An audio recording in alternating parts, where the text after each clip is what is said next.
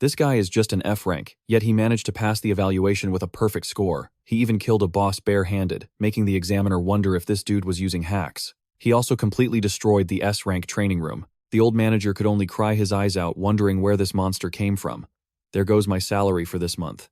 It turns out he was the legendary #1 hunter in his past life, but because he trusted his comrade too much, he was ultimately betrayed by him. On the 8th floor of the tower, a place known as the Deadlands, a chilling atmosphere enveloped everything. Amidst a landscape of white snow and towering stone pillars, a mighty army marched forward. Leading the elite soldiers was Kazuki Kyojo, the guildmaster of the Blue Zone Guild, who was also the 6th-ranked hunter. He announced loudly to his entire force, "All right, men, today we're taking on the 8th floor boss to make history." Kazuki Kyojo didn't forget to add a stern reminder, "Don't slack off just because this is a joint raid. If we don't clear this place, the 9th floor will remain a mystery forever." Just as the soldiers raised their spears in response, Kazuki suddenly froze in astonishment. From a distance, a group of people was approaching, making everyone exclaim in surprise, "Look who's here. It's Blue Eye." The one leading them was none other than Narukami Subaru, the guildmaster of the Blue Eye Guild, and the current #1 hunter. As soon as he saw the familiar figure, Kazuki called out cheerfully, "Subaru." Approaching calmly, Subaru replied softly, "Sorry to keep you all waiting." But Kazuki just waved his hand and laughed, "Waiting, you're the first one here." He also mentioned that he heard the martial arts team would also be joining the raid today. Kazuki continued saying that since Subaru was the leader anyway, the others were probably just here to pick up whatever scraps he left behind. Hearing this, Subaru lightly touched the hilt of his sword and muttered, "If they're just here to pick up trash, they're in for a big surprise. Well, I have something for you right here." After speaking, Subaru took out an item that glowed with a brilliant red light and placed it in Kazuki's hand, leaving him stunned. It was the Blessing of the Archangel, a legendary grade item that could instantly recover half of one's fatigue upon reaching the limit. Staring at the treasure in his hand, Kazuki stammered. Subaru explained that he intended to complete this raid perfectly, but just in case he wanted Kazuki to keep it with him. Although Kazuki tried to refuse thinking Subaru needed it more, Subaru insisted and made a surprising offer. "Besides, after this battle, do you want to come back to Blue Eye?" Subaru added, "I'm just lending you my stuff. Don't even think about keeping it, or you'll have a problem with me." Just as Subaru placed a hand on his old friend's shoulder, a terrifying pressure suddenly descended, causing both their faces to pale in horror. Kazuki shouted, "It's here." Subaru couldn't hide his surprise at the enemy's early appearance. While the army was in chaos and fear, before the 8th floor Guardian's terrifying power, Kazuki roared an order for the entire army to brace for impact. Instantly, a giant monster, with the form of a multi-headed dragon known as the Hydra, loomed before them, ready to crush everything in its path. Facing the grotesque monster, Subaru felt an unsettling sensation that made his skin itch.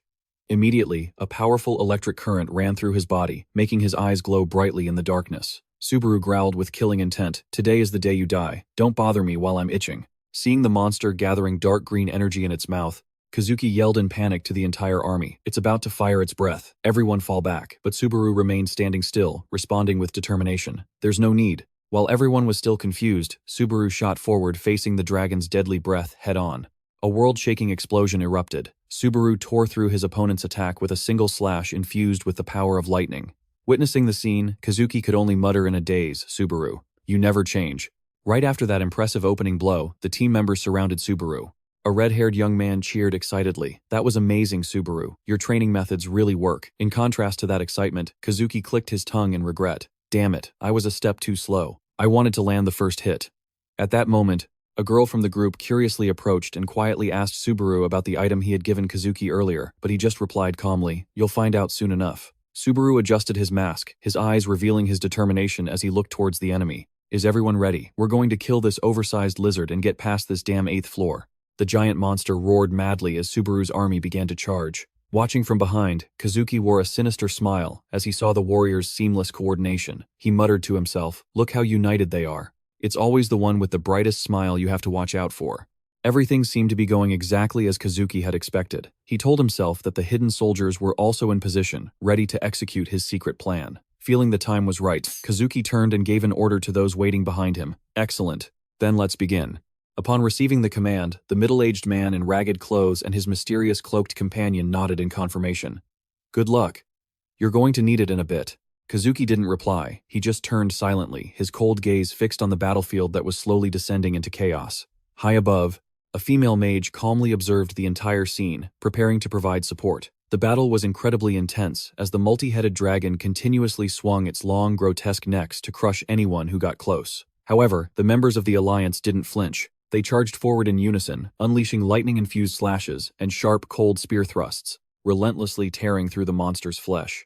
In the midst of the fierce battle, a female assassin who moved like a phantom suddenly leaped into the air, swinging her dagger and slashing hard at the dragon's neck. Her reckless solo act made a nearby comrade yell out, "Hey, don't just go slashing without saying anything, will you? Are you really still not used to how I work?" Despite that, her teammate still frowned and reminded her to be more careful in dangerous situations like this. Tosi charged into the fight with fiery enthusiasm. He shouted his own name and then challenged his comrades. Whoever deals the most damage is the boss boys. Immediately after, a slash carrying a blazing red spiritual power came crashing down on the monster's neck. Not to be outdone, another warrior launched himself into the air, his sword a blur of azure light. He cheerfully declared that the loser would have to buy dinner. "Sorry, Chino." A series of slashes tore through its flesh, causing the aqua dragon monster to roar in agony. From the back lines, Chino shouted encouragement to everyone. "Don't worry about me, just keep attacking, leave the defense to me." But just as Chino erected her protective shield, Kazuki suddenly appeared right behind her. He coldly called her name, his voice dripping with sarcasm.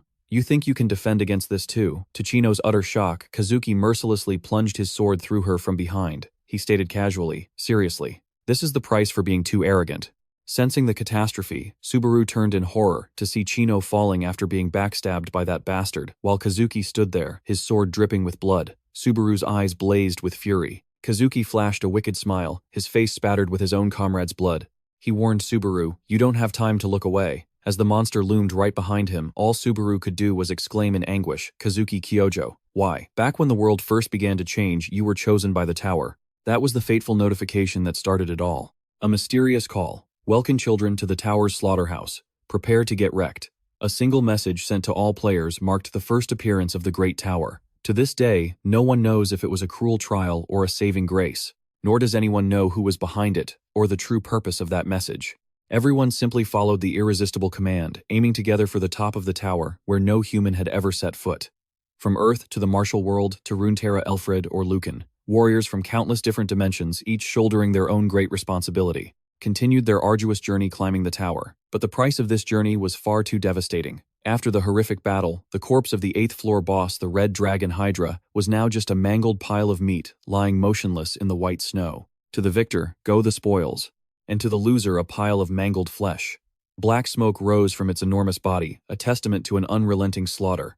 But the scene all around was infinitely more tragic, with the bodies of warriors strewn everywhere. Amidst the wreckage, Subaru gasped in pain. His face was covered in blood, and his eyes revealed utter shock. Looking at the still bodies of his comrades on the ground, he choked out, "I told you all to run, but you didn't listen." In the end, the Alliance had managed to defeat the monster rumored to be indestructible, but this victory tasted bitter with loss. Subaru looked at his fallen friends, cursing in heartbroken anguish. "I don't recall giving any of you permission to die, you fools." The system repeatedly flashed an emergency warning. Subaru was poisoned and his natural recovery ability was completely disabled. With his fatigue level reaching 94, he knew he would die if it reached 100. In his dying moments, Subaru thought that if he could go back, he knew exactly what his comrades would say to him. Standing before him now, Kazuki mocked the Thunder King. Unable to contain his rage, however, Subaru roared, "Why? Why did you do it? Answer me, Kazuki Kyojo." In response, the traitor offered only a casual, bone-chilling smile. Kazuki stepped closer and said nonchalantly, "It's been 10 years, Subaru." He admitted, "I've waited 10 years for this day. Now it's time to die, my best friend. If I didn't get your attention, your precious Blue Eye Guild would have surely gotten in my way." Looking at the bodies of their comrades lying on the snow, Kazuki screamed madly that Subaru had no idea how much the things he had given him had tormented him, and so he chose this world over choosing him. He clicked his tongue, feigning regret that it had to end this way. But he had finally seen the end he desired. Kazuki Kyojo held up the Archangel's blessing item and sneered, "Oh, right. I guess I don't need to return this anymore, do I? After all, the blue eyes will disappear along with you." He advised Subaru not to be sad, because even in death he would be remembered as a hero. Faced with such hypocrisy, Subaru just smirked faintly. Until the very end, you only hear what you want to hear. He tried to cling to his last shred of strength. Subaru realized that at this rate he couldn't possibly survive, but he refused to accept such a meaningless death. Instantly, Subaru activated a magical item causing glowing purple cards to materialize around him. You shouldn't mess with the inventory of the #1 ranker.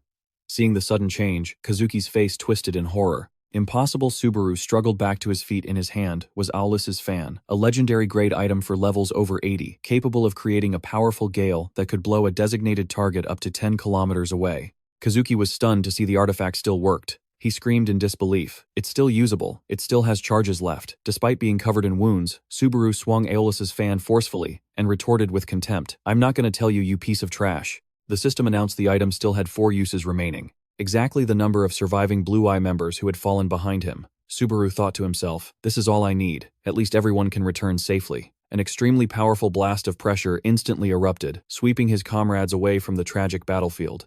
Seeing his prey escape right before his eyes, Kazuki furiously ordered his soldiers. Go after them, hurry, don't let a single one survive. But Subaru blocked their path with a challenging smile. What's the rush? Stay here and have some fun with my thunder. Even as the system continuously warned that his fatigue had reached 95 and his endurance was critically limited. A colossal pillar of lightning descended from the heavens, like the Thunder King's wrath, scorching the earth and pushing back the soldiers. Faced with such overwhelming power, Kazuki could only manage a calculating smile. Subaru, you really are a stubborn guy, aren't you? Despite his depleted stamina and rising fatigue, Subaru stood defiantly amidst the brilliant golden sparks. He looked straight at the crowd surrounding him and growled, I don't know what Kazuki Kyojo promised you to make you do this, but if you had the guts to betray us, you'd better have your coffins ready. Subaru's eyes glowed with a cold blue light. He declared icily, from this moment on, no one leaves without my permission. Sensing the danger, the traitors could only make a desperate all-or-nothing charge. Subaru swung his weapon, creating slashes that tore through space itself, meeting the oncoming wave of enemies head-on. Normally, Subaru would never lose to these small fries. But right now his body had reached its limit. He thought to himself that if Kazuki had attacked directly, things would have been much, much worse. Having to face this mob of soldiers in his exhausted state was an immense struggle for Subaru. The system continuously warned that his fatigue level had risen to 97. Knowing he couldn't prolong this fight, Subaru tried to force himself up, but an enemy quickly closed in from behind. A brutal slash tore through his defenses, leaving Subaru heavily wounded. He collapsed to his knees in pain. The system coldly announced that his fatigue had hit 98, causing his vision to blur. Subaru groaned in agony as a barrage of attacks rained down, threatening to crush what little strength he had left. The sword fell from his hand. Seeing that his opponent could no longer fight back, a soldier cheered victoriously. We did it. We killed Narukami Subaru. But celebrating too early often leads to a bitter end. Suddenly, Subaru looked up, his eyes blazing with a deathly glare that froze the soldier in place. He growled, his voice filled with killing intent. Who did you say you just killed? Instantly, a violent burst of brilliant yellow electricity erupted from Subaru's body, blasting away the entire surrounding legion and incinerating everything in sight. Amidst the thick smoke and dust, Subaru stood firm like a god of war. The remaining soldiers trembled as they stared at his imposing figure, crying out in terror, is he down? Did we actually take that monster down? From a distance, Kazuki coldly observed the disastrous scene. He mumbled under his breath with a blank expression, Subaru, I never thought your era would end so simply. The system flashed a series of deadly red warnings. Fatigue has risen to 99. Danger. Fatigue level is critical. You will die if fatigue reaches 100. Subaru coughed up blood, his breath ragged, but his eyes still blazed with power. Even though his body was so broken he couldn't lift his limbs, Subaru forced himself up, gripping his weapon which crackled with brilliant yellow lightning, and told himself that his opponent should know better than anyone that he would fight to the very end. He gathered every last ounce of his remaining strength and charged forward to unleash a decisive attack with a steely declaration. With my last breath, I'm taking you down with me. Seeing the precious artifact in Kazuki's hand, he mocked him internally. My condolences. I'll be the one to survive with this. Before Kazuki could finish, Subaru's eyes flared with rage. A colossal pillar of lightning slammed down on Kazuki's position, leaving him only enough time to cry out in shock. Impossible, Subaru proudly declared, in the end, I will be the victor.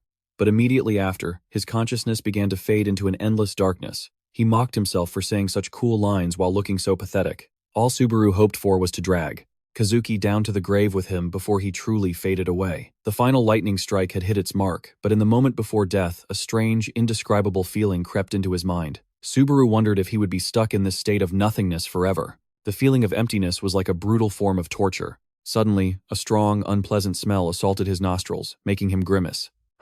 I didn't think hell would smell this much like garbage. A spark of hope flashed in his mind. Could it be? The dry sound of a trash can lid being thrown open echoed. Subaru was stunned to find himself sitting amidst a pile of stinking garbage in a narrow, dark alley. Looking around at the unfamiliar scene with its old brick walls, he blurted out, "Is this hell?" Suddenly, a magic status window appeared right before his eyes. Name Narukami Subaru. Affiliation Earth. Level 1. Fatigue 61. Subaru stared blankly at the pathetically low stats. What the hell is a Narukami Subaru? What is this trash status window? I've gone from a top-tier item to the clearance rack. A sudden intense headache struck him as if it would split his skull, making him clutch his head and groan. He thought to himself, this name doesn't fit my face at all. And what's more, it says I'm from Earth, a place considered home to a bunch of trash. Just then, two strange young men approached and started mocking him. What are you doing here? Just trying to make us look good. By comparison, Subaru realized the harsh truth. The great Narukami Subaru was now just an anomaly, and he had to find a way to regain even half of the power he had 20 years. Ago. Subaru's eyes widened in astonishment. Narukami Subaru died 20 years ago. He stared in shock at his own reflection, unable to believe that this body belonged to a completely different person. In a panic, he tried to reassure himself that it was all just a dream. But the painful thud, as he tumbled from the top of the trash pile onto the hard ground, brought him back to harsh reality. Amidst the junk, Subaru suddenly spotted a player's device lying there. He realized that by using it, he could search for information about what had happened. Immediately, Subaru activated the device and typed in the keyword Lam Nhan. A series of headlines appeared stunning him. Lam Ku, heir to Lam Nhan, lacks power. The secret behind the name Lam Ku, a naming convention of Narukami Subaru. The news article also stated that Lam Ku was continuing to grow in order to inherit his will. But what shocked Subaru the most was the headline, Guildmaster Kazuki Kyo, we will win the next tournament. Where's the justice in this world? He couldn't believe his eyes when he saw a picture of the traitor still alive and well after 20 years. Looking at the face with its long scar and eye patch, Subaru grit his teeth in hatred and spat out the name Kazuki Kyo. Memories of the past suddenly flooded Subaru's mind. He remembered that evening on the rooftop when he told Kazuki about his intention to leave Lam Nhan and asked him to inform the others. Back then, Subaru had always considered Kazuki a close friend.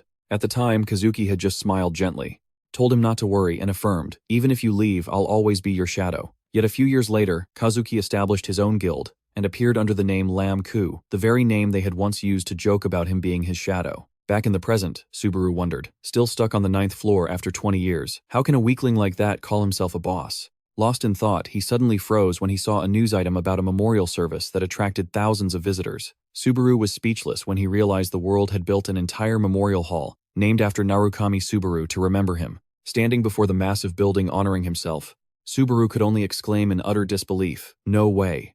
Stepping inside the hall, Subaru was taken aback by the sheer scale of the place. He thought to himself, this building is more impressive than I imagined. He saw his old mask displayed with honor, alongside giant holographic images, recreating his golden days. Subaru bitterly wondered, what's the point of memorializing me? Who did this, and for what purpose? Why would they do all this? He found the narrations. The voice from the recording echoed throughout the hall, causing Subaru to clutch his head in agony. He was my idol, but I accidentally sent him on his way. The hero of the Blue Eye Guild, the man who created an undefeated legend, the man closest to the top of the tower, Narukami Subaru. The more he listened, the more disgusted Subaru felt by this hypocrisy. He was stunned. Are you talking about me? Kazuki's image appeared on the large screen, dressed in a sharp suit. He announced clearly, together with all of my comrades, to forever remember him, we have established this memorial hall. Witnessing the traitor play the part of a loyal friend, Subaru ground his teeth and roared in fury. You bastard. Kazuki. On the screen, Kazuki continued his sham of a speech. Narukami Subaru and the Blue Eye are no more. However, the Blue District is the only surviving guild inheriting their noble spirit. Unable to endure any more of those lies, Subaru roared, shut up, stop spouting that nonsense. Subaru's eyes blazed with indignation as he growled out a challenge. Weren't you satisfied with just killing me? If that's how it is, then I'll just have to live up to your expectations. Meanwhile, Kazuki's image on the screen calmly asserted that Subaru Narukami and the Blue Eye would never return. Just you wait, we will never forget them. Watching his enemy smile triumphantly amidst the world's cheers, Subaru clenched his fists. He stared straight at Kazuki's giant image and declared with steel in his voice, just you wait. I'm going to format this whole damn world. I won't let you pull that bastardly move ever again. Subaru's eyes hardened with determination, and he vowed not to waste this second chance. Lost in thought, Subaru accidentally bumped into someone so hard that the person fell to the ground. He froze and quickly reached out a hand to help. Subaru called out, hey, but the moment he got a clear look at the other person, he was so shocked he froze solid. Before him was a young boy, wearing the very same iconic black and gold mask from his past. Wait, how did my limited edition mask become so common they're practically giving them away? Subaru thought, stunned. The boy named Minato Rit apologized. I'm sorry, are you all right? The boy's guardian ran over asking worriedly. Subaru could only force a smile to reassure them. Don't worry, we just bumped into each other a little. But his astonishment multiplied when he realized it wasn't just Minato. The people with him were wearing them too. Subaru rubbed his eyes as if he couldn't believe what was happening. He gasped, "What the hell is this? The whole server is using the same skin." Looking further out, Subaru was completely dumbfounded when he saw the entire grand hall filled with masks identical to his own. From the elderly and young children to teenagers, everyone wore the symbol of the Thunder King on their face, creating a bizarre and haunting scene. "What in the world is going on?" Subaru screamed in his mind. At that moment, Kazuki's words from the past echoed back to him like a curse. "It's a shame things had to turn out this way. But don't be so sad. Even if you die, you'll still be considered a historical hero." Seeing the traitor's cunning smile in his memory, Subaru bitterly realized this was Kazuki's way of honoring him for personal gain. He stood silently amidst the crowd, wearing his own face, wondering if this was his enemy's true intention. Subaru ground his teeth, calling the traitor's name in his heart. He pushed through the masked crowd toward the center. Before him was an altar bright with flowers and candles, where a picture of his former self was displayed. Subaru bitterly realized, was all of this just a way for Kazuki to claim all the glory of the blue eye for himself? Suddenly, Subaru's gaze locked onto some blue chrysanthemums that were emitting a faint spiritual energy. His pupils constricted in shock, and he became oblivious to his surroundings. Subaru frantically rushed forward, shoving everyone aside, ignoring the shouts from the crowd behind him.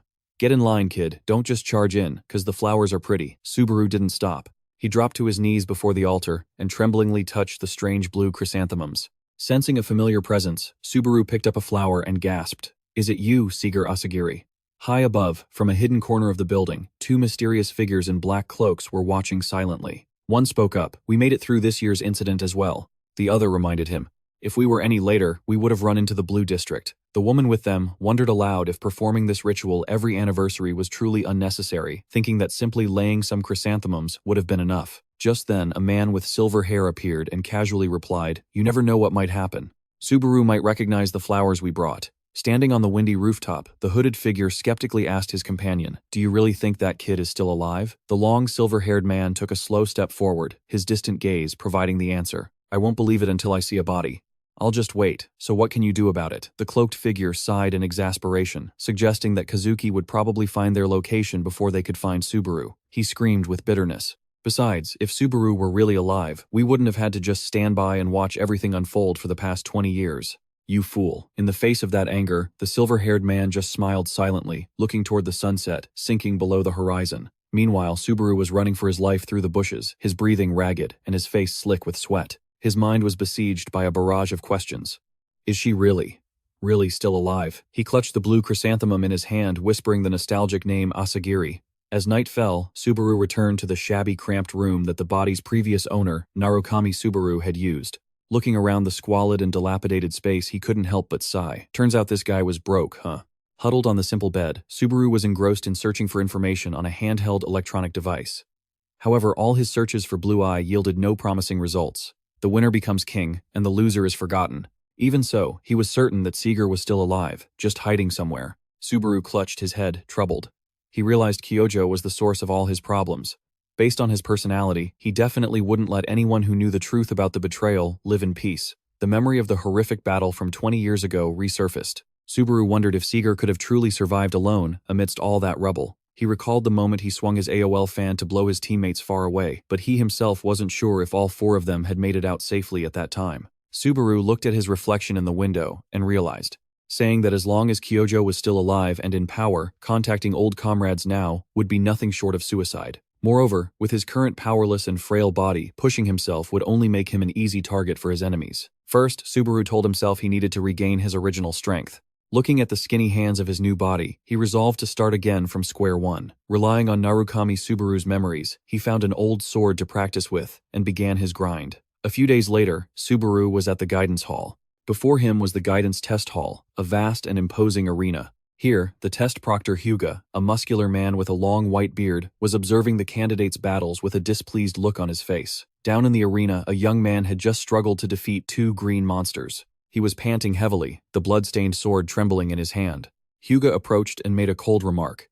"You passed, but do you want to proceed to the next stage?" To the young man's confusion, a system notification popped up, inviting him to the next challenge. With each level increase, another goblin would appear. In return, the rewards would be much better. As soon as he finished reading, the young man frantically waved his hands. "Never. I'm not doing that. Are you crazy? There's no way I can fight 3 of them at once. I'm already weak as hell and all talk." His yelling clearly annoyed Hyuga. He snapped, "Keep it down, you're giving me a headache. I'll fail you right now." Though scared, the guy still tried to confirm if he had truly passed before disappearing in a flash of teleportation light. Watching the weak figure disappear, Hyuga sighed in disappointment. He thought to himself that the kid could only get that far in the guidance section. This world is doomed if even a scrub like that can pass. The only promising candidate in Hyuga's mind was Isaac Reinhardt's son, who had made it past level 20. Recalling the scene of Isaac single-handedly wiping out hordes of monsters with firepower, then looking at the current list of candidates on his computer, Hyuga couldn't help but feel weary. He clicked his tongue and muttered to himself that the standards for this guidance test were pathetic, and the quality of recruits seemed to have hit rock bottom. Hyuga looked at the handheld device, frowning slightly when the name Narukami Subaru appeared on the screen. He thought to himself that it was a name that carried far too much weight, but it would only mean something if the kid in front of him actually had the power to overcome the challenge. Subaru walked into the arena, calmly facing the two. Goblins just spawned by the system, along with the command to eliminate the targets. "Let's start this test right now." Before Hyuga could finish his sentence, a shadow zipped past like a flash of lightning. A stream of blue spiritual energy tore through the air, and in a single breath, the monsters' heads were severed from their necks. The proctor's face changed color in astonishment. He stammered, wondering if something had just flown by as Subaru had ended the fight in a single moment. Subaru let out a slight, confident smirk. He realized that spending 2 days testing the limits of this new body was the right call because it was absolutely fantastic. When the system prompted him to continue the challenge with increasing difficulty, Subaru answered without hesitation, "I'm busy settling blood debts. Can these weaklings please die quickly for me?" Witnessing that arrogance and terrifying speed, Hyuga froze his mouth agape, too shocked to speak. Goblin corpses littered the arena floor. Hyuga stared in disbelief at the gruesome scene. He couldn't believe his eyes and wondered what the hell was happening. The proctor realized Subaru wasn't just swinging his sword randomly, he was reading 2, or even 3 of his opponent's moves ahead to deliver perfect finishing blows.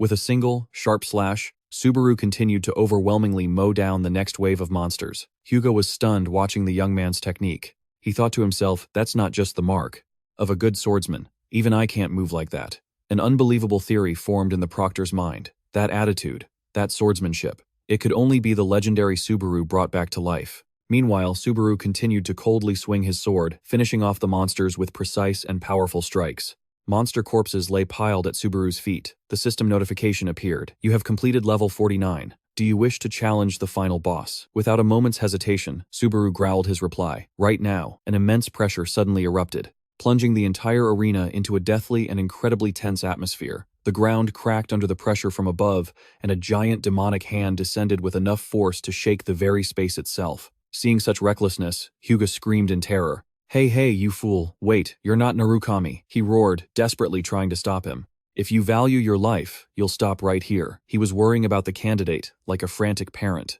Despite the warning, Subaru stood firm, facing off against a gigantic monster with glowing red eyes that had just emerged from the void. The colossal monster appeared along with a system notification. The Goblin King has been angered, sensing the sacrifice at level 49. Witnessing its overwhelming presence, Hyuga yelled in panic, "Give up, before it's too late. Fighting the Goblin King is too risky. This is suicide." He warned Subaru not to be greedy, because no matter how skilled he was, the gap in power, stats was simply too large to overcome. Subaru remained calm, thinking to himself, "I know that. With my stats, I can barely do any damage to him." But instead of backing down, Subaru dropped the sword in his hand to the ground and declared, "This sword's too dull. I'll use my bare hands to make it interesting." The sword fell with a dry clatter, leaving Subaru standing unarmed before his enemy. This act made Hyuga completely lose it. He clutched his head and screamed, "Why did he drop his weapon? Is he insane? I knew there was something wrong with him from the start." As the monster charged forward in a frenzy, Subaru suddenly threw a small object. The giant goblin stopped short in pain as a needle. The sharp point dug into its leg, making it roar in surprise. The bewildered monster looked down at the small but irritating wound on its body. Seizing the moment, Subaru quickly gathered more iron needles from the goblins on the ground. He looked his opponent straight in the eye and taunted, "Surprise, big boy, I've got plenty more." With the sharp needles in hand, Subaru's eyes gleamed with killing intent as he issued a challenge. "Let's make a bet. Will you take me down first, or will I turn you into a pincushion?" Subaru poured all his strength into his arm, throwing the needles with wind-splitting speed. He roared decisively, "What's your answer?" The tiny but terrifyingly powerful projectiles sank into his opponent's massive body, causing the monster to scream in pain and astonishment. Enraged by the hits, the Goblin King swung its giant axe down with thunderous force. However, Subaru swiftly dodged it by a hair's breadth, causing the attack to only shatter the ground behind him. He lowered his center of gravity, his sharp gaze observing the monster's every opening, his gleaming eyes showing that The fighting instincts of a legend were awakening. In that life-or-death moment, memories of his early training days suddenly flooded Subaru's mind. It was when Karena was strictly teaching him the art of throwing projectiles. "You'll never kill anyone throwing like that, kid." She explained that anything could become a projectile if the user understood its center of gravity. Karena demonstrated with a powerful throw, turning a small object into a deadly weapon. Back in the present, Subaru's needles hit their targets with absolute precision. The Goblin King roared in agony as the projectiles continuously pierced its neck and face, leaving it unable to fight back. Subaru calmly walked forward. He recalled the lesson from long ago. Power is proportional to rotation and accuracy is inversely proportional to hesitation. He stood proudly before his gradually weakening enemy in the middle of the arena. "This is what Karena taught me," Subaru thought to himself as he remembered the projectile techniques of the past. He realized a special mechanic of this challenge. With all this stuff on the ground, it'd be a waste not to pick it up and keep throwing. Subaru mocked himself for never expecting to use a mechanic he once despised to turn the tables. He didn't just use his swordsmanship to wipe out the monsters. He also skillfully combined it with projectile techniques to pierce every opening his opponent had. Witnessing that unbelievable performance, Hyuga could only exclaim in amazement, "You're a genius." The proctor was at a loss for words. But then the proctor dismissed his own thought. He wondered if the word genius was even enough to describe how terrifying this young man was. The Goblin King was now covered in injuries. It whimpered in pain before collapsing to the ground under Subaru's cold gaze. Approaching his dying enemy, Subaru calmly raised his sword and said, "I have nothing against you." Despite the monster's desperate growls, he decisively swung his sword to finish it off, ending the battle with a ruthless slash. The system immediately announced, "You have defeated the Goblin King, and you have completed the 50th step of the tutorial for the first time." Subaru wiped the sweat from his brow. He silently complained about the excessive difficulty of putting such a monster in the training phase. A series of congratulatory notifications appeared from leveling up and gaining reputation to earning achievement points. Notably, Subaru had unlocked the tutorial shop, a feature only available during this stage. Looking at his accumulated points, he wondered what he could buy. With 2,425 achievement points in hand, Subaru was stunned, as this was the first time he'd ever seen a shop like this. Skimming through the list of items from recovery potions to basic equipment priced from 5 to 200 points, Subaru thought he would have plenty of points to spare. But his eyes suddenly widened in astonishment when he saw a special weapon. It was the Sword of the Nameless Demon, a failed creation of the famous master swordsmith, Kin, priced at 1,000 points. Subaru couldn't believe he had come across a work by Kin in a place like this. He now faced a tough choice between two rare-grade weapons in the shop. On one hand was the demon sword with incredible destructive power, but it consumed too much life force when combined with his lightning skill. On the other was the Holy Sword Miranda, priced at 1,400 points. A blessed mithril sword capable of reducing fatigue accumulation and extending combat time. Subaru asked himself if he needed the demon sword or the holy sword, choosing between massive damage and high durability. This problem was harder than fighting the boss. Both had their own advantages, forcing him to consider very carefully how to use these precious initial points. Suddenly, a strange skill caught his eye, making Subaru pause. "Wait, I can get this instead." It was a skill called The Name, priced at 1,400 points. An epic-grade skill with an effect he'd never seen before. It negates all side effects of skills and items used by the user. Subaru realized its immense potential. "I've never seen a skill with an effect like this. Paired with the demon sword, it might even negate the drawbacks from my lightning ability." Without a moment's hesitation, he immediately selected Purchase. The system continuously announced Subaru has successfully acquired the skill, The, for 1,400 points, and the Sword of the Nameless Demon for 1,000 points. Holding the new weapon, which emanated a dark purple aura, Subaru broke into a satisfied smile. Totally worth it. He realized the new skill and the demon sword were a perfect match, allowing him to unleash his power right from the start, without having to struggle with calculations. Just then, the proctor approached and spoke up. "Damn kid, you picked some killer gear. That's a match made in hell." However, the old man couldn't hide his confusion. "However, as a proctor, I don't get it. I'm Hyuga." Hyuga crossed his arms, asking pensively, "Why did you choose that skill? I don't know if it's even useful, and you couldn't be sure it would be that effective either." Faced with the barrage of questions, Subaru could only sigh in exasperation. "You want me to explain every little detail?" Immediately, Hyuga unleashed a terrifying pressure, his eyes gleaming as he growled, "Explain." The old man's sudden change in attitude made Subaru break out in a cold sweat. He thought to himself, having to speak politely to guys like this is a real pain. Seeing the young man's expression, Hyuga suddenly withdrew his killing intent and softened his tone. "You must be very tired after the test, so I'll let it go this time." Subaru muttered softly. "Hyuga, huh?" Looking at Hyuga's appearance now, Subaru silently realized this was the same snot-nosed brat from long ago who had now become a proctor. In his memories, a boy named Hyuga, with a sweat-stained face, had once tremblingly approached him with a notebook stammering, "My idol, please sign this for me." When Subaru coldly replied that he didn't have an autograph, the kid had pleaded then, "Just writing your name will be fine. My name is Hyuga."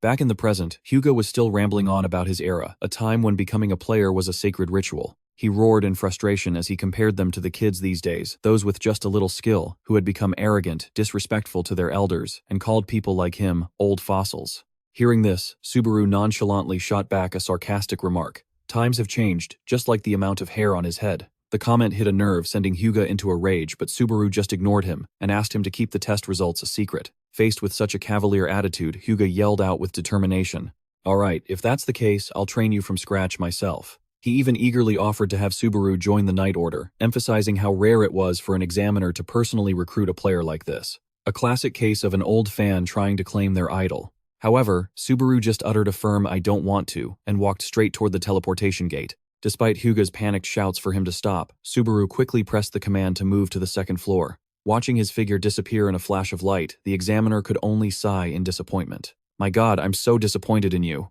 Arriving on the second floor, Subaru appeared in the middle of a bustling town known as the Newbie Zone. The atmosphere here was incredibly lively, with the calls of merchants from all over. From the fresh fish of the Runeterra region, special dried meat, to fabrics from the martial world, and even woolen coats from Earth. Looking at the familiar scene, Subaru quietly mused, "That same smell of Runeterra fish and dried meat, it's unmistakable." He realized he was holding a once-in-a-lifetime opportunity, a second chance to do it all over again. Striding confidently through the streets, Subaru told himself that since he had already experienced everything once, he had to handle it all better than before. The images of his old comrades appeared in his mind, stoking his fighting spirit more fiercely than ever. Subaru knew they were still waiting for him, and he had returned to avenge the horrific end they had all been forced to face. Subaru sought out a private training room where players often went to hone their skills and test the durability of their equipment. Seeing the young man, the old manager at the reception desk asked, "Which floor are you from?" Subaru calmly replied, "I just came up." Hearing this, the old man suggested, "Then you should use training room number 1. There's a scarecrow in there," but Subaru made a surprising request. "Is room 1 for kids? Give me room number 5, the manager exclaimed in shock. "Number 5, he sincerely tried to dissuade him. "I'll be honest with you. Don't do it, it's a waste of money. Just use number 1. However, Subaru stuck to his decision. "I appreciate your concern. Just give me 30 minutes. Watching Subaru walk away, the manager muttered sarcastically, acting like he's the main character in a K-drama. "Whatever, suit yourself. There are no refunds if you leave halfway through." The system immediately announced that Subaru had spent 50 credits with a remaining balance of 10,050 C. In this place, the higher the room number, the greater the difficulty. Looking at the other training rooms with their various harsh challenges, Subaru understood that for a player without proper gear, being looked down upon was to be expected. He clenched his fist, grabbed the doorknob, and entered room number 5, facing the vast stone arena. Subaru told himself, "Alright, let's get started." As soon as he drew his weapon, a system message appeared. "Hello, new master. Please give me a little blood to get started." Immediately, a crimson aura erupted. All his skills were temporarily boosted, but in exchange it drained the user's HP and MP. Subaru groaned in pain as he felt his body being ravaged. Immediately after the level 1 taming skill was activated to nullify the sword's intense backlash, helping to restore some of the lost HP and MP. However, level 1 quickly failed to suppress the sword's berserk power, causing Subaru's fatigue level to gradually increase. He realized his current level was still too weak, but forced himself to stand. "Just as I thought, level 1 is still too weak, but just a little more."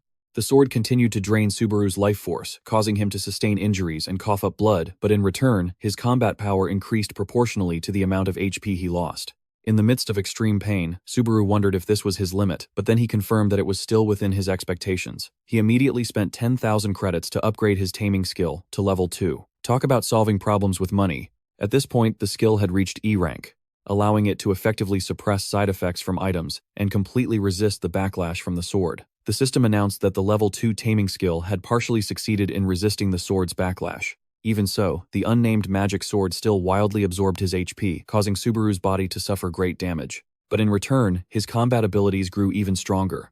Looking at the crimson spiritual energy surrounding his weapon, Subaru smirked slightly. Success. Without wasting any more time, he shot forward thinking, "It's time to test my strength." A single slash carrying an earth-shattering power came down, causing the entire training room to shake violently. Meanwhile, the manager in the outer hall, who was nodding off to sleep, was suddenly jolted awake. He looked around in a daze and wondered, "Am I still dreaming? Or am I hallucinating? Did I wake up to find the whole room gone just then?" From the dark hallway, Subaru's figure emerged from training room number 5, his body covered in blood and scratches. Seeing the bloodstains on the floor, the manager realized in shock that it was the same kid who had entered room 5 earlier. He rubbed his eyes in disbelief. He wasn't even in there long enough to warm the seat, and he's already destroyed my room. With a mix of curiosity and concern, he approached and knocked on the training room door. "Hey dreamer boy, you still in there?" The moment he cracked the door open to peek inside, the manager's eyes went wide in horror, and he let out a scream. Before him was a scene of desolate ruins, as if it had just gone through an earthquake. Giant stone spheres were smashed to pieces, the brick walls were shattered, and countless arrows were embedded deep in the debris. The manager stammered, What the hell happened in here?" Elsewhere, Subaru had returned to his lodgings and had just woken up after a long sleep. He groaned softly. "Ugh, how long was I asleep?" Stretching to shake off the fatigue, Subaru realized his body was still incredibly stiff from the insane training session. Sitting pensively in a small diner, Subaru took a sip of hot tea and told himself that if he'd had a normal sword instead of that cursed one, he surely would have cleared that training room much more easily. However, he also had to admit that his physical stats had increased significantly, and that he had succeeded in bringing out the magic sword's power. Looking at his status window, Subaru saw he had reached level 10 with his strength, agility, and stamina stats all showing marked improvement. He thought to himself, with stats like these, I shouldn't have even been able to lift the magic sword, let alone use it to fight. The synergy between the taming skill and the sword is just too perfect. That means a combination with lightning might actually be possible in the near future. However, the next difficult problem was the skills level. The system announced that to upgrade the taming skill to the next rank, he needed 20,000 credits, but his current balance was a measly 50 cents. Subaru was sweating bullets. He stared into his cup and wondered. A brilliant aura, but only 2 lottery tickets to his name. The credit situation was really pushing him into a corner. But then he reassured himself that after all, he'd already died once, so these kinds of troubles were to be expected. Just then, a loud shout caught Subaru's attention. "Hey everyone, what's up?" A young man with weird cat ears and bright blonde hair was running around with a live streaming rig. He excitedly announced that he was here to explore the second floor and wanted to bring back youthful memories for the new members. His theme for the day was showing off trendy items for the younger generation. Immediately, a notification popped up on the guy's screen. A player named Alexander had donated a whole 1,000 commemorative credits. The young man screamed with joy, thanking Alexander loudly in front of everyone. He even poured coffee on his own head. What a weirdo. The cat-eared guy forced a smile and thanked him profusely, to keep his viewers completely shameless for the sake of money. Witnessing the scene, the people around couldn't help but feel disgusted. What's wrong with that guy? Is he crazy? Subaru watched quietly from a distance. He scrolled through the information on his device and realized this was the era of PvP live streaming. 1 out of every 3 players was a live broadcaster earning millions of credits from donations. Subaru pondered.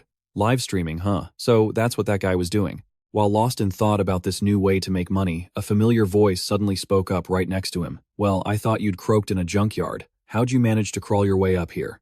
Looking up, Subaru saw a young man in a luxurious, elegant outfit, looking down on him with a smug expression. He approached, feigning surprise at seeing him here, and asked if he lived in the area. The moment that guy got close, Subaru's body instantly tensed up, and a cold sweat ran down his back. He felt a strong resistance from deep within, as if this body was automatically warning him of a not-so-good relationship between the two of them. Seeing Subaru still silently staring at the screen, the other guy started to look annoyed. He growled, "Hey, your friend is talking to you. Don't just ignore me." This feeling wasn't just discomfort. It was an intense resistance from deep within his subconscious. Subaru trembled, cold sweat dripping down as he faced the blonde young man sitting in front of him. When Subaru confirmed he had arrived, the guy gave a contemptuous smile.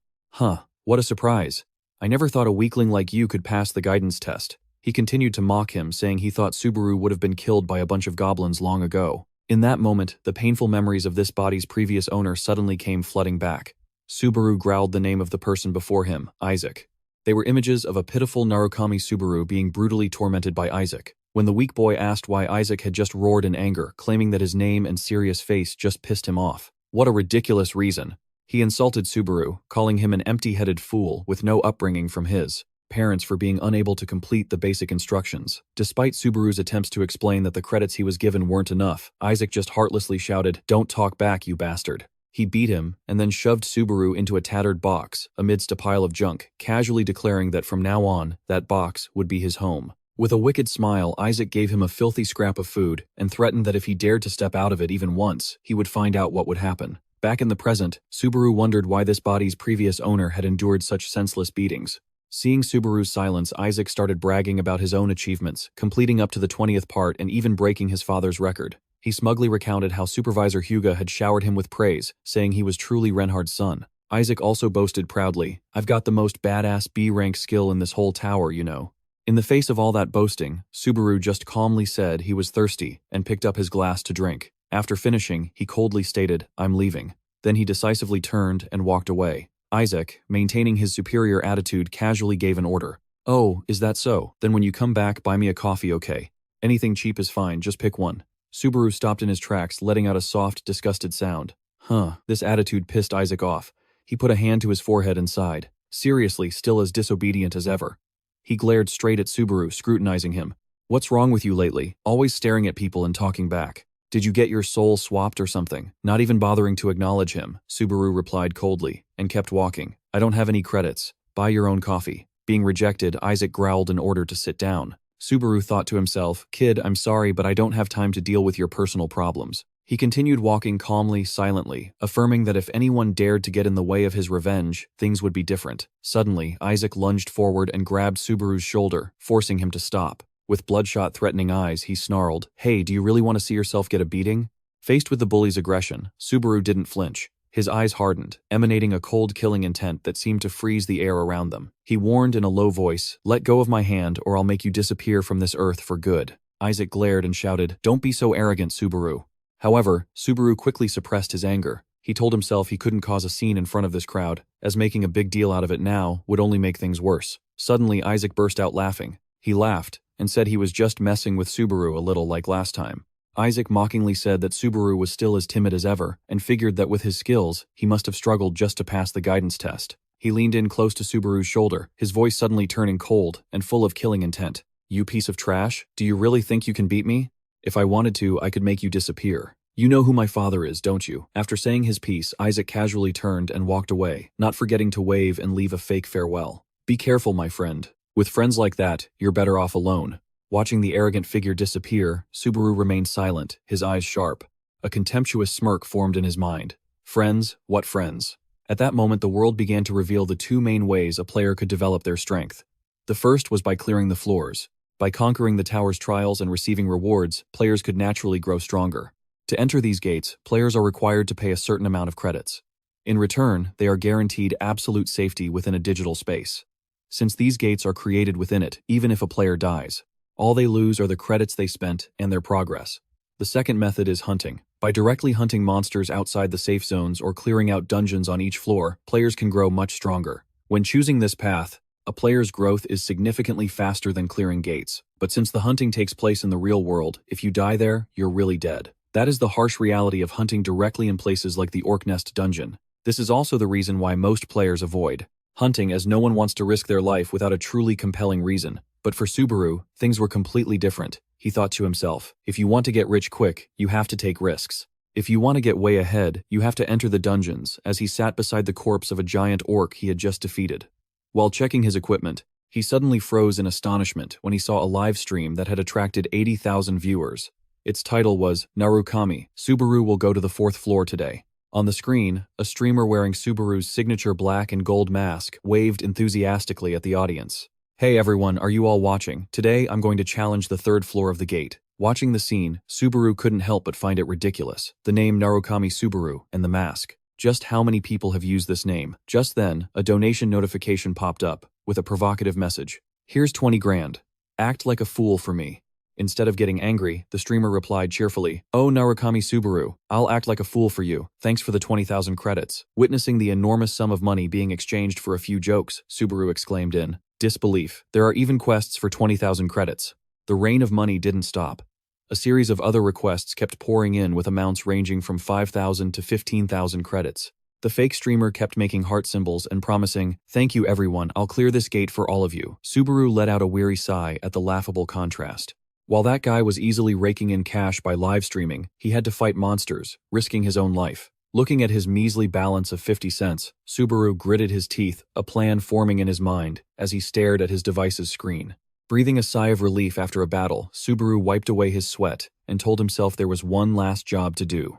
Just then, a massive tremor shook the ground, heralding the arrival of uninvited guests. A horde of orcs with blood-red murderous eyes emerged menacingly from the darkness. The system immediately issued a warning. Boss General Erosi has appeared. Facing the massive monster, which wore a necklace made of animal bones, Subaru remained unusually calm. He thought to himself, I may not have the poison needles like last time, but in their place I have a much better weapon. As soon as Subaru gripped the demonic sword, the system announced that the item was frantically absorbing his HP to grant its owner a massive power boost. Thanks to his level 2 resistance skill, which immediately countered the backlash, Subaru stood firm, his eyes blazing with fury. He looked straight at the monsters and declared in a low, threatening voice, "Get out of my way. I need to make some money and I'm busy." Subaru shot forward like a bolt of lightning. He yelled that he didn't want to waste time on this trash. He needed to win quickly so he could go be a streamer. With fluid, unpredictable movements, Subaru unleashed powerful kicks and slashes, infused with a blazing red spiritual energy tearing through the enemy's formation. The orc general only had time to scream in despair, before a single brutal slash from Subaru cut its body in half, completely extinguishing its life. After the orc nest dungeon was cleared, Subaru returned to his room and silently stared at the familiar black and gold mask lying on the table. He sighed, realizing he had to put on this guise once again to carry out his plan. Subaru now understood how the streamers made their money, and decided he would go all in on what he did best to quickly build up his finances. Standing before a mirror, he slowly put on the mask, officially returning to the mysterious guise of the legend of old. I'm the real deal anyway. When the original shows up, all the fakes will disappear. With that thought, Subaru resolutely stepped out the door, his hand tightly gripping his sword, ready for a bold new plan. Instantly, a shocking notification appeared on the system. Narukami Subaru has started a broadcast. At the Sun Entertainment headquarters, the atmosphere was incredibly tense. Hasuka, a beautiful woman with long black hair, was staring at her device's screen with a furious expression. She gritted her teeth in resentment, her lips pressed tightly together as if trying to contain a simmering rage that was about to explode. Suddenly, a piercing scream echoed through the office, shaking everyone. Subakichi, a male employee with blue hair, fell out of his chair in utter terror when he saw the new notification. Hasuka couldn't hide her irritation. What the hell is it now? She silently cursed all the trash players out there, when even the strongest players couldn't complete the challenge. How dare someone impersonate that name? Subakichi scrambled to his feet. He mentioned the rule about the self-censoring audio, and the 1,000-point bonus that had just been reached. Hasuka demanded to know who was so bold this time. Subakichi looked at the screen and uttered, "The name. Is this Narukami Subaru or an impersonator?" He shrugged, saying, "Whoever hits the hardest is the real Narukami. Simple as that." Subakichi sighed wearily, seeing everyone and their mother pretending to be Narukami Subaru to make money. He wondered if the live streaming industry had truly reached its end. Hasuka immediately shot back. She argued that they made their living from this very service, so he shouldn't say such dreadful things. She found it ridiculous that people would risk their lives to climb the tower without even knowing its rules. Seeing how intense Hasuka was, Subakichi curiously asked why. Someone like her would give up the tower to work in an office like this. Hasuka was silent for a moment. Because it was boring. She didn't forget to remind him that he was also someone who gave up on climbing the tower. Subakichi immediately yelled, justifying that things would have been different if he had talent, and that he only quit because he lacked the skills. The classic excuse of someone too lazy to grind. Hasuka mocked that perhaps his motivation faded after his goal of meeting Narukami Subaru vanished. Right in the middle of their argument, Subakichi suddenly stopped when he saw something strange on screen. He yelled, full of excitement, "There's an incredible kid right here." Hasuka, exhausted, asked what kind of weirdo he'd found now, but Subakichi insisted this was a brand new Narukami Subaru cosplayer. On the screen, only one person was watching, a figure in Subaru's familiar black and gold mask standing silently in the middle of a dark dungeon. Subakichi gasped in amazement. "This is insane." Instantly, Hasuka slammed her hand on the table, furious. She called the whole talent search ridiculous and pointless. Seeing his colleague still glued to the screen, Subakichi pressed her, asking why she was so interested in a second-floor stream that didn't even have a single viewer. Hasuka gazed thoughtfully at the screen. She admitted he was right, but every time she saw someone wearing that mask, she couldn't stop herself from hoping. Annoyed at being disturbed, Hasuka kicked Subakichi over and revealed she had just gifted the masked guy 1,000 credits. Meanwhile, Subaru had officially begun the second-floor stage. After quickly completing the opening dungeon and getting out, the system announced that his completion score would be based on the number of monsters he defeated. Subaru strolled nonchalantly through the dark cave, thinking to himself, a challenge this much like a walk in the park is kinda boring. Still, knowing people were watching him through the screen made Subaru feel a slight pressure. A notification appeared on his device showing 2 people were watching, along with a stream of messages from an account named Love Money. This person curiously asked what floor he was on, if this was his first time, and warned that if he was a rookie, he would have a hard time since he wasn't familiar with the terrain. Subaru calmly replied, "Yes, this is my first challenge." Just as he finished speaking, a giant black shadow suddenly closed in from behind. It was a one-eyed bat with menacing purple wings diving in to attack. Without a hint of hesitation, Subaru quickly grabbed the monster's neck in midair, causing it to let out only pitiful cries. With just the strength of his hand, he instantly crushed it. The system announced that the one-eyed bat had been defeated. Receiving one corresponding point, Subaru adjusted his mask, his eyes glowing coldly as he looked towards the screen and asked the viewer back, "Is there a problem?" The question silenced the viewers. Subaru silently advanced into the newbie dungeon with the sole goal of killing as many monsters as possible to accumulate achievement points. By now, his broadcast had attracted its first 3 viewers. The account W couldn't help but be amazed by his sharp reflexes, while Love Money was skeptical, since streamers on the second floor usually gave up early due to not gaining views. Seeing Subaru about to venture into a dangerous place alone, MNY advised him not to be greedy and to wait for other members to move together. However, Subaru just calmly replied, "Hey, MNY, thanks for the advice, but no can do. I prefer to handle things myself." This arrogant declaration made the number of viewers jump to 6, along with comments full of concern for the reckless rookie's fate. Advancing deeper into the dark cave, Subaru told himself, "The name is its own brand. I turn on the stream, I get views. No advertising necessary." Suddenly, a mud aqua monster burst up from the ground attempting a sneak attack, but Subaru quickly swung his sword and sliced it in 2 instantly. He muttered, "Now I'm going to see just how far I can go." Sharp, swift sword strikes erupted one after another, tearing through the darkness. The system continuously announced that he had defeated a target and received more achievement points. His attack speed was so fast it confused the viewers. They couldn't even get a clear look at what monster had just been destroyed.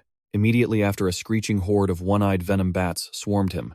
But Subaru simply spun around and unleashed a powerful arcing slash. The red and black spiritual energy from his demon sword exploded, crushing the horde of monsters in an instant. His movements were so decisive and precise that the viewers watching like Love Money and Turai Master had to cry out in shock, not understanding what just happened. Looks like another fan is about to fall down the rabbit hole. The viewer count had now risen to 10, all of them, holding their breath, watching the masked man's every move. After wiping out another wave of venom bats and aqua monsters, Subaru calmly sheathed his sword and explained nonchalantly, "If you focus on the sound, you'll know which direction they're coming from and how many there are." He strode past the pile of monster corpses lying at his feet, leaving behind a stream of comments fiercely debating whether he was really a newbie like he claimed. Subaru adjusted his mask again and spoke casually to those watching on screen. "If you all know that much, then I'll say what I'm thinking." The comments kept scrolling by, with some saying that talent is all that matters. Others sarcastically accused him of trying to ride the coattails of the legend Narukami. Despite the chatter, Subaru silently pressed forward with only one goal in mind. It's still not enough. "I want to rack up as many achievement points as possible before I get out of here." Seeing him just stubbornly push forward without scouting or studying the terrain, the viewers started to worry, warning him that he'd definitely be in big trouble if he kept this up. Subaru's eyes hardened behind his mask as a terrifying sight appeared before him. A horde of one-eyed purple monsters as dense as a dark cloud was surrounding him from all sides. Quantity doesn't make up for quality, little guys. Their glowing red eyes blinked in the darkness, ready to pounce and tear the intruder to shreds. The audience began to mock him, believing he was done for. Someone even said they'd see him back at the entrance. Just then, a quest from a viewer named Maloney Stream suddenly popped up, offering a reward of 100 reputation points if he could wipe them all out by himself. Looking at the glowing quest notification, Subaru smirked confidently, and despite the other viewers calling it a crude and ridiculous trap, he replied nonchalantly, "A legit offer. I'll take that bet. This is too easy." Meanwhile, back at the company office, Subakichi was screaming in despair as he watched the events unfold on screen. He frantically clawed at his hair, unable to believe he had messed up somewhere, and screamed for his money back in utter frustration. Realizing he was being too loud, Subakichi quickly lowered his voice to apologize to Hasuka.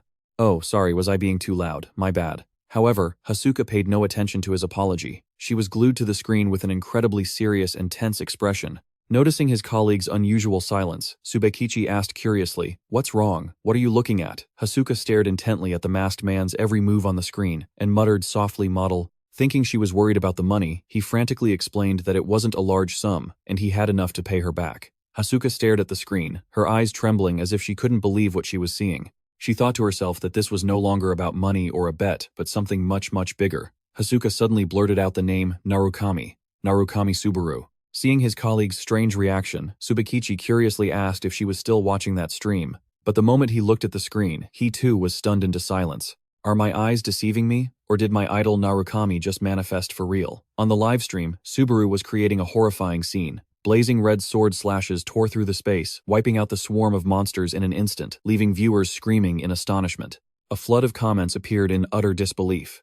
Holy crap, is he a newbie on the second floor? You gotta be kidding me. I'm starting to feel sorry for the bats. LOL. Everyone was shocked, wondering how many monsters he could take down by himself at once. Subaru walked majestically amidst the pile of monster corpses. He then casually dropped a line. His overwhelming power left the viewers speechless. Someone even admitted that despite being on a higher floor, they felt like they were being taught a lesson by a second-floor newbie. Although his combat power was unrivaled, Subaru seemed flustered looking at the chat and muttered, "Communicating is so hard." Seeing him about to leave, the chat hurriedly reminded him, "Don't forget to collect the reputation points from the quest." Only then did Subaru pause. "Oh right, I forgot." He picked up the device, fumbling with it for a long while with a confused look on his face. The audience started to laugh, wondering if he was lagging. Subaru scratched his head in embarrassment and asked, where's the button to claim the reward?" A master with the sword, but a complete noob with the app. They teased that he was definitely a brand new streamer. Thanks to the chat's guidance, Subaru finally managed to press the accept button and receive 100 reputation points. He politely thanked them and continued deeper into the cave. Well, the next place should be the last one. At this point, his reputation had reached 150, along with 118 achievement points. Back at the office, Hasuka suddenly screamed so loud it shook the entire building. She covered her face, which was flushed with excitement, and kept exclaiming, "That's it, my heart's been stolen. My idol has appeared for real, everyone." Seeing this, Tsubakichi sarcastically remarked that she was the one with a problem. Hasuka immediately shot back, demanding to know if he'd ever seen anything so insane. Even though Tsubakichi argued that she was overreacting, since this was only the second floor, Hasuka frantically insisted, "Yeah, I am overreacting." She shot up from her seat. Hasuka read the guy's introduction on the screen over and over again.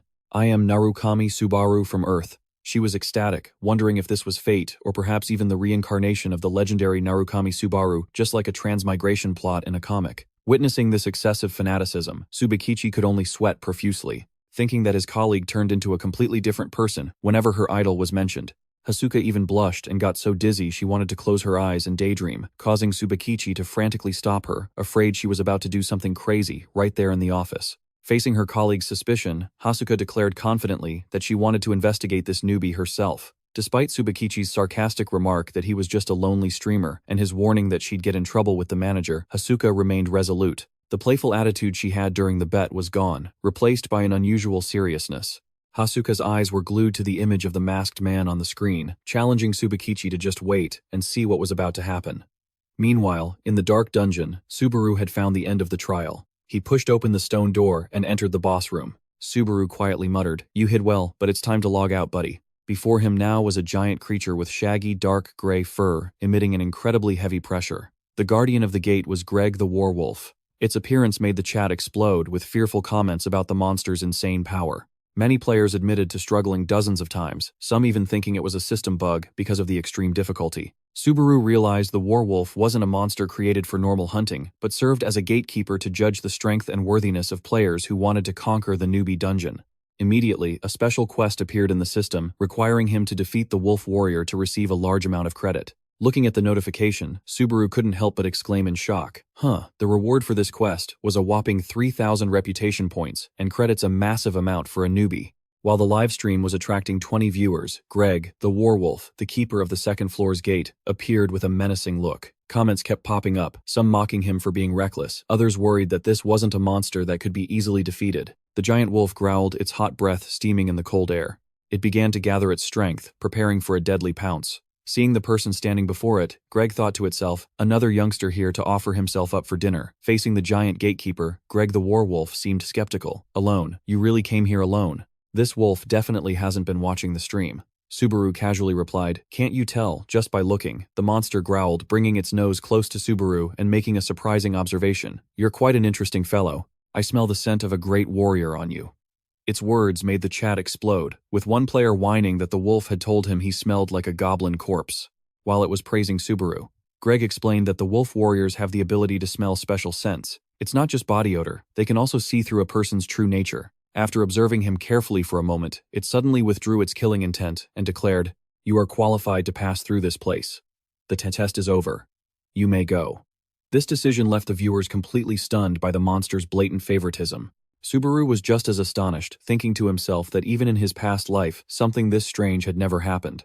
However, instead of leaving through the opened exit, Subaru coldly declared, "Too bad. My target is you, boss." Hello, I already let you go." The wolf froze, whipping its head back to ask in disbelief. Me, not the door behind you. After receiving a firm confirmation from Subaru, Gree suddenly broke into a savage grin, revealing its sharp fangs. It let out an excited roar, as if it had found a worthy opponent. As expected, of the man possessing the soul of a great warrior. While the battle between Subaru and the werewolf was about to erupt back at the Sun Entertainment office, the atmosphere was also incredibly tense. Manager Zhou Te was glued to the screen, his fingers typing furiously. He asked grimly, "This stream, how many people are watching?" Hasuka quickly reported the current number, about 20 viewers, but Johto immediately cut her off with a mysterious declaration. "No." Johto's voice was low and menacing. "It's over 30 now." While Subakichi muttered under his breath, calling Hasuka an idiot, the manager started to lose his patience. "You get a full salary, but this is the pathetic number of views you bring in," he yelled, accusing Hasuka of wasting time by bringing in someone with a measly 20 viewers, just as Hasuka tried to correct him that it had already reached 30. Yotei roared in fury. "That's not the point." He even sarcastically told Hasuka she should just become a streamer herself, since she clearly has the skills and would surely get some fans. In the middle of the manager's lecture, Subakichi suddenly shouted when he saw the viewer count pass 40. Ignoring his subordinate's excitement, Joteo kept yelling, feeling like he was being ignored. Back in the dungeon, Subaru was facing immense pressure from the werewolf. He told himself to keep a cool head, to not think about anything. Calm down. The system continuously announced that the nameless demon sword was absorbing the user's mana to increase strength stats. At the same time, the level 2 skill, Avarice, which negated the side effects of the nameless demon sword, was also activated. "Time to fly. I'll make a meal of you, just like always." With that, the giant monster lunged forward with a thunderous pounce that shook the entire cave. Subaru immediately swung his sword to meet it head-on, creating a brilliant explosion of spiritual energy in the dark space. The successive impacts shattered the ground. Subaru struggled to neutralize the terrifying power, coming from the opponent's sharp claws, as they relentlessly rained down. A massive collision sent Subaru sliding back a long way across the ground. He thought to himself, if you can't win with brawn, you fight with your brain. Subaru's eyes narrowed with calculation as he realized the overwhelming difference in pure strength. Across from him, the werewolf Greg also silently praised the man before him. What a warrior. The monster continued to unleash devastating sweeps, forcing Subaru to constantly dodge. He gripped the demon sword, now glowing with red spiritual energy, and met the opponent's overwhelming power head-on. A shocking explosion erupted, as sword and claw collided, creating brilliant sparks that lit up the cave. The chat box exploded with praise for the newbie's absurd strength. They were convinced that whoever issued this quest would definitely regret it. Subaru panted slightly. He realized that sometimes there were more effective ways than just using pure strength. Greg seemed thrilled by this formidable opponent. "You've piqued my interest, warrior." The monster let out a huge roar. "Let's end this." Then it lunged, with a thunderous pounce meant to crush its target. But Subaru had vanished like a ghost and coldly replied, "The feeling is mutual." A comeback that stung Greg with surprise. Subaru appeared right at its flank, his eyes glowing with rage. He taunted that the monster's attacks were too predictable, then unleashed a devastating slash that tore through its defenses. Subaru growled with determination. Greg roared in pain as it was forced to take a series of fiery slashes from Subaru. His speed was so immense that he created after images, each one landing another critical strike, severely wounding the monster. A final slash carrying all his power came down completely, finishing off the second-floor gatekeeper. Before its breath faded, the werewolf only had time to utter one last word of praise for its excellent opponent, warrior. Greg's massive body collapsed to the ground, making a dry thud in the ruined dungeon. Boss down, main character up. The system continuously announced that Subaru had defeated the werewolf, allowing him to level up significantly and receive a host of strength and agility stats along with 500 valuable achievement points. The audience watching the stream was completely speechless. They couldn't believe that a newbie could single-handedly take down such a fearsome boss. Hats off to the person who gave him this quest. Praising comments flooded the chat as Subaru performed a miracle. The system announced quest complete. He immediately received 3,000 reputation points from Chief Set. Looking at his device's screen, Subaru smiled faintly. "I'll put this to good use." "Hey Savvy Set, I've now accumulated 3,150 reputation points and 618 achievement points." Just then, a huge imposing gate opened, accompanied by the announcement, "The gate is open." Subaru casually walked forward, but he stopped dead in his tracks in astonishment. A series of trial symbols from ice, fire, and wind to earth all appeared at once, brilliantly illuminating the area. The audience started buzzing. Something is enraged.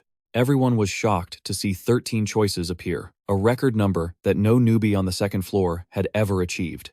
The system announced that the number of choices was proportional to the player's talent, and then asked, "Will you participate in the lightning trial?" Faced with a once-in-a-lifetime opportunity, Subaru didn't hesitate for a second and declared, confidently, Is that even a question? My job is basically zapping things. The viewers were incredibly excited, saying that if he didn't choose lightning here, he should just change his name. As soon as the command was confirmed, a brilliant blue light enveloped Subaru, transporting him to the arduous lightning trial. Back at the Sun Entertainment office, Hasuka was going crazy with excitement. She grabbed her colleague Subakichi in a tight hug and screamed, "He did it." She couldn't believe the viewer count had shot up to 60 people in just a flash. Hasuka exclaimed in shock. Usually quests only give 2 or 3 choices at most, but he got 13. Standing nearby, even manager Yoto had to admit that this performance was truly impressive, especially since Subaru had defeated a werewolf, a creature rumored to have never been beaten. However, the manager remained skeptical, thinking that Subaru was still just a rookie streamer on the second floor. Seeing this, Hasuka made a bold proposal. "Manager, want to make a bet with me?" She declared that if Subaru failed to acquire lightning, she and Subakichi would work for a fixed salary for 5 years. Hearing his name being dragged into it, Subakichi frantically yelled in protest. Why am I part of this? Best colleague of the year right here." Despite his objection, Hasuka continued. "On the other hand, if he succeeds, you'll sign him without any complaints." Johto gave her a challenging smile. He reminded her that the only player to have ever acquired lightning was Narukami Subaru. Hasuka maintained a confident smile and replied, "You never know until you try." Right. Faced with such determination, Yoto snorted coldly and decisively accepted the bet. While Hasuka was ecstatic that the bet was on, the poor MC could only whimper in despair at suddenly being used as a pawn in this insane wager. As soon as he entered the lightning trial, Subaru felt a stream of blue energy envelop his entire body. He let out a soft gasp of surprise. As he was observing his surroundings, a blood-curdling scream suddenly rang out. "Move it, man. You're gonna get fried standing there." Before he could even process it, Subaru was tackled to the ground by a stranger. A massive blow immediately slammed into the spot where he had just been standing, causing the ground to shatter in an instant. The man roared in fury. "You only have 1 life, little bro. What are you doing sightseeing?" Before them now was a hulking gray monster called the Giant Fragment. Subaru dropped to one knee. He was stunned as he recognized the identity of the newcomer, wondering to himself, "Why is this guy here?" The giant monster roared madly, swinging its stone-like fist, intending to crush them both. On the broadcast screen, viewers also began to ask each other about the situation in confusion. Comments continuously popped up in astonishment. They recognized that thing as a monster from the giant tribe and wondered why it had appeared here.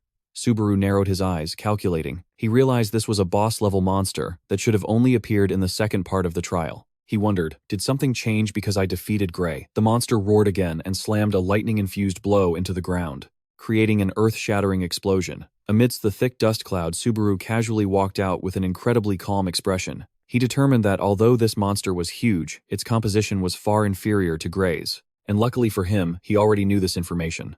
Seeing Subaru still standing motionless, the strange young man who was running for his life shouted, "I went through all the trouble of saving you, now run." Subaru adjusted his mask, his eyes gleaming with killing intent, as he decided he needed to end this quickly before anyone else interfered.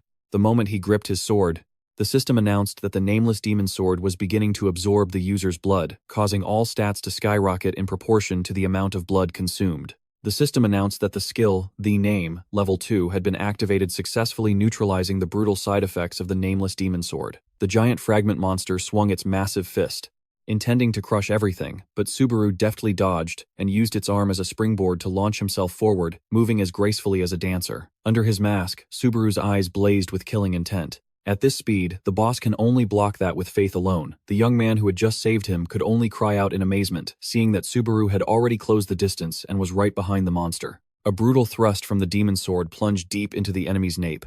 The monster roared in hopeless agony, but Subaru just coldly taunted that it was being too loud. He growled, demanding it to stay silent for the rest of its life, then decisively unleashed more fatal slashes. The monster's screams faded as Subaru relentlessly ravaged its body with furious strikes.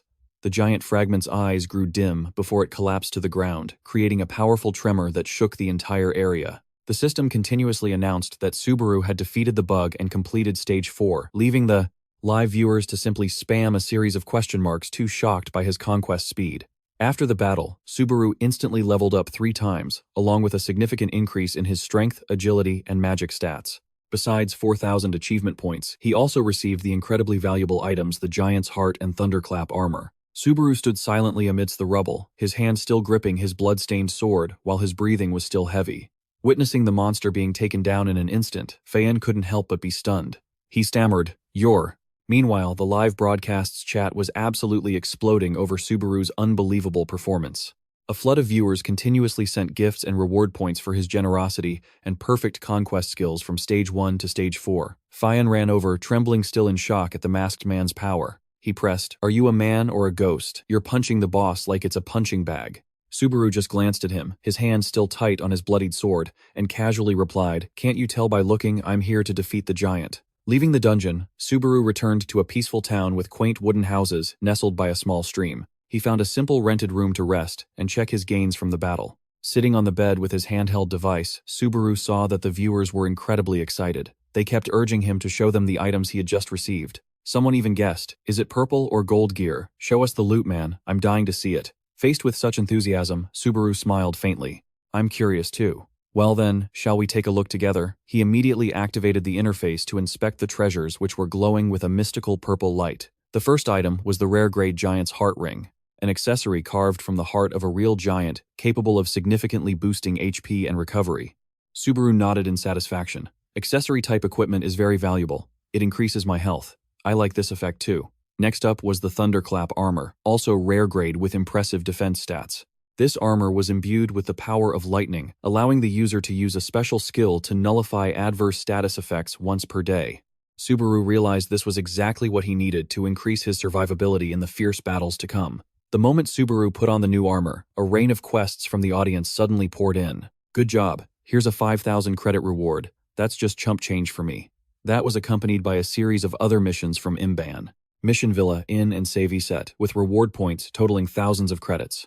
Subaru couldn't help but be surprised and sent his sincere thanks to everyone. He stood up and put on his majestic black cloak, his eyes glowing brightly behind his mask as he felt the power surging within him. Subaru told himself he wouldn't disappoint those waiting for his lightning arts, because his presence now probably held a greater meaning than he had ever thought. Just then, a knock came at the door. Subaru coldly said, "Come in." A man led a knight, with blonde hair and majestic silver armor, toward Subaru and introduced him. "Sorry to have kept you waiting. This is the village's knight commander, Sir Peleus."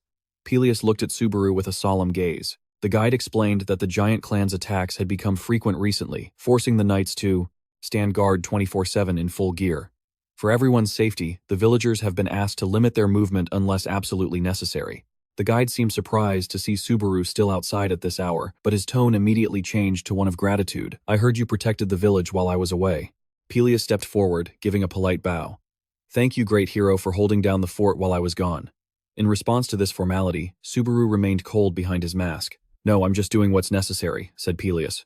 Peleus wasn't just the face of the village. He was also a brave knight, who always stood at the front lines to fight against the giant clan's brutality. He revealed that, during a reconnaissance mission, the knights had discovered traces of the giant tribe's chieftain, and they planned to risk their lives to force them into a corner. Suddenly, both Peleus and his companion dropped to their knees before Subaru, shocking everyone around them. With a desperate and pleading voice, Peleus begged, "Forgive my rudeness, but I'm begging you, please save our village." Witnessing this scene, the livestream viewers began to worry and continuously left comments praying for the blonde knight. However, Subaru fell silent, his eyes dark and brooding. Based on memories from his past life, he knew a harsh truth: in the next stage, Peleus was destined to die. Looking at the knight, kneeling at his feet with a hopeful expression, Subaru held out a hand and commanded, "Stop kneeling. Your knees will get tired," he declared firmly. "Understood. I'll cooperate." Peleus gripped Subaru's hand, exclaiming with gratitude, "Thank you so much." Immediately, the system announced the start of Stage 5, titled Survival. Under a crimson sunset, the troop of knights advanced silently into the treacherous Rocky Mountains to carry out their raid. Bringing up the rear, Subaru quietly checked his broadcasting equipment. He noticed the number of viewers was skyrocketing, making the comment feed scroll so fast he couldn't even interact with it. Suddenly, Peleus signaled for the entire army to halt. He pointed ahead, his voice tense. "That's the chieftain of the giants, an old giant with pale, white skin and a long beard who was napping in the forest." Peleus quickly laid out a plan. "I'll draw his attention, so you, our benefactor, can attack him from behind." A good plan, but this boss had a strange trick up its sleeve. Just as he drew his sword to charge forward, Subaru grabbed his shoulder, stopping him.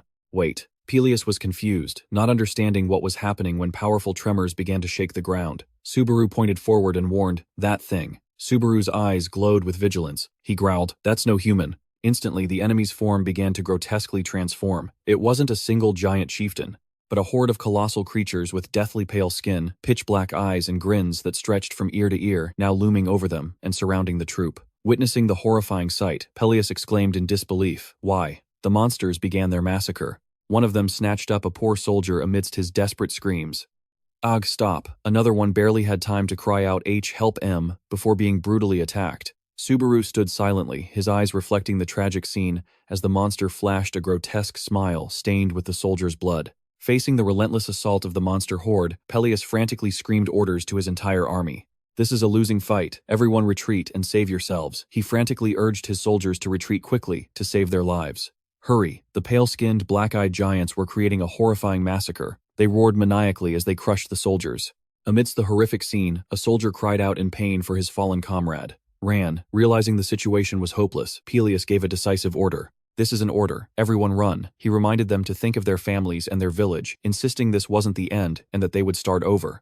Peleus decided to stay behind and cover the retreat, entrusting the leadership of the remaining forces to Falcon. Turning to Subaru, Peleus urged, "You two run." He pleaded with Subaru to rebuild the Night Order and get revenge on the giants. However, Subaru, whose demonic sword was glowing with red spiritual power, simply replied calmly, "I should be the one saying that." He asked the knight in return, "You're not planning on running away, are you?" Peleus was stunned, not understanding what Subaru meant. Subaru coolly put his mask back on and declared, "Get lost, so I can have some room to turn on my hacks." Although Peleus feared they would both die and didn't want to abandon an outsider, he had to give in to Subaru's firm stance. "Then I'll go gather the other warriors. If you can just hold out until then," Subaru replied quietly, "Thanks." As Peleus ran, he shouted, "I owe you one. Stay safe." The giant monster roared in pain as Subaru's slash tore through its pale white flesh. Without giving his opponent a chance to react, Subaru moved like a ghost through the encirclement. His demonic sword, now glowing with pitch-black spiritual power, radiated a chilling, killing intent. His overwhelming speed and power sent them crashing to the ground in an instant.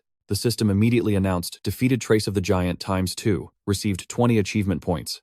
Amidst the thick dust and smoke, Subaru stood proudly, his eyes blazing with fury, ready to crush anyone who dared stand in his way. Watching Peleus's back disappear into the foggy forest, Subaru slightly adjusted his mask. He thought to himself that even though this was just a test, he was never one to get used to being left behind. He might say he hates it, but his hands never stopped swinging.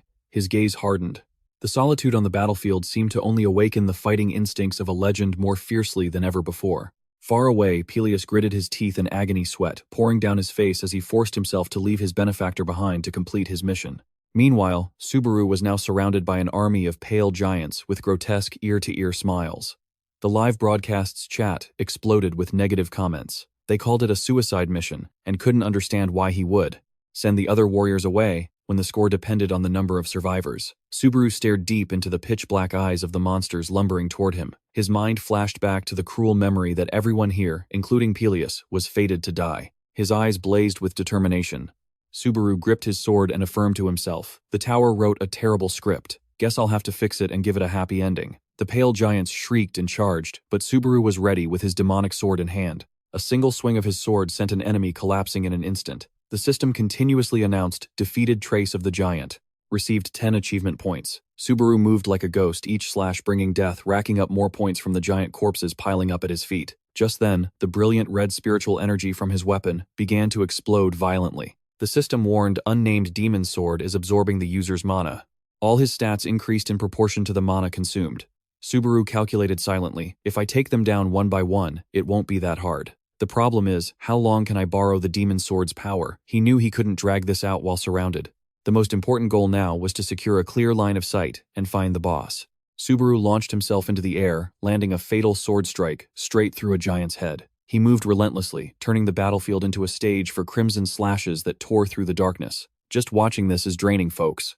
Despite the massive number of enemies surrounding him from all sides, Subaru fought on all fronts, clearing every obstacle in his path with powerful swings of his sword that left the monsters no time to react. His speed was incredible as he cut through the horde of giants charging straight ahead. In the chat, viewers held their breath. One wrong move and it would be instant death. Some even joked about his terrifying movement speed. Just as his stamina was about to hit its limit, a special skill activated Greed Level 2, negating the side effects of the nameless demon sword. The user's stamina and mental strength were restored, feeling the rage gradually coming under control. Subaru confirmed to himself that there was a change in his stamina consumption. Equipment really does make a difference. I need to find the boss quickly before I reach my limit, Subaru thought to himself, his eyes glowing with fury behind his mask. Amidst the horde of monsters, an old giant with a white beard and a savage grin came into his sights. he exclaimed. There he is. The boss let out a grotesque laugh as Subaru charged forward with all his might. It didn't have to be a one-shot, but he preferred to end it quickly. Please let this work. Subaru bet everything on this final blow. Instantly, he activated the power from his lightning equipment. A furious torrent of heavenly lightning erupted thunder, echoing across the battlefield, turning Subaru into a god of thunder raining down punishment on his foe. The surrounding giants shrieked in terror at the terrifying power of the lightning. The boss stared wide-eyed at Subaru, gasping in horror. Man, what's with this guy's insane electric shocks? Without giving his opponent a chance to recover, Subaru swung his sword in a relentless barrage. A system notification appeared. The nameless demon sword absorbs the user's mana to push their power to the maximum. Subaru moved like a whirlwind, unleashing brutal sword strikes that made the giant scream in despair before being finished off. A final sword swing came down, and the system coldly announced, Giant Seed has been defeated. Its corpse collapsed onto the desolate ground. The system continuously displayed notifications for completing the 5th survival stage with an outstanding achievement. Subaru leveled up spectacularly. His strength, agility, stamina, and magic stats all soared. On the broadcast, viewers were utterly astonished. They couldn't believe someone had defeated that boss so easily. Subaru looked at the wreckage and thought to himself, if this were a story, this would be the moment for the coolest possible ending. However, the sky suddenly darkened, and menacing lightning bolts began to tear through the night. Just as Subaru predicted, the monsters didn't vanish, even though he had completed the stage, because they would only disappear when the entire test was over. Just then, a bright red notification appeared. Greed Level 2 has failed to suppress the nameless demon sword. The demon sword began to backlash, draining his life force and leaving Subaru exhausted. He bitterly realized that the very mechanism he had once used to his advantage was now driving him into a corner. The strength in Subaru's body was fading, while the giant monsters loomed closer with savage smiles. Suddenly, a world-shaking explosion of lightning erupted, engulfing Subaru in the midst of his enemies. The main character's plot armor is back in full force, boys. In the quiet of an ancient forest, the last rays of sunlight filtered through the canopy, creating an unusually peaceful scene. At a small log cabin deep in the woods, a girl with long black hair sat quietly on the porch, staring intently at a device in her hand. Suddenly, a man with long, dashing silver hair approached, breaking the silence with a question. What are you doing in a place like this? He glanced up at the sky and remarked, Beautiful weather, isn't it? The air is so fresh, too. The girl, without taking her eyes off the screen, replied enigmatically, It's something you can only enjoy for now. The man mused. It's almost time, huh? The girl nodded slightly, her voice tinged with a faint sadness. 1 year at most. The man's gaze suddenly turned sharp and cold. He growled, It's time to end this. Seeing the girl's apparent indifference, he couldn't help but grumble. You really are something else, so listless while we're having a serious conversation. This part feels like one person is worried about the end of the world, while the other is busy scrolling on their phone. Curious about her focus, the man leaned down and asked, What are you watching so intently? The girl casually held out the screen and introduced, Oh, this. Right now he's known as Narukami Subaru. The name she uttered made the man so stunned he lost his composure. He shouted, Subaru. Did you just say Subaru, man? His reaction is as intense as hearing his ex just came back from the dead. Seeing his alarm, the girl calmly explained, Of course it's not that Subaru. He just stole the name Narukami Subaru, a C ranker who is currently taking on the second trial.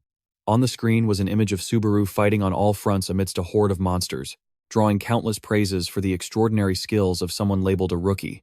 You know it too, don't you? The silver-haired man said in a low voice, his eyes boring into Seeger. He asserted firmly that if Subaru had truly survived that situation, then the traitor, Kazuki Kyo, would have been wiped from this tower long ago. Faced with Seeger's silence, he growled, Subaru is dead. You need to accept that fact.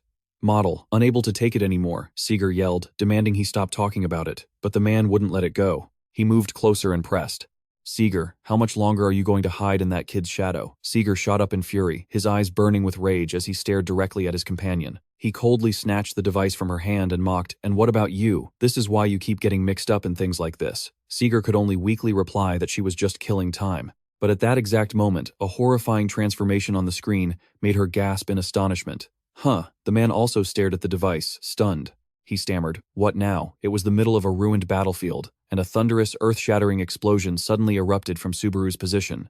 A violent storm of brilliant yellow electricity radiated outwards, blasting away the entire legion of giants that had surrounded him. It was like he'd accidentally used a screen-clearing ultimate. This terrifying power shattered the ground, creating a deep crater that testified to the eruption of an unimaginable energy source. The system continuously sent notifications he had obtained the lightning skill, along with 2,000 precious achievement points for the feat he had just accomplished. Subaru stood tall amidst the wreckage. A newbie like this makes veteran grinders want to log off. The live broadcast exploded with frantic comments from the audience. They couldn't believe their eyes given the absurd difficulty of the challenge he had just overcome. Subaru looked at his palm, which was crackling with electricity, and thought to himself, normally, this isn't something I should be able to get here. The A-rank lightning skill was now officially his, allowing the user to wield the power of lightning by consuming stamina and mana. Looking at the defeated horde of monsters, Subaru let out a sigh of relief. At least I'm not dead. That's good enough. The challenge ending right then really saved me. A flood of mission completion notifications poured in, causing Subaru's reputation points to skyrocket.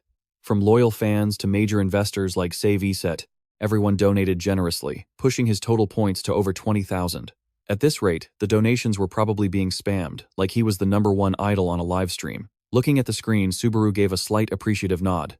Thank you, everyone. He remembered his earlier promise and declared loudly. I said that when I received a gift, I would put on a performance to show my gratitude. With that, Subaru tightly gripped his magic sword, which was radiating a brilliant red spiritual energy. As the monsters roared and charged forward, the system announced that the challenge would continue. Subaru's eyes, hidden behind his mask, blazed with fury. He growled, defiantly, I'll show you all what I'm talking about. Immediately, he decisively spent all 20,000 reputation points he had just received to upgrade his skill. The system announced that the greed skill had reached level 3, completely negating the devastating side effects of the lightning arts. Golden arcs of electricity began to dance on Subaru's hands. He thought to himself that he wanted this energy to spread throughout his entire body, but for now he focused on channeling the lightning into his hands to prepare for the decisive blow. Seeing the swarm of monsters rushing toward him, Subaru roared, "All of you!" and then shot forward like a bolt of lightning. You could tell from a single glance that this was about to be a highlight reel clip. He poured all his lightning power into the nameless demon sword, causing it to explode with a deadly red and black spiritual energy. In that moment, memories of his golden age suddenly resurfaced. Subaru wondered if he should wipe them all out in a single slash, just like he used to do in the old days. A single swing of his sword, carrying earth-shattering power, descended, creating massive cuts that crushed the entire monster legion in an instant. The scene became a catastrophe as the pale giants were sent flying and completely annihilated by the terrifying might of the lightning. The reborn Lightning King cleared the entire map in a single flawless strike. Amidst the thick dust and the piles of monster corpses, Subaru stood silently, breathing heavily. He gritted his teeth and cursed himself, damn it. Despite his overwhelming victory, Subaru realized he had overdone it, pouring too much power into that last attack. He had originally intended to save some energy for the journey back, but the momentary rush of excitement had caused him to misjudge his energy consumption. Subaru collapsed to his knees, his hand gripping the hilt of his sword to steady his exhausted, trembling body. As the sunset slowly descended behind him, the highlight reel ended with a crash. Just as expected. Seeing Subaru's figure standing tall on the battlefield, Peleus could only exclaim, "Huh, our benefactor." Immediately after, the scene shifted to the office of a management company, where a trembling hand rested next to a tablet that had just received a new system notification. In the office, manager Johto and Tsubakichi looked at Hasuka with concern as she buried her face in her hands in embarrassment. The atmosphere was exactly like accidentally sending a text meant for your crush to the class group chat. Tsubakichi wondered, "Did you really have to go that far?" Johto could only shake his head in exasperation. "Don't ask me. I don't understand how women think." Hasuka was in a state of extreme panic, grabbing her head and reprimanding herself. "This is bad. What should I do?" Her face flushed red with embarrassment as she thought about what she had just done. Hasuka worriedly wondered if she had sounded too cold, or if maybe she should have added more emojis to her message to seem friendlier. Tsubakichi read the message and sarcastically remarked that she sounded no different from a crazy fan bothering a streamer.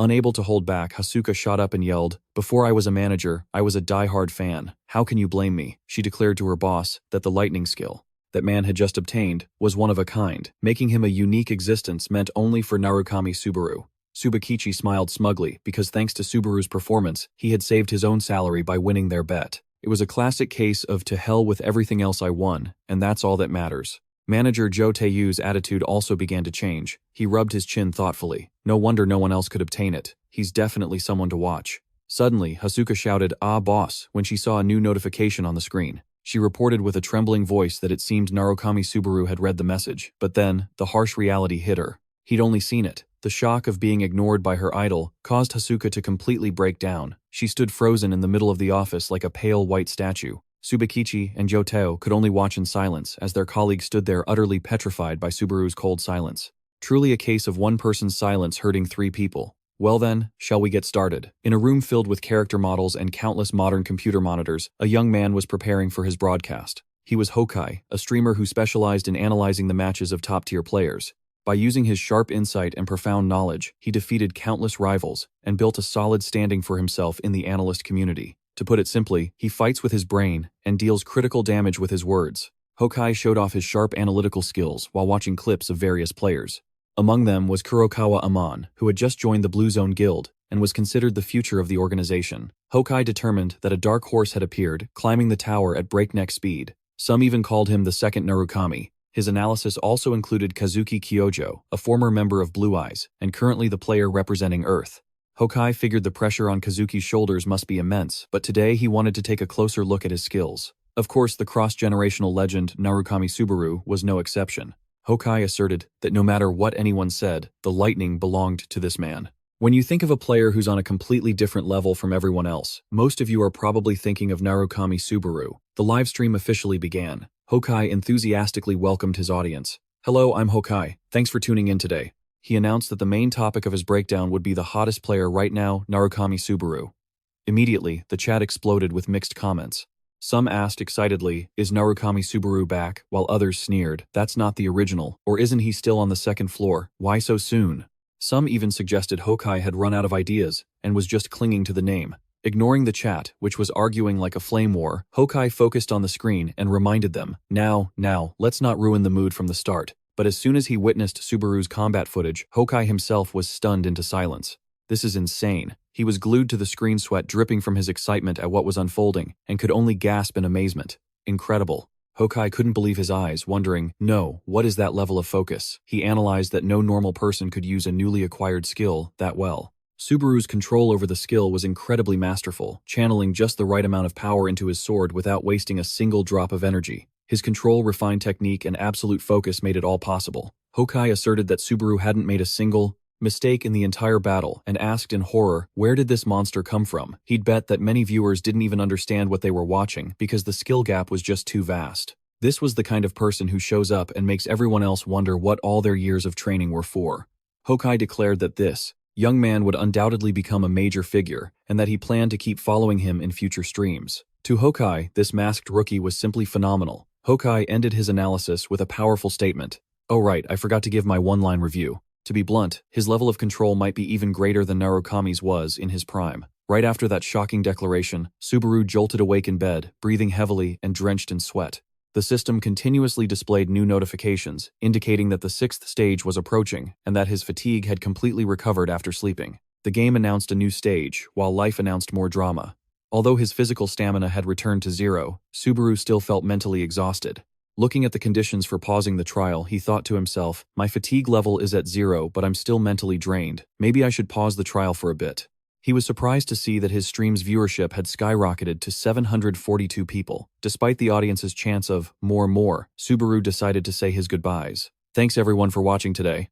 I'm sorry, but the next stream will start the day after tomorrow.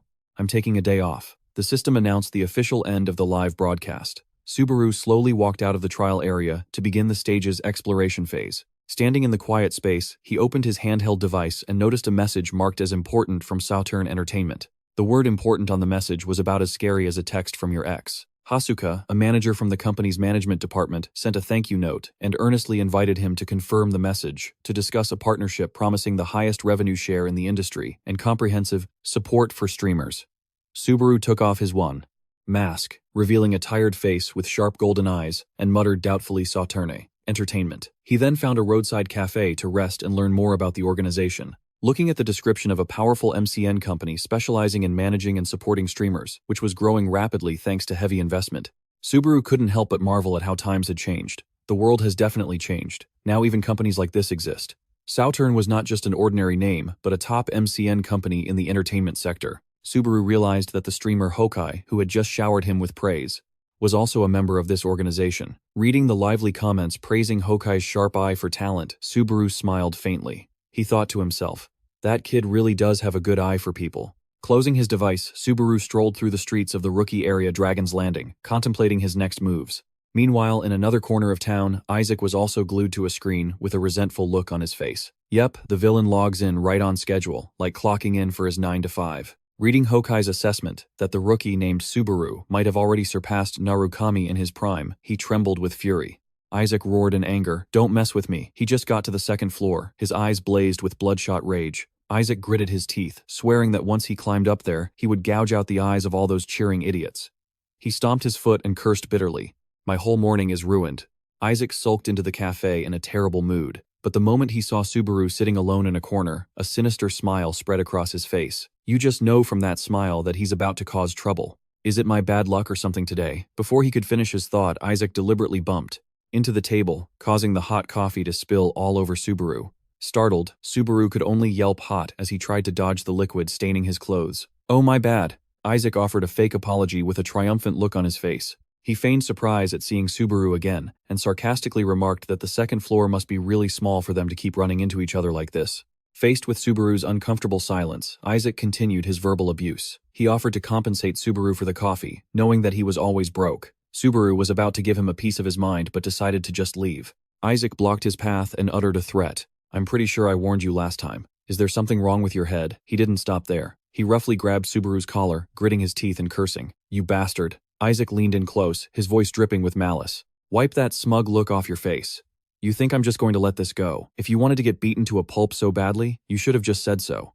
I'll crush you again, just like I did back then, just the way you want. Faced with such aggression, Subaru remained strangely calm. He quietly replied, sorry. But immediately after, Subaru gripped Isaac's wrist, tightly startling him with his unexpected strength. Subaru coldly declared, I don't have time for this today. Isaac realized with a shock that his own hand was trembling. He wondered to himself, has he always been this strong model? It was only then he realized he'd picked the wrong fight, leaving the other guy speechless. Subaru turned and walked away decisively, not forgetting to leave behind a sarcastic remark. Let's just say you paid for my coffee. Thanks for the treat. The all-inclusive pay-to-get-your-butt-kicked package deal. Isaac roared in helpless fury. That bastard. He screamed at him to come back. But Subaru had already walked out of the cafe, leaving behind the crisp chime of the door's bell. Isaac stood frozen in the middle of the coffee shop, letting out a frustrated sigh. And I was planning on climbing the tower quietly. A surge of anger erupted within him. Isaac clenched his fists, his eyes blazing with fury as he thought about the past. First it was Narukami Subaru, now it's Subaru Hosoi. They all just love to provoke me. He stalked out of the cafe, his desire for revenge burning hotter than ever. Meanwhile, Subaru was checking his gear as he walked. Oh right, he began scrolling through the notifications and messages he'd just received. Elsewhere, amidst the hazy white steam of a bathroom, a girl was relaxing in a warm tub with a yellow rubber ducky. She stared intently at the phone, resting on a wooden shelf, where an important message had just been sent to Narukami Subaru. Its content was brief but firm. Let's meet. Just once. Subaru trudged deeper into the dark dungeon. The corpses of lizard monsters lay scattered across a turquoise stream that emitted a magical glow. One wrong move in a beautiful place like this and it's over. The demonic sword in his hand blazed with lightning, ready for the life or death battle to come. The system immediately sent a notification. Subaru was entering the boss room, named the Sanctuary of the Exiled Lizardman. As soon as he entered the level 3, greed skill activated to nullify the brutal side effects of the nameless demon sword. Gotta use a buff first, so I don't cripple myself or else I'll self-destruct before the fight even begins. Subaru reminded himself that he was gradually getting used to this new body, but the challenge ahead would be the truest test. Suddenly, a scorching stream of fire erupted violently. The salamander boss emerged with an earth-shattering roar ready to incinerate the intruder. To prevent an accident like last time, and to master his lightning magic, Subaru decided he would test what his maximum power output was now. He lowered his center of gravity, channeling lightning into his feet to maximize his movement speed, then shot forward like a bolt of lightning. Subaru launched himself into the air, facing the raging fire monster head-on. He channeled all his lightning into the nameless demon sword, creating an explosive attack that tore through the air. However, the system continuously flashed red warnings. The level 3 greed skill had failed to nullify the side effects of the lightning, and his fatigue level began to skyrocket.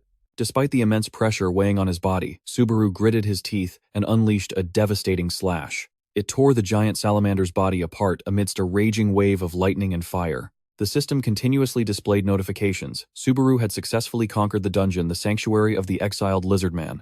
Along with leveling up, his strength, stamina, and magic stats were all enhanced. Subaru staggered through the silent night. He thought to himself that the stamina consumption reduction effect was better than he'd expected. I've still got plenty of energy left.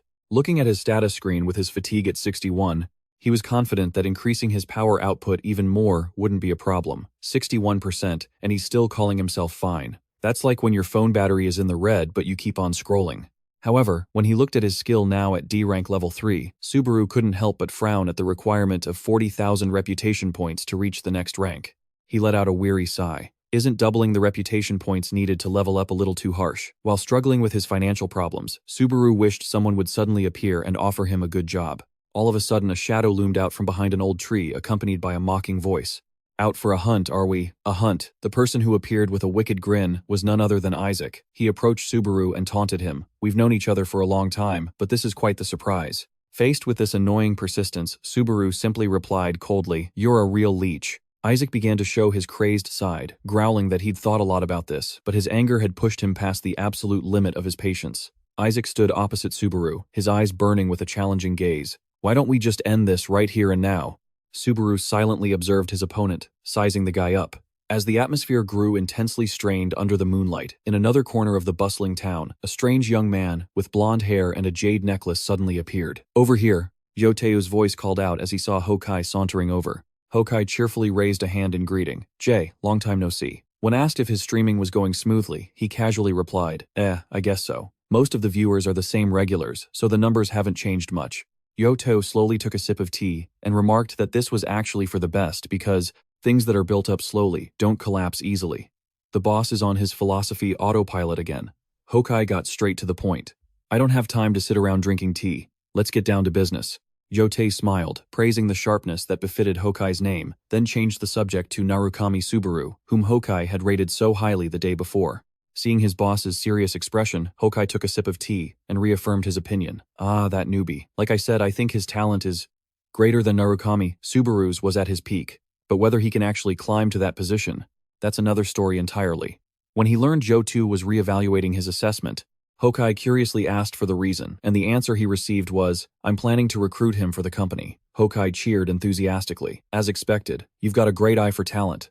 However, he also gave a realistic reminder that Subaru currently had too few viewers, and his recognition was too low for a large company like Saon to recruit him. Yoteu clutched his teacup.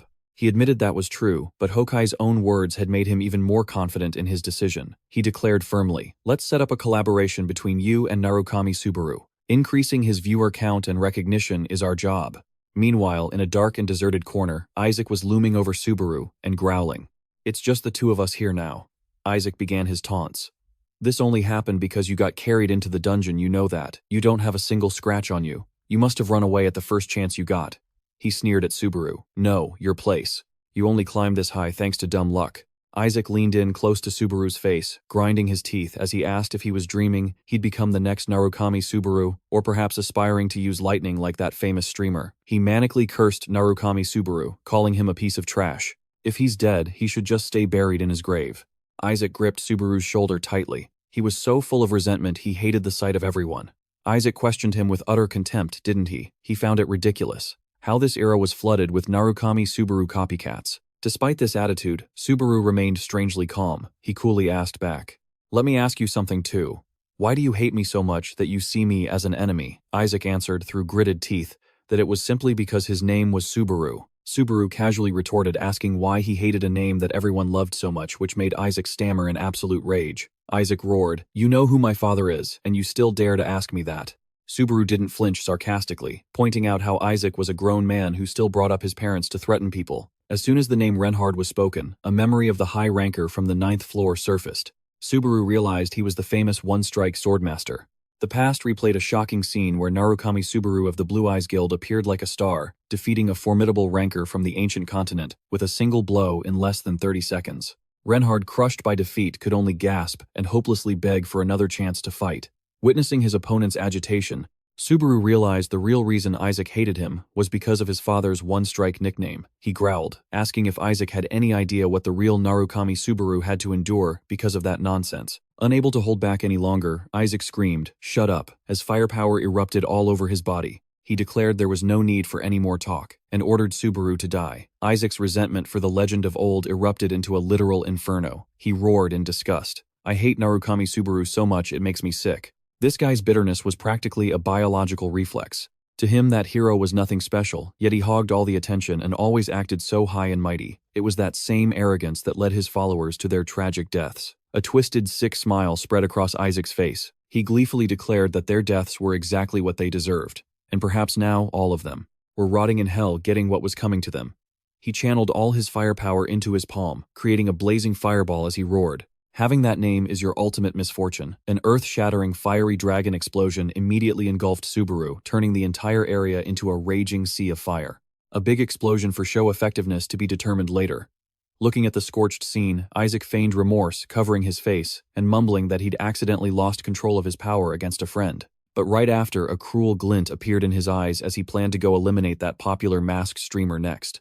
Suddenly, from the middle of the ferocious flames, an imposing dark figure stepped out, his eyes blazing with fury. Subaru coolly appeared before his utterly astonished opponent and asked back, "You mean this?" He thought his aggressive move had secured the win, but he got completely outplayed. Isaac stumbled back in shock, unable to believe his eyes that his opponent was completely unharmed after taking a direct hit. He stammered in fear, "Impossible. You took my flames head on. How about not giving the enemy time to recover?" Subaru channeled lightning into his feet, unleashing a burst of speed that tore up the ground. He shot forward like a lightning bolt, throwing a devastating punch and growling with contempt. "Feels annoying, doesn't it? Listening to a spoiled brat like you." Subaru's punch sent Isaac flying. He coughed up blood in pain and collapsed to the ground in utter shock. Subaru stepped forward imposingly, his eyes blazing with fury as he looked down at the man groaning at his feet. His aura was like a final boss entering the room. He growled indignantly, cursing them out. Isaac struggled to catch his breath, staring intently at his hand. Trembling hand, unable to believe he had been defeated so easily. Subaru stood tall like a god of judgment. He began to remove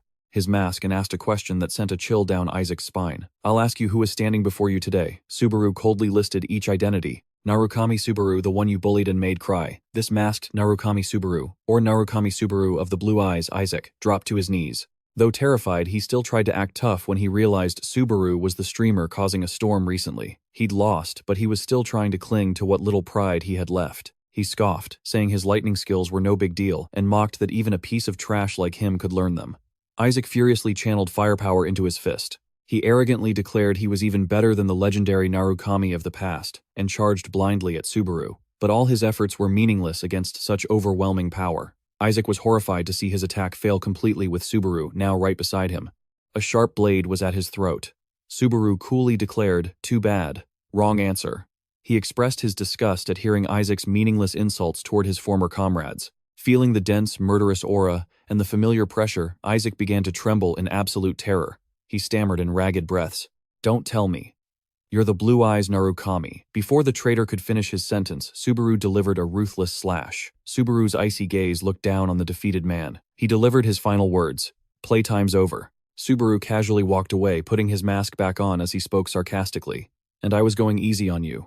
Looking at Isaac lying motionless amidst the rubble and smoke, he thought to himself, "Consider this my thanks for letting me borrow your body." That thank you sounded more like a final farewell. After the battle, Subaru went to a cafe to rest. His appearance in the black and gold mask caused the people around him to start whispering, "What's that, a Narukami Subaru fanboy or something?" Someone even made a malicious remark. "Doesn't he have any shame? Looks like he's streaming." Despite the gossip, Subaru calmly sat down to check his equipment, completely immune to the drama. He set his strategy as a streamer he would stick to Narukami Subaru's policy of not revealing his real face.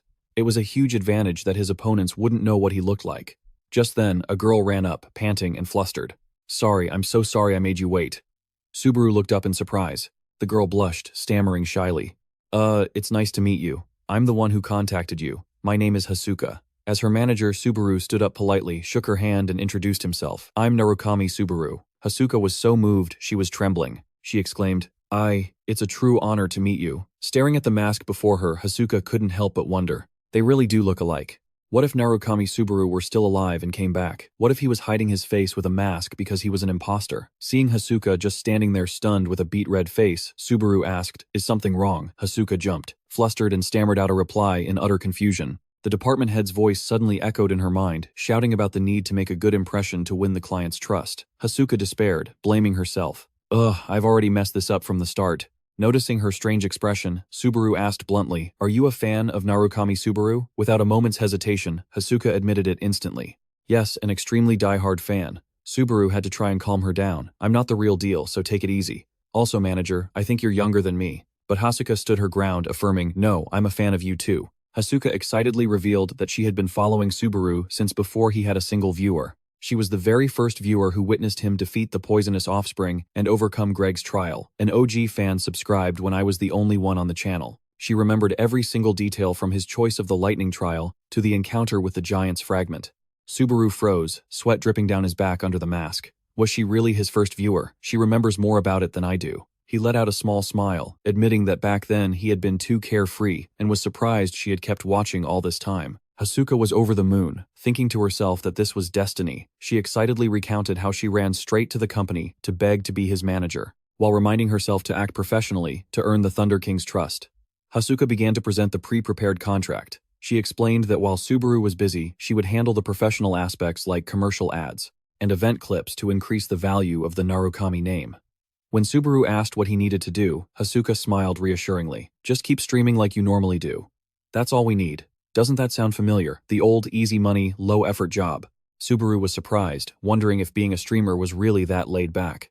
Hasuka confirmed that because he was the first person to master lightning, everyone from the department head to the entire company held him in very high regard. Subaru curiously asked if all of Sound's managers were like her, causing Hasuka to get flustered and clarify that the others were much more reliable and professional than she was. Subaru corrected her, saying that wasn't what he meant by the question. Seeing through her facade, he silently assessed her. Judging by the aura she was giving off, she was no ordinary player. For someone of her skill level to be just a manager, while Hasuka was panicking, thinking she was done, for Subaru was lost in thought about the much stronger opponents he was about to face. He told himself there was no time to rest. He had to keep picking up the pace. Seeing Hasuka's anxiety, afraid he would refuse to sign the contract, Subaru suddenly held out his hand and said, "I can tell you're someone I can trust." Subaru proposed formally, "Please lend me your strength." Faced with such a trusting gesture, Hasuka was so moved her face turned bright red. She quickly grasped his hand and replied, her voice choked with emotion, "I should be the one saying that. Please take care of me." The moment he started the broadcast, Subaru was stunned to see the viewer count skyrocket to over 700 in an instant.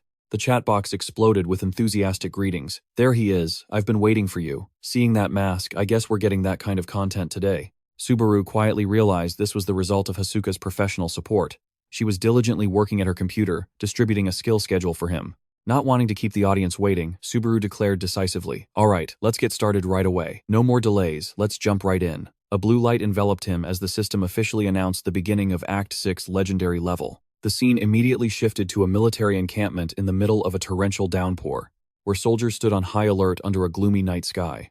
Inside the command tent, knights were gathered around a map table discussing strategy. Peleus asked worriedly, "Where is our benefactor?" In contrast to his concern, the other members of the group were full of suspicion and ill will. One knight spoke up, "I find this suspicious. Should we really trust someone who isn't even a knight?" The others chimed in, agreeing that it was hard to believe an outsider could suddenly appear and defeat the boss of the giant clan all by himself. If they don't understand it, they automatically deny it. Classic. A knight with a long scar. Across his face bluntly mocked Peleus, saying he'd been tricked, even questioning whether the monster was truly the boss or just some grunt. Hearing these insults aimed at his benefactor, Peleus roared in anger, "How can you people say that?" Just then, a soldier rushed in breathlessly and announced, "Sir Peleus, the benefactor is awake." Subaru nonchalantly walked into the tent to everyone's amazement. Seeing him, a knight quickly asked with concern, "Benefactor, are you feeling all right?" Subaru casually replied, "Thanks to you, I can walk around normally without any help." He answered lightly, but his aura was practically overflowing. Even though he had appeared, the soldiers around him wouldn't stop whispering and gossiping with disdain. They stared at his appearance and judged him. Is that the hero who defeated the boss of the giant clan? He doesn't look that strong. Behind the mask, Subaru's eyes narrowed coldly. He looked directly at the crowd and challenged them in a low, threatening voice. "It seems you people don't believe I defeated it. Or perhaps you just don't want to believe it." As the atmosphere grew tense, Subaru secretly used a special feature Hasuka had taught him earlier. By striking a pre-saved pose, he could adjust his microphone frequency so that only the audience watching the stream could hear his voice. Subaru thought to himself, this is a pretty useful feature for boring situations like this. Witnessing his arrogance, the chat box exploded once again. "Don't underestimate him. Did you just smirk under that mask, Cocky? LOL chat. Always gotta have a little drama for the show." Just then, a pretentious knight with silver hair and a neatly trimmed mustache stepped forward. He extended a hand amicably and said, "First of all, thank you. I am Dale." Subaru shook Dale's hand and received a warm welcome. However, Dale's voice then turned grim as he shared his worries about protecting the village, where people were being trampled by a mysterious entity. When Subaru asked about an entity even more dangerous than the boss, Dale explained that the true giants who once warred with the gods had been sealed away long ago. Most of the current monsters were merely traces or lingering thoughts they had left behind. However, the giant that appeared after the boss was defeated was a complete exception, as its power was nearly on par with the giants of legend. In other words, the full version, not the demo. Witnessing Dale's utter shock, the stream viewers couldn't help but doubt this ridiculous difficulty level. Despite that, Subaru calmly asserted, "Then we have no choice but to defeat it." His confident attitude made another knight speak up sarcastically, saying that Subaru was just talking tough because he hadn't actually faced the thing yet. Just then, Peleus suddenly called out Benefactor. He revealed an ancient legend about Millennium Mountain, where a legendary fragment of lightning was hidden on its towering peak. Sounds like a side quest, but with SSS rank difficulty. Peleus looked at Subaru with eyes full of expectation and firmly declared, "I believe it can only be you, Benefactor." Facing this new responsibility, Subaru fell into a thoughtful silence beneath his mask. Memories of the enemy's cruelty flashed back to him, raging fires, and the desperate screams of the villagers. A giant entity named Paidan appeared amidst the sea of flames. It roared, "My child." While its massive hands relentlessly crushed everything, the soldiers could only scream in despair, yelling, "Stop," in agony, as they witnessed the horrifying scene unfold. The monster Paidan crushed a soldier in its palm, its eyes blazing with fury as it roared with hatred. I will send you off with the blood of humanity." He realized the enemy's madness as it strode imposingly through the rubble. That thing. It's really trying to kill everyone. Subaru's stream started buzzing with a flood of comments, shocked at the sheer scale of the boss. Peleus stood worriedly beside Subaru and informed him that it would take the giant about 3 days to reach them. Realizing the danger was beyond their control, the knight earnestly advised, "If you can't find the lightning by then, just run." It was the only way to protect the benefactor's life. But Subaru had no intention of backing down. He spurred his horse onward through the pouring rain, heading straight for Millennium Mountain with an iron-willed determination to defeat the giant. He couldn't do it without the power of the lightning. That had to be the key to this trial. Faced with Peleus' suggestion to give up, Subaru smirked slightly and declared loud and clear, "No, there is no trial in this tower that I cannot conquer." The chat must be spamming something like, "So confident, I love it." Right after uttering that arrogant statement, he suddenly froze and silently cursed himself. Damn it, I just accidentally used a catchphrase. The live viewers also immediately recognized the familiarity of that line, causing the chat box to explode with praise for his confidence. A flood of new quests were continuously registered by investors and fans, offering thousands of reputation points if Subaru could complete this trial. This bet. If I win, I'll be rich. If I lose, I'm toast. Subaru silently sighed in relief when he saw the audience's reaction was quite positive. Good, I wasn't found out, and that's not a bad reaction, right? He put all his strength into pulling the reins, urging his horse over the steep rocky slopes as the rain grew heavier. After an arduous journey, Subaru finally set foot on the towering mountain peak. He dismounted and slowly walked toward a giant cliff face.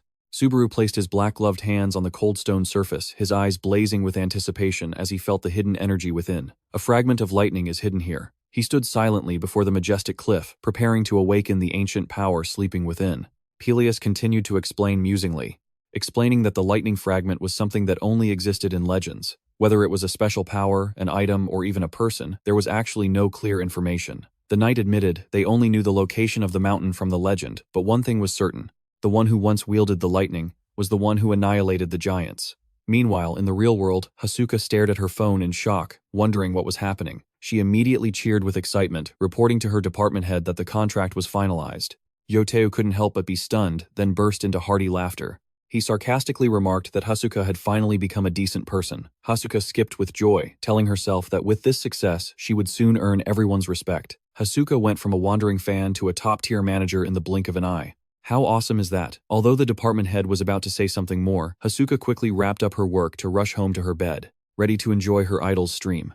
Hasuka's eyes shone with adoration as she told herself that watching her idol, on screen, was the ultimate joy of an otaku. On the live stream, Subaru declared loud and clear, "There is no trial in this tower that I cannot conquer." That sentence stunned Hasuka so much that all her excitement vanished. She was shocked to realize that it was the exact same line from over 20 years ago, now being uttered so uncannily naturally from this young man's mouth.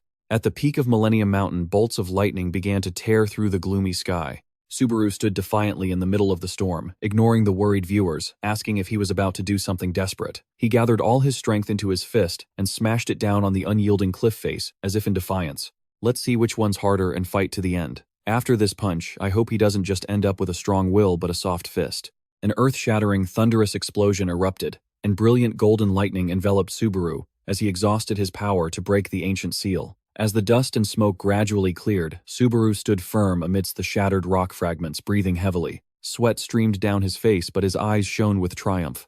Peering into the newly revealed cave, Subaru smirked slightly and whispered, "There it is."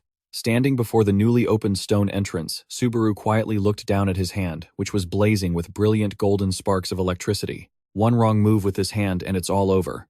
He thought to himself that of course the people watching the stream would be confused, because this intense feeling couldn't possibly be fully conveyed through a screen.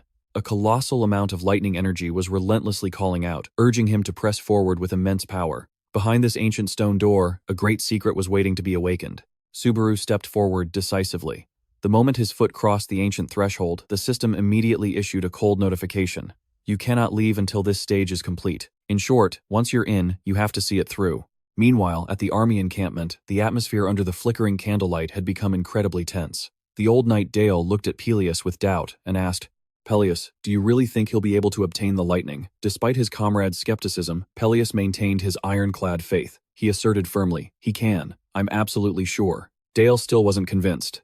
"Even though he's an outsider, why do you place so much faith in him?" Peleus smiled faintly and replied with great respect, "That person has already proven himself. There's no reason to doubt him." But then he suddenly cried out in despair, "What if it is lightning? We're all going to die anyway." The man's words seemed to tap into the deepest fears of a young soldier nearby. He trembled violently, clutching his head and shouting through ragged breaths, "You don't understand that giant, the power it possesses. I saw it firsthand in that village." Seeing his subordinates panic, Peleus walked over and placed a reassuring hand on his shoulder. "Even so, we can't give up, can we? As long as we're breathing, there's still a chance." He pleaded with everyone. "Just this once, let's put our faith in him, in that young hero, the one who did everything for us without asking for anything in return." Still, the haunting memory of the giants kept the young soldier from calming down. He stammered, "Easy for you to say. It's easy to talk, but when you're standing there, you just freeze." Suddenly, a violent tremor shook the entire command tent, sending everything on the table crashing to the floor. While everyone was still in shock, a soldier burst in, announcing in terror, "It's bad, he's here." The color drained from the knights' faces. They hastily drew their weapons, preparing for a life-or-death battle. Meanwhile, deep within Millennium Mountain, Subaru was trudging along, walking through a giant icy ravine that emitted a cold blue light. He looked around at the magnificent yet gloomy space, and quietly asked into the void, "What do you want me to do here?" Subaru continued to stride alone, heading deeper into the mysterious frozen land. Subaru entered a brightly lit, but empty cave, leaving the audience wondering what was going on, since there was nothing but soulless rock walls. Subaru analyzed silently. "This makes sense. Before lightning strikes, it's just scattered electrical charges in the air, so of course I wouldn't be able to see it." He realized this wasn't a challenge of sight. Subaru closed his eyes, concentrating on the flow of electricity deep within, which was constantly calling to him, pulling him forward, guiding his steps. Subaru's eyes snapped open as he realized the true nature of the challenge. A minor plot twist that sent the audience's heart rate skyrocketing to 300. He bent down and touched the stone blocks, muttering to himself that this test was probably about reaction time. The moment he moved his hand, a violent bolt of lightning erupted, making the viewers gasp and ask what just happened. Subaru realized that invisible lightning was scattered throughout the space, and the deeper he went, the more intense its reactions became. "This must be it, even knowing that I have to keep moving forward. It's high risk, high reward now." He understood that the lightning was constantly testing his endurance with a cruel law of survival. Basically, if you can't take it, you die. Sweat poured down his face, as Subaru braced himself against the brilliant yellow electrical currents that were constantly sweeping over his body. At that moment, a flood of quests from the audience poured in. From warnings telling him to stop, fearing the lightning would disappear, to rewards of thousands of reputation points, urging him to continue his journey into the region of thunder and flame. Subaru glanced at the screen and thanked everyone for the generous quest rewards. Meanwhile, in a cozy wooden house with a fire crackling in the hearth, a man with long silver hair was lost in thought, watching the broadcast on his phone. His gaze deepened as he looked at Subaru's image on the screen. Suddenly, a young woman pushed open the door, startling him out of his thoughts. Seeing a familiar face appear so unexpectedly, he let out a surprised, caught red-handed before he could close the tab. When Seeger Asagiri appeared, she squinted at her teammate with suspicion and demanded, "What are you hiding? What are you watching? Something dirty, right? You're busted." The silver-haired man frantically denied it, claiming he wasn't hiding anything, just that his eyes were tired, which was why he was acting strangely. Seeger didn't seem to buy it. She teased him about how his hair was growing faster, then casually sat down on the sofa. Seeing that she wasn't leaving, the man nervously asked what she was planning to do there. Seeger casually ate some bread and retorted, "What kind of reaction is that? Are you saying I can't relax on the sofa?" Overwhelmed by her presence, he could only mumble in submission, and promised to do his best not to disturb her. But his over-the-top enthusiasm just made Seeger angry. She yelled so loud in his ear that he screamed, his eardrums nearly bursting. "Just relax however you want, don't mind me." Clutching the device with sweaty hands, the silver-haired man sighed internally about his stubborn companion, who never listened to anyone. Seeing Seeger get up to leave, he quickly called after her, even offering her some bread or a place to lie down if she wanted. Only when Seeger's figure had completely disappeared behind the door did he let out a sigh of relief, having narrowly avoided his secret being discovered. He immediately returned to Subaru's broadcast on the screen. The second she was out of the room, he was right back to streaming. That was a quick turnaround. He told himself, if Seeger knew I was still secretly watching this stream, she would definitely raise all kinds of hell. Staring at Subaru's image on the screen, the silver-haired man thought grimly, even if our positions were reversed, Subaru wouldn't forget about us. He realized this young man's personality and way of speaking were exactly like the Subaru of the past. However, the desperate way he was grinding for reputation points was a ridiculously different matter. While he was lost in his own amusement, a hand suddenly landed on his shoulder, making him freeze completely. Seeger's cold voice echoed right next to his ear. "You should be asking yourself that question. Did you really think I wouldn't notice?" Seeger leaned in close with a demonic smile. Her eyes darkened menacingly. She growled, "Trying to fool me. You're way too green for that. One crack in your composure, and you're done for." The trial progress was only at 2.3%, but Subaru was still trudging forward through the lightning bolts that endlessly swept over his body. Feeling the brilliant yellow current run down his arm, he whispered to himself, a familiar feeling. "When it comes to lightning, I've faced it more times than I can count." Though his breathing was becoming labored and the road ahead was long, Subaru stubbornly lifted his heavy feet one step at a time across the cold stone floor. The progress slowly climbed to 5.74%. Subaru pushed his way through the pillars of lightning that rained down continuously, as if trying to crush any intruder. Seeing him recklessly push forward, the viewers in the chat couldn't help but worry, constantly urging him to run. In response to all the commotion, Subaru coldly announced, "I probably won't be reading the chat from now on." The chat was screaming their heads off, and the main character just didn't give a damn. To him, reaching the goal was a given, but his ambitions were far greater than that. Subaru placed his gloved hands on the freezing blue rock wall, a place where lightning energy was waiting to explode. Meanwhile, at the sound office, Hokai was glued to the screen, monitoring Subaru's every move with a contemplative expression. Suddenly, Johto spoke up, suggesting that he and Narukami Subaru should team up. Looking at the screen filled with data, the Scarface department head mused to himself, wondering how long it had been since he'd personally handled a project this big. Johto looked thoughtfully at Hokai. He reiterated the unchanging rule of the entertainment world: talent is only half the battle. The other half depends on reading the times correctly. He asserted that a player's family background and contemporary rivals are what truly determine their fame. From Joteu's perspective, Narukami Subaru's broadcast had the feel of a veteran player's stream rather than the typical interaction of a rookie. Even though Subaru was just a newcomer streamer, Johto advised Hokai to maintain his usual sharp commentary style. He believed this was a real opportunity for Hokai to become a brightly shining star alongside that young man full of potential. Faced with such a weighty proposal, Hokai remained silent. His eyes suddenly flashed with a mysterious golden spiritual energy. Our boy hadn't said a word, but his aura was already flaring up. In his mind, Hokai suddenly pictured Subaru recalling his arrogant challenge about not being confident enough to climb the tower. He remembered that man's ambition to become greater than anyone else. Staring at the galaxy-like brilliance on the screen, Hokai wondered if he could ever truly reach the level of those distant stars. He reached out his hand as if to grasp that faraway halo, but then abruptly snapped back to reality. Hokai groaned in exhaustion, scolding himself for daydreaming while on the job. He was lost in cosmic thoughts when the memory of a deadline snapped him right back to reality. But as soon as he looked back at the live broadcast, Hokai screamed in horror. "What is this? Are you insane?" On the live stream, a horrifying scene was unfolding that left everyone stunned. Subaru was facing the most violent heavenly lightning head-on. Golden bolts struck down relentlessly, as if trying to crush his body. Subaru screamed in agony, blood streaming down his face and soaking his cloak. The pain he was enduring was immense. His mask began to crack under the tremendous pressure of the thunder. Subaru dropped to one knee, his breathing ragged, but the eyes behind the cracked mask still blazed with fury. Despite his fatal wounds and the electricity ravaging his body, he gritted his teeth and stood firm in the eye of the storm. Subaru's entire body was covered in raging golden lightning. He strode forward like a thunder god, challenging the very will of the tower. The stronger the lightning became, the deeper it penetrated Subaru's body. He gritted his teeth against the bone-deep pain as the golden electricity tore through his flesh, thinking to himself, "This should be enough." Even the smallest meridians throughout his body, including the two main channels, the Ren and Du, were beginning to fill with lightning. The system announced that progress had reached 20.7% and that the process of opening the minor meridians was underway. Subaru could feel his magical power increasing as the lightning gradually stabilized within his body. He reminded himself, I have to control it no matter what it is. The Ren and Du were the central pathways, while the minor meridians connected the entire body. Opening them meant that the power of the thunder had reached every nook and cranny of Subaru's body. However, Subaru's body had never undergone the process of purifying the minor meridians. In other words, he was taking a risky shortcut. The system immediately warned of a debuff. Electric shock status had begun. Normally, people would only do this with their own mana, but relying on external lightning while making the process easier brought an unimaginable level of pain. This was a classic high-risk, high-reward move, but it was clear he was starting to fall apart. Watching from her screen, Hasuka was shocked and worried for Subaru's safety. She groaned in distress. Opening his minor meridians.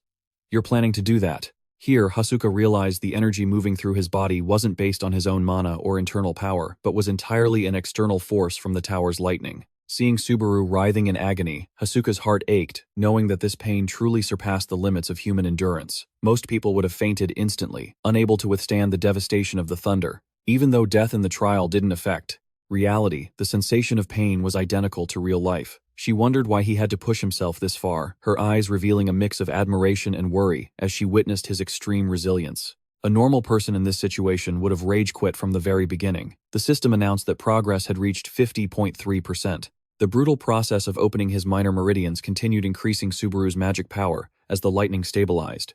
But amidst the bone-deep agony, Subaru's mind was besieged by guilty memories. It's all my fault. It's like I'm the one who killed them. A devastating combo physical agony paired with a 3 a.m. overthinking session. He remembered his own confident declarations from years ago in front of his old teammates that there was no challenge he couldn't conquer. Back then, Subaru always reassured everyone, just trust me, because in the end, I'll be the one to win. Looking back at the faces of the Blue Eye members, his heart tightened with bitterness. Subaru blamed himself. If he hadn't been so careless and hadn't pushed them with his overconfidence, the tragedy of the past would never have happened. His eyes burned red with rage and hatred as he thought about the catastrophic end his brothers-in-arms had to endure. Then no one would have had to die.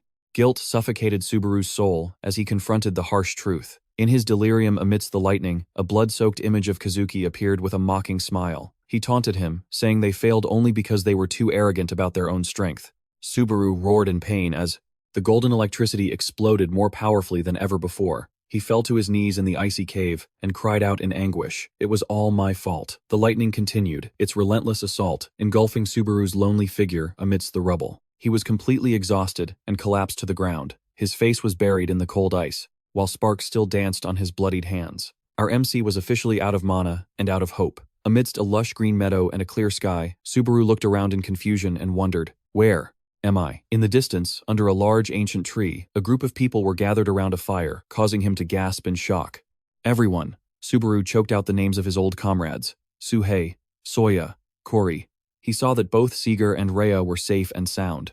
Tears of emotion streamed down his face as he wondered if all the previous tragedies had just been a terrible dream. A friend came closer, patted him on the shoulder, and confirmed that it was all real, which made Subaru break into a happy smile of utter relief. He laughed and told everyone that he had just experienced a horrible nightmare and desperately wanted to tell them about it. However, the warm atmosphere suddenly vanished. The comrade in front of him unexpectedly transformed into a grotesque figure with a half-destroyed face. He coldly accused Subaru, "You truly led us to our deaths. I don't want to die." Subaru froze in horror as he watched his other friends also begin to resent him for the empty promises of the past. Chino appeared with a gaping wound right through her chest.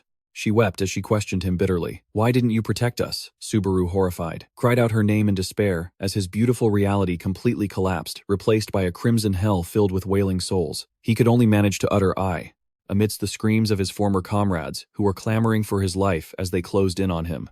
At this point, things were no longer just going south. This was a premium, full-option disaster. Amidst the crimson space filled with resentment, Subaru frantically rushed toward the fading figures and screamed in despair. "Wait, everyone, don't go. Just wait a moment." He reached out with trembling hands to hold on to his old comrades, but they were all just illusions.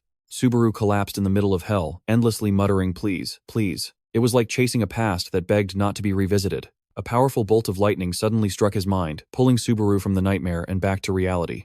He coughed up blood, drenched in sweat, and dropped to his knees on the cave floor while the brilliant golden sparks continued to ravage his body. Subaru gasped in pain and realized, this was a vision that often occurs while clearing one's meridians. He had almost suffered a chi deviation.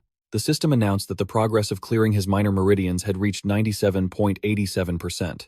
His magical power continued to increase as the lightning's strength gradually stabilized. Subaru forced himself to stand amidst the storm of the electric field. His eyes revealed exhaustion, but were filled with determination. He wondered to himself, who came up with this insane trial? Violent golden lightning bolts enveloped Subaru's solitary figure, a testament to an unyielding, unbreakable will. His eyes hardened with hatred as the image of Kazuki's cold smile suddenly flashed in his mind. Subaru thought to himself, "Thank you for reminding me why I'm still alive."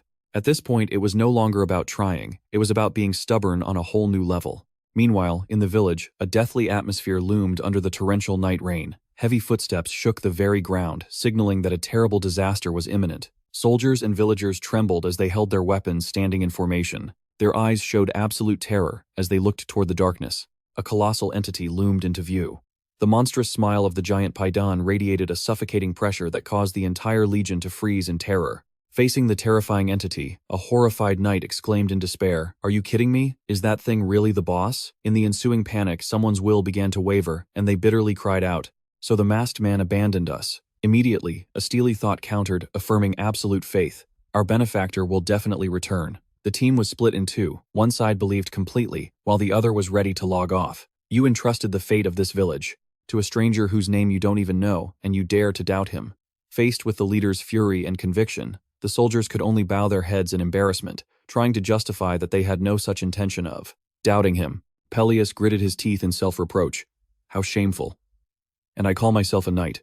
Seeing this, Dale approached and placed a hand on his shoulder to reassure him. You're right. Before we blame others, we should remember that protecting the village is our duty. Dale declared firmly, knights are not the ones who are protected. They are the ones who protect others. He decisively drew his sword, which was emitting a powerful icy blue aura. He stomped his foot firmly and roared to the entire army. Today, we shall die as true knights. The entire company of knights charged forward, ready to gang up on the monster. Meanwhile, at Millennium Mountain, Subaru's trial progress had reached 99%. His body trembled under the immense pressure, blood streaming down his face, but his eyes remained fixed on a brilliantly glowing sphere of lightning ahead. On the verge of death, Subaru thought to himself, I don't know what that is, but based on the progress, that must be the target. The system continuously flashed red warnings. His fatigue level had reached 97. Blood trickled from the corners of Subaru's eyes, and his vision began to blur from exhaustion, but his will had not wavered in the slightest. He forced himself up, every muscle trembling violently. Just one more step. Despite the system's grave warnings that he must reduce his fatigue and that moving any further would be extremely dangerous, Subaru mustered his last ounce of strength to press forward. His feet, wreathed in brilliant golden lightning, took a resolute step forward, creating a powerful shockwave across the ground. At the same time, on the fiery battlefield, the old knight Dale was also recklessly charging forward at a terrifying speed. With his sword clenched tightly in his hand, he poured all his power into a direct assault on the gigantic foe. Dale rushed in with a powerful slash, aiming straight for the giant monster's leg. The sword strike, carrying a stream of azure spiritual energy, tore through the tough flesh, causing the giant to roar in excruciating pain. Seizing the opportunity, Peleus immediately joined the battle with a resounding war cry. Leave the rest to me. He launched himself into the air, landing a critical blow right in the enemy's face, causing the monster to only let out helpless groans against the leader's overwhelming power. This combo is what you'd call an organized gank. The boss was taken out before it could even react. The pale giant collapsed onto the desolate ground. Witnessing the scene, the soldiers erupted in joyous cheers. We did it. They endlessly praised the miraculous feat of their two commanders. Sir Peleus and Sir Dale finally took it down. The soldiers vented their anger on the monster's corpse with frenzied stabs and vile curses. Die, just die, already strutting around here, like you own the place, you filthy monster. Peleus breathed a sigh of relief and approached Dale. This is all thanks to you, Dale. The most dangerous one you warned us about is dead. We can finally rest. But Dale was breaking out in a cold sweat. His face was filled with shock as he realized a terrifying truth. No, that's not the one I was talking about. Meanwhile, the soldiers were still carelessly assuming the enemy was nothing special, and that Sir Dale and Sir Peleus were just that strong. But Dale was trembling, knowing that the real disaster was still hiding in the shadows. We won, but it feels like we just finished the tutorial. A soldier cheered excitedly. Now we just need to finish off the rest of the giants but before he could finish his sentence, a massive foot suddenly stomped down, crushing the squad in a gruesome scene. Witnessing this, Dale and Peleus trembled in horror. Dale pointed at the colossal shadow looming towards them and exclaimed, "That's the one." Peleus roared in absolute despair, realizing this new enemy was on a completely different level. Meanwhile, at the mountain's peak, Subaru's trial progress had reached 99.99%. The moment it hit 100%, his will for revenge grew even more frantic. "Kazuki Kyojo, I will take your head as a souvenir." Subaru pushed himself up, walking tall within a brilliant aura. Damn, he looked like he just aced a final he didn't even study for. Subaru's entire body was now like a massive storm of lightning emitting an incredible pressure. He panted softly, feeling the end of his arduous trial. It's finally over. The system continuously sent congratulatory notifications, completion of the minor meridian circulation, which increased his magic amplification rate, and skill casting speed by 20%, along with adding 2 points to all stats. Subaru's face was stained with blood, his breathing ragged as he reached the absolute limit of his endurance. Just then, a giant bolt of lightning struck him down, making him hit the dirt. His body was completely drained of strength. Johto sat thoughtfully in front of his monitor, murmuring, "You can only be reckless up to a certain point." On the livestream screen, Subaru lay motionless, amidst the wreckage, making the viewers worried. "The difficulty is insane." He fainted again. "I wonder when he'll wake up this time." Johto tapped his fingers lightly on the desk. He commented, "Wow, it seems he's not cut out for streaming." The phone on his desk suddenly buzzed. Yotu picked it up and said calmly, "I'm watching Narukami Subaru's stream right now." On the other end was Hokai, who shouted excitedly, "Oh, you're watching it too, he's totally insane, right?" Faced with such fervor, Z asked him to calm down and explain so everyone could understand. Seeing Hokai's confident smile through the screen, Joe thought to himself that this guy was really going to become a huge star as both a player and a streamer. But Hokai casually leaned back in his chair. He remarked that it would be very difficult because Subaru was more like a genuine player than just a streamer. A streamer in title but with the full-on mindset of a top-tier pro. Hokai confirmed it was exactly like that. That's the core content everyone is watching this stream for. A Narukami Subaru, who is almost like the original. He argued that Subaru wasn't a streamer, but was in essence a true combat player. The image of Subaru shrouded in lightning once again appeared full of majesty. Hokai said with fascination. "In other words, we are witnessing the birth of the man, Narukami Subaru, in real time." Yoto listened in silence, his face showing a serious expression as he considered the young man's future. Back on the live stream, Subaru's hand twitched on the cold ground. He pushed himself up amidst heavy pants, causing the audience to breathe a sigh of relief. He woke up a bit early this time. So glad to see he's alive. He's finally awake. Subaru looked up his eyes behind the mask, still weary. He gritted his teeth, wondering through the pain. Damn it, what's my fatigue level at? The status bar currently displayed the number 10.10, but it felt like 10 years of non-stop combat. The system really needs a permanent vacation request button. Looking at the status panel, Subaru frowned slightly when he saw his fatigue had reached 81. However, he quickly regained his composure and silently assessed, "Good. It's lower than last time." The higher stats must have made a difference. Although that final lightning strike was unexpected, he was extremely satisfied with the results. A series of mission completion notifications popped up continuously, bringing Subaru a huge amount of reputation points. With his current total of 20,420 points, he told himself he had saved up a considerable amount for bigger plans. It's like checking your wallet after a boss fight and seeing you're actually doing pretty well. At this point, Subaru's adaptability skill had reached D rank, which loosened the restrictions on items and skills he could use. However, he realized this still wasn't enough to upgrade his skill quality to a new level. Subaru pondered thoughtfully. If I defeat that giant, it might be enough. His eyes lit up as he looked at the object in his hand, which was radiating a brilliant yellow electricity. And this is the key to taking it down. It was the lightning spear, a legendary grade weapon of immense power, capable of landing a decisive blow, though it could only be used once. The viewers on the stream were stunned. They kept asking how such an incredible item could possibly drop on just the second floor. Subaru smirked and confirmed. Exactly. It doesn't look normal, does it? He mused to himself that even on the 8th floor possessing an item like this was incredibly rare. Subaru began to explain to the viewers that high-level items could completely change their form based on certain conditions. His profound knowledge made the fans exclaim in astonishment and admiration, as if they were witnessing a true professional. Wasting no more time, Subaru declared decisively, "All right, let's go destroy that thing." He walked imposingly towards the brilliant light, while the chat box exploded with frantic cheers, urging him to use the lightning to obliterate the enemy. Chats like, "Just go for it, bro. Don't think thinking means losing." Meanwhile, back on the battlefield, the air had grown thick with fear. A soldier's eyes went wide, sweat pouring down his face as he confronted a terrifying pressure. A giant shadow, with long disheveled white hair and ashen gray skin loomed, emitting a chilling aura that would make anyone tremble. The system announced that the giant seed had devoured the giant's record, transforming it into a terrifying entity with glowing yellow eyes and a crazed smile. The monster roared with demonic, challenging laughter as it witnessed the horrific scene. Peleus screamed in despair. "Hey, what do you think you're doing?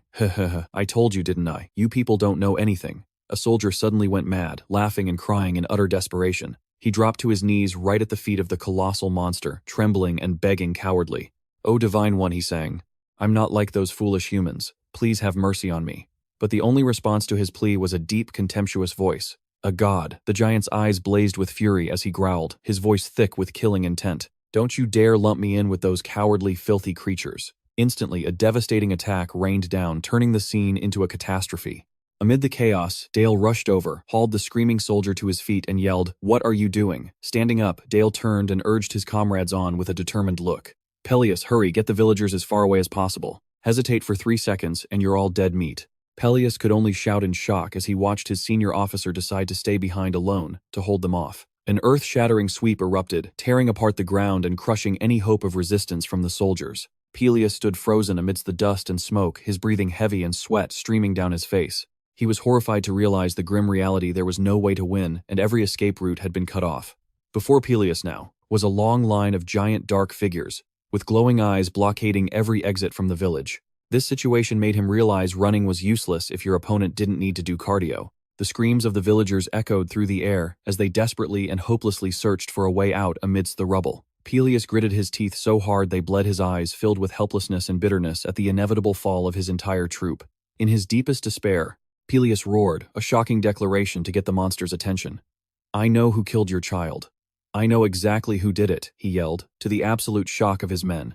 Peleus continued to gamble with his life by telling a lie. The one who killed the boy was, if there was an insurance policy for getting away with lies, he would have been paying it off in installments for years. The giant python paused, its glowing eyes filled with pressure as it demanded in a low growl. Peleus tightened his grip on his sword, hilt mustering all his courage to speak. It was. Without a moment's hesitation, he swung his sword towards the distant mountain range and shouted, "Over there, the one who killed your son went that way. He's gathering power to kill you and your entire race." In his mind, Peleus was praying frantically, "Please fall for it. Go that way." Python silently turned its head, following the direction of the sword. The atmosphere suddenly became so quiet it was suffocating. But the small glimmer of hope Peleus had was quickly extinguished when the monster coldly uttered lies.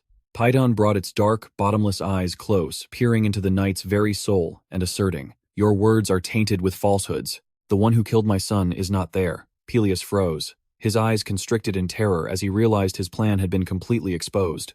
Python continued to mock him. "Or perhaps you just pointed that pathetic little sword of yours in a random direction." Brilliant yellow electricity began to explode around the monster. He threatened in a low growl, "If you don't answer me now." A cataclysmic, thunderous attack descended from above, creating a shocking explosion that shook the entire mountainous forest region. Amidst the dust and crackling yellow sparks, Peleus looked up in shock at the catastrophic scene and whispered in utter disbelief, "A benefactor." It seemed this time the plot twist didn't come from his lie, but had literally fallen from the sky. Just then, the system coldly announced, "Act 7 Thunderclap will now begin." Standing atop a high mountain, observing the entire fiery battlefield below, Subaru appeared menacingly, with a sword on his shoulder. He calmly looked towards the enemy and thought to himself, "Good, this is the final act." That giant just kept getting bigger and stronger. If something even more powerful than that shows up, this challenge can no longer be considered second-floor content. Faced with everyone's warnings against confronting a corrupted entity, Subaru simply replied calmly, "It's fine. No need to overthink it. I just need to land one hit." He realized he couldn't fight his opponent head-on, so he had to take it down before it could even charge at him. Subaru stood proudly on the mountaintop, raising his hand to the night sky to begin activating the lightning spear. A massive bolt of lightning immediately descended from the void, enveloping his body in brilliant yellow sparks.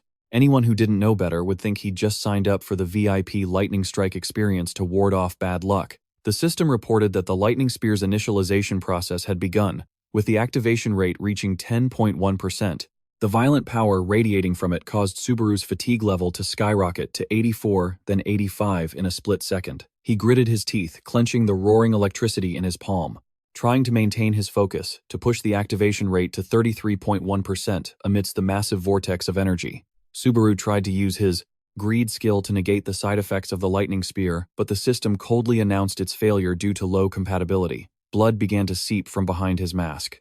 Subaru bitterly realized that his skill level was still too low to wield a legendary item. When his fatigue hit 88 and the activation rate reached 50%, he continued to brace himself, thinking, this body has to break through its limits. It was the classic case of knowing this was wrong, but pushing forward because he was already halfway there. The live broadcast's chat box began to explode with comments full of excitement and anxiety. Someone wondered if this was a sense of déjà vu, while another commented that ever since learning lightning magic, Subaru had endured a lot. One viewer even joked that maybe he was starting to enjoy and get addicted to the feeling of being electrocuted. Amidst the brilliant yellow flashes, Subaru's eyes shone coldly from behind his mask. He quietly realized, so they noticed me. Looking at the giant's colossal figure heading towards the mountain, Subaru thought that after creating such a massive scene, it would be strange if no one paid attention. The system announced that the lightning spear's activation rate had reached 78.5%, while his body was covered in wounds and blood. At the foot of the mountain, the giant monster muttered thunder. It completely ignored the presence of Peleus, who stood ready with his sword and instead stared intently at the high mountain peak. With his glowing yellow eyes full of hatred, he growled, "So you're the one who killed my son. It was you." Peleus just stood there, probably thinking, hello, am I just being ignored over here? A powerful stomp shook the very ground. The giant completely disregarded Peleus's challenge. "Hey, where do you think you're going? I'm your opponent." As he dashed towards the exploding source of lightning energy, Peleus watched in horror as his enemy retreated. All around him now was a scene of desolation with the bodies of soldiers strewn across a raging sea of fire. The old giant, in his anguish, painfully recalled his late son. "My son," he suffered. "My son Vidan. He suffered so much." His face hardened, revealing a deep-seated hatred for his immense loss. He stomped his feet, creating terrifying tremors as he walked and roared in fury. "I will return that suffering to you." The giant charged forward at breakneck speed, his eyes glowing with a blood-red, murderous intent as he poured all his strength into his colossal fist. He screamed in a frenzy, "With principle and interest for all of you," sounding as if he were collecting a high-interest debt. The giant Python charged forward at a wind-tearing speed, pouring all his fury into his massive fist and aiming straight for the mountaintop. Amidst the swirling violent energy, Subaru was still bracing himself against the devastation of the thunder. The system announced that the lightning spear's activation rate had reached 88.5%. Subaru knew this was a 50-50 gamble, a hit or a miss, with only one chance to end it. As the worried viewers urged him on, an old memory suddenly surfaced in his mind. It was advice from a former teammate. "Don't look away. No matter what happens, keep your eyes on the target." He had insisted that was how a spear is truly thrown. It sounds simple, but putting it into practice is incredibly difficult. Forget about throwing it straight or creating a perfect arc. Clear your head of all unnecessary thoughts. That teammate had advised Subaru not to try and predict movements or worry about the weapon's trajectory and weight. Because he wasn't like any other spear user, he was Narukami Subaru. Back in the present, the activation rate had skyrocketed to 95.2%. Subaru focused all his willpower into the decisive blow. He asked himself, "So, what am I supposed to do?" His old teammate's answer rang out with steel-like conviction. "After all, you're not about to throw some ordinary spear. In that case, it's simple. Don't throw it, shoot it." Vidan was already right in front of him, swinging his colossal fist, intending to crush Subaru in a single blow. Ignoring the frantic screams from the audience telling him to throw it already, Subaru remained calm, facing death itself as it descended upon him. Gritting his teeth, he focused all his will, thinking to himself, "Just a little more, and it'll be complete." The pressure from the energy flow made him groan in pain as the giant Python charged madly forward with an overwhelming killing intent. Lightning crashed down and the ground shattered under the heavy leap of the colossal monster. This was a classic showdown, one side about to unleash a fully charged attack, the other about to be punched into oblivion. At that hair-raising moment, the system coldly announced that the activation rate had reached 100% and initialization was successful. Subaru stood defiantly in the eye of the thunderstorm, his entire body enveloped in roaring, brilliant golden lightning. He channeled all his power into the palm of his hand, ready for one final punishing blow. Clutching the blinding lightning spear, Subaru knew he had only one chance. No matter what, he resolutely vowed to finish his opponent in a single strike. Facing Python's furious roar, Subaru unleashed a thrust, carrying destructive power that tore space itself apart. It was all or nothing. If he missed, it was over. A world-shaking explosion erupted, as the attack found its mark, completely engulfing the monster's body in a blinding light. Python only had time to let out a shocked cry before his breath faded. He tried to whisper his own name as he gradually disintegrated into dust amidst the ruined space. Subaru landed steadily on the ground, having completely quelled the giant's rage. He then walked slowly through the rubble. His body was covered in wounds and blood from that terrifying finishing move. The livestream chat exploded with excited comments from the audience. Look at that. That was insane. He's so damn strong. Watching this was totally worth it. The system continuously sent notifications confirming the Thunder Seed had been defeated and Subaru had officially completed Stage 7. Along with leveling up, his strength, agility, health, focus, and magic stats were all significantly boosted, accompanied by a reward of 5,000 precious achievement points. The rewards were just pouring in. At that moment, an item radiating a brilliant golden light appeared before Subaru. The system announced that he had received the Lightning Core. Subaru took the glittering crystal in his hand and whispered to himself, "The Lightning Core, huh? So this is it. How unexpected." A blinding light erupted, causing Subaru to cry out in pain.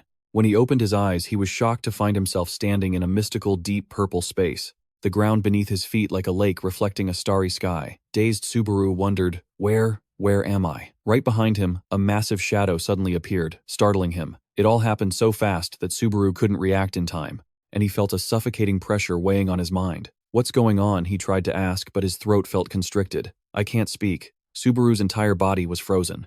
He realized in despair that he couldn't move. A series of mysterious system notifications began to appear one after another. "Is watching you." Looming ghostly shadows surrounded Subaru from all sides, creating a menacing atmosphere. Staring at the bizarre entity before him, Subaru asked himself out loud, Are you trying to tell me something?" In the endless space, Subaru reached out with trembling hands toward a brilliant light shining on the deep purple horizon. The entire space lit up like a glorious sunrise. Subaru found himself standing alone on the peak of a towering cliff, gazing out at the distant horizon, where the light was gradually dispelling the darkness. Just then, a bright red notification appeared in the system. "The main scenario Thunder will now begin." Turns out everything up to this point was just the warm-up. The system announced that by using the Lightning Core, Subaru could find important clues in the village. Stunned, he struggled to his feet amidst the wreckage. Meanwhile, the chat was exploding, with discussions about him repeatedly passing out during a legendary grade test. Subaru told himself he needed to collect his reputation points quickly before the livestream truly ended. A series of quests from Anan Cezanne and the War God monster had been completed, earning him a total of 6,000 reputation points, and raising his account balance to over 40,000. Despite the audience urging him to check out his new item, Subaru, exhausted, announced he was ending the stream to return to the village and rest. Ignoring the sarcastic comments about him being greedy, he said a firm goodbye to everyone and turned off the device. "When you're tired, you rest, no matter what anyone says." At a fancy cafe, Hasuka was lavishing praise on Subaru's excellent performance in the recent trial. She excitedly revealed that the peak viewership yesterday had surpassed 3,000, which greatly surprised Subaru as he had been too focused on the battle to have even noticed. Seeing that he seemed awkward, Hasuka quickly clarified that it was a sincere compliment on his talent. Hasuka insisted that a viewership of over 3,000 was phenomenal for a new streamer, and ending the stream right when he was exhausted was a perfectly calculated move. She believed that it had created immense curiosity for the audience, just like how a movie ends on a major cliffhanger. Subaru nonchalantly explained that he just wanted to save the reward opening for the next stream to get the most genuine reactions instead of having to act, basically saving the good part for the next episode. Realizing that Subaru actually had a sharp, calculating mind, Hasuka smiled, thinking that manager Joe Tiu's worries were completely pointless. She gave him a knowing look and suddenly announced she had prepared a very special gift, something he definitely wouldn't be able to refuse. Hasuka smiled suggestively. "Look up a streamer named Hokai." Subaru calmly replied, "Okay," and pulled up his device to check. On the screen, Hokai was starting a broadcast with a shocking title, Fake or Real. "Let me break it down for you guys." The streamer excitedly announced that today's topic was all about Subaru. Though he hesitated for a moment thinking about changing the topic, he ultimately stuck with it. "Anyway, enough rambling. Everyone just watch for now." Hokai promised to explain every single detail of the recent classic performance. Subaru quietly watched Hokai's analysis video. The streamer noted in awe that during a challenge that was already a massive test of endurance, Subaru had placed an even greater burden on himself while taking the test. Seeing Subaru intently watching the stream about himself, Hasuka blushed slightly as she observed his reaction. On the screen, Hokai apologized for rambling and decided to sum everything up in a single sentence to confirm this rookie's incredible skill. Hokai declared loud and clear, "He's Subaru, that's it. No further explanation needed." This firm declaration made Subaru thoughtful. He turned to ask Hasuka, "Perhaps the manager thinks so too." Hasuka hesitated, seemingly caught up in her own thoughts about the true identity of the young man, before her unsure of how to give a proper answer. Regaining her composure, Hasuka spoke up, "Can I ask you something?" After receiving a brief nod of agreement from Subaru, she looked visibly flustered, hesitantly admitting that it was very strange and a bit rude for a manager to ask this. Hasuka looked straight at Subaru and asked a question that had been weighing on her mind. "Why do you stream? It can't just be for the money, can it? Money is just pocket change to you." Subaru silently looked at her through his mask letting the question hang in the quiet air of the coffee shop. In response to Hasuka's earnest question about his true reason for live streaming, Subaru simply replied nonchalantly, "No, it is for the money. There's no other reason." The answer was so direct and pragmatic that it left Hasuka stunned. Her face flushed red with embarrassment. She stammered out an apology for asking such a strange question, while Subaru remained calm. "It's fine." To break the awkward atmosphere, Hasuka excitedly changed the subject. "Right, the gift. Let's talk about the gift." She revealed that Hokai, the streamer Subaru, was just watching, is actually affiliated with Sun, and is an incredibly reliable name, with a 6-year contract.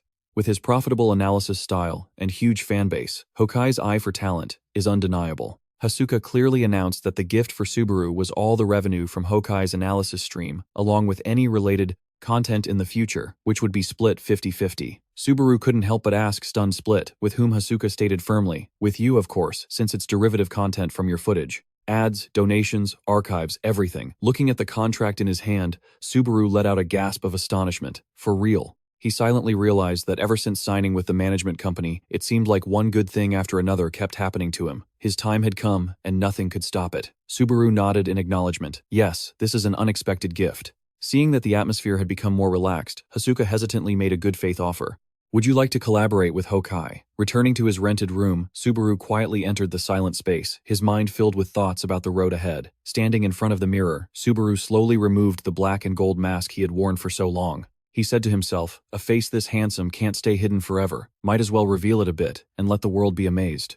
Gazing at the reflection of a handsome Subaru, with sharp golden eyes, he realized a troubling truth. As his relationships grew more numerous, it became harder for him to decide how much of his true identity he should hide. Currently, Subaru's fame skill had officially leveled up to grade B. However, he was shocked to see that the requirement for the next level up was 80,000 reputation points, while his current balance was a mere 120 points. Subaru sighed wearily. He told himself that money was still the top priority, and hoped the collaboration with Hokai the day after tomorrow would help him earn a decent amount. He leaned back on his simple bed, his distant gaze fixed on the empty space before him. Suddenly Subaru picked up the blue chrysanthemum that was emitting a mystical glow, and became lost in thought. "And perhaps now I need to take care of a few things. What scheme is our boy about to cook up now?" While Subaru was busy with his own plans elsewhere, his manager Hasuka was immersed in extreme excitement. She was lying face down on her bed, her feet kicking wildly in the air out of sheer joy. Hasuka, blushing beet red, hugged her pillow tightly, and couldn't stop imagining the charming figure of Subaru behind his mask. In her mind, Subaru appeared like a romantic hero amidst a field of roses, asking himself, could it really be for the money? Hasuka screamed internally. That's right, behind that stylish mask lies an extraordinary hidden mystery. She wrestled with her thoughts. Although she was incredibly curious, she told herself not to pry, afraid she might get hurt. The image of Subaru in Hasuka's imagination gently reached a hand out to her and said, "Ever since I met you, Hasuka, one good thing after another has happened. I can't contain my excitement anymore." Hasuka shouted, "Yeah, me too," and then furiously punched her pillow, sending feathers flying all over the room. A woman's imagination is truly a scary thing. Hasuka was still lost in her fervent admiration for the mysterious young man. She thought to herself, Subaru, a man with a secret no one knows. Seeing him in person only makes him seem even more amazing. Meanwhile, at Noxvera, on the 7th floor of the tower, a gloomy atmosphere enveloped the ancient architecture under the full moon. In a training room, a warrior with bulging muscles was intensely doing powerful pull-ups, sweat streaming down his toned body. On a large screen, Hokai was making some harsh judgments. I don't need to say any more about this, so I'll sum it up in one sentence. I don't like it. Seeing the streamer's arrogant demeanor, the warrior quietly asked about his identity. A man standing nearby explained that it was Hokai, a guy who always boasts about his average viewership of 8,000. Hearing this, a member of the Azure Guild, Kurokawa Amon, smirked. A small fry. I'll have to experience this for myself. However, his assistant reminded Amon that the real target he should be paying attention to right now was Subaru. When he saw the scene of Subaru using lightning on the screen, Amon couldn't hide his surprise. A fake, yet it dares to spark with electricity like the real thing. Interesting. Witnessing his opponent's explosive power, he murmured, impressed. Ha, truly impressive. In response to his assistant's question, Amon suddenly recalled the words of Sako Sua, the knight-errant of the blue eyes. When you throw, the most important thing is to never take your eyes off the enemy. As Amon recalled Sako Sua's teachings, his assistant asked in surprise, Kurokawa, Amon, you still remember such ordinary words? But Amon asserted that he had trained relentlessly to absorb everything from them, from their breathing down to their techniques. Because the blue eyes were once at the top of the world, he believed everyone had overlooked something important. The blue eyes weren't strong just because of Subaru. Every single member was exceptional. Amon pondered the mysteries surrounding their deaths. When he saw Hokai declare on stream that the rookie was Subaru without any further explanation, Amon gritted his teeth in fury. He thought that show-off streamer was incredibly disrespectful for daring to pass judgment on legends so arrogantly. Enough of this nonsense, Eamon said. Turn it off and let's get back to training. These streamers who look down on faith are so infuriating, Amon yelled, asking why his assistant showed him this. The flustered assistant explained it wasn't his idea but that the guildmaster Kyojo had requested it. Amon froze in shock at the mention of Kazuki Kyojo's name. A voice rang out declaring that lightning was the symbol of the blue eyes, and the blue eyes were the predecessors of the current blue zone. He revealed that at this level, heroes and legends don't matter. Money solves everything. As the black cloth was pulled away, Eamon was completely stunned into silence. Before him was a massive pile of brilliant gold. Radiating a blinding light, she announced she had prepared a sufficient budget and gave the order to bring that streamer back at any cost. Amon broke into a cold sweat, only able to stammer in astonishment at the guildmaster's extravagance. He couldn't believe that the opponent he had just come to respect was this greedy for money. Amon fell into deep thought, contemplating the Blue Zone Guild's next move regarding the mysterious rookie. The second floor of the trial began amidst the ruins of a village after a great battle. Among the rubble and soldiers bustling to clean up, Peleus gave a clear order to the entire army. Gather all the wounded in one place. First, treat the critical cases. Distribute medicine to the lightly injured as soon as possible. As soon as he saw a familiar figure slowly approaching, Peleus's face lit up with relief.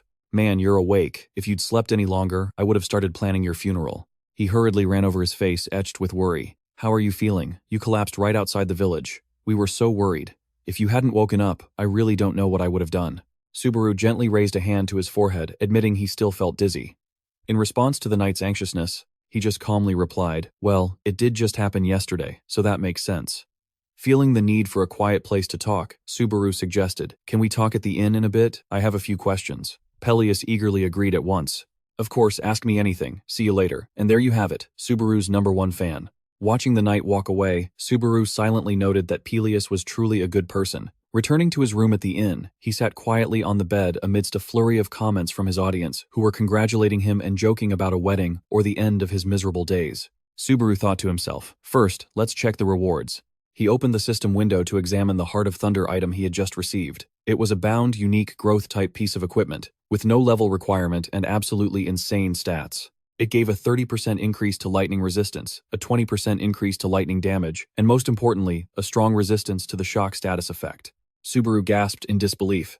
No way. Is this for real? While the audience argued over whether this was a good or bad omen, Subaru held the radiant crystal in his hand and declared with certainty, this item was born to be for the Lightning King. Looking at the glowing crystal in his hand, Subaru marveled. This thing is incredible. He clenched his fist, feeling the untamed power surging within him. As he was lost in thought, a knock on the door broke his concentration. Peleus entered with a basket of fresh fruit in his hands. He greeted him cheerfully. Here, please take this. Did you sleep well? Subaru quickly put his familiar mask back on. Peleus set the fruit basket down and shifted to a more serious topic. And the second thing, he began to tell an ancient legend, where gods and giants fought furiously over lightning itself to seize ultimate power. Subaru looked at him curiously and asked, fought over it? Peleus nodded in confirmation. Yes, this is essentially the legend of all legends. The knight explained that the reason humanity needed to use lightning was because the gods and giants already possessed power that was far too overwhelming for humans. Therefore, the lightning fragments were created so that humanity could face and defeat them. Peleus looked at Subaru with great expectation, because he was the one who had rediscovered that forgotten power. Instantly, a shocking system notification appeared. All forgotten legends of humanity have been clarified. Subaru officially began his new journey on the 3rd floor. In the middle of a bustling square, a brilliant pillar of golden light erupted, revealing Subaru in a majestic, dazzling aura. The audience watching the stream couldn't contain their excitement. Finally, the 3rd floor. No, wait, he's already here. Subaru walked with a commanding presence, ready for the next set of challenges. Seeing the masked figure of Subaru from a distance, a young man in knight's armor clicked his tongue in annoyance. Ugh, another trend chaser wearing a mask. So sick of seeing them. Subaru quietly looked at the device screen in his hand. He decided to announce that the next stream would be a collaboration with Hokai, despite the viewers complaining that today's broadcast was too short and repeatedly asking, is that it? Subaru decisively finished his work. The system officially displayed a notification that Subaru had ended the livestream.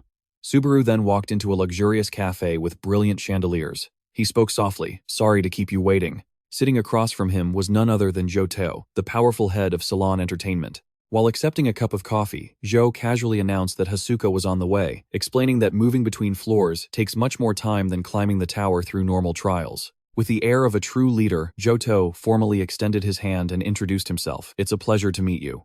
I'm Yoto, from Salon Entertainment." While Hasuka, in Subaru's mind, was silently cursing his boss for being so long-winded, Subaru politely shook his hand and replied, "My manager has told me about you. It's nice to meet you." Johto revealed that he would normally have Hasuka relay everything, but this time he wanted to meet in person out of curiosity. He said that if someone as tough as Hasuka praises you, then you must be the real deal. Hearing the number 2, Subaru couldn't help but wonder. Yote calmly explained that the first one was the legend Subaru of the Blue Eyes.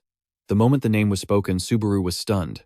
His sharp golden eyes behind the mask narrowed in astonishment. He whispered, "Well, that's a surprise." Johto noticed his reaction and continued. He shared that the strict judge had also taken an interest in Subaru, who shared the same name as the legend of old. Subaru could only offer a wry laugh to brush it off.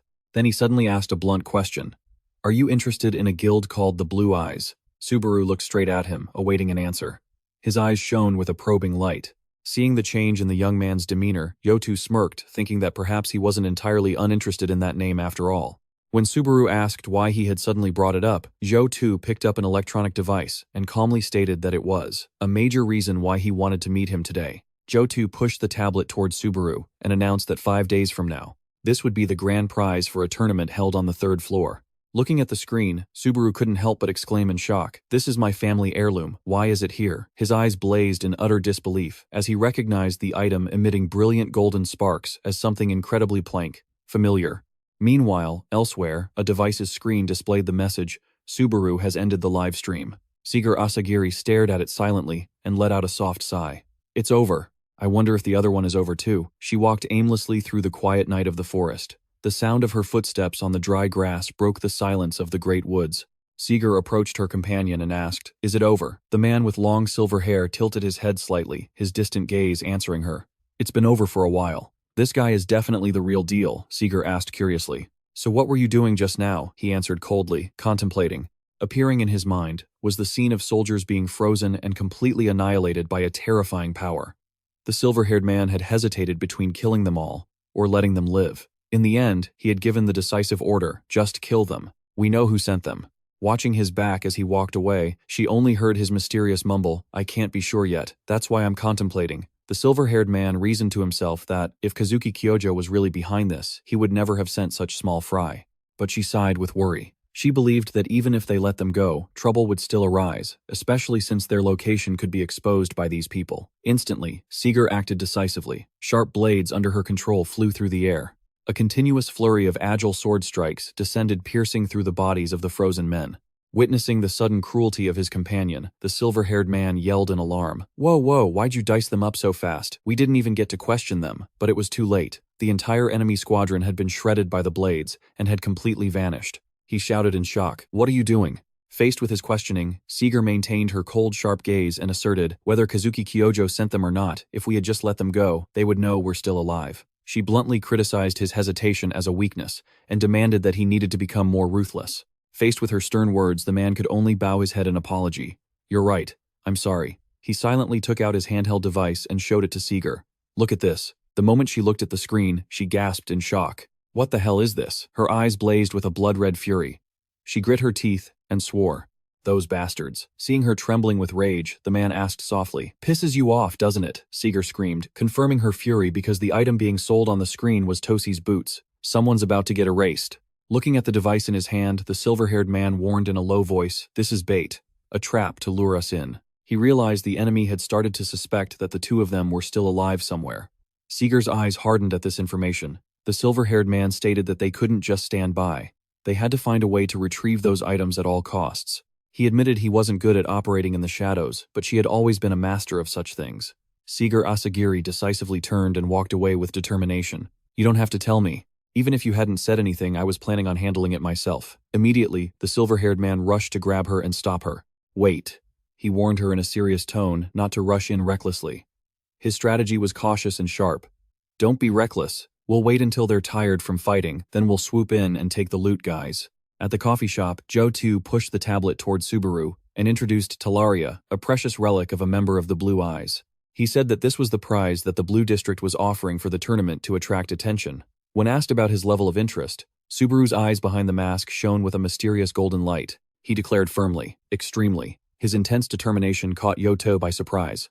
I didn't expect you to be this interested. He emphasized that the entire upcoming plan depended completely on whether Subaru agreed or not. Subaru asked with a hint of doubt. A plan, Yoto began his coherent analysis. Considering you broadcasted under the name Subaru, I believe a storyline.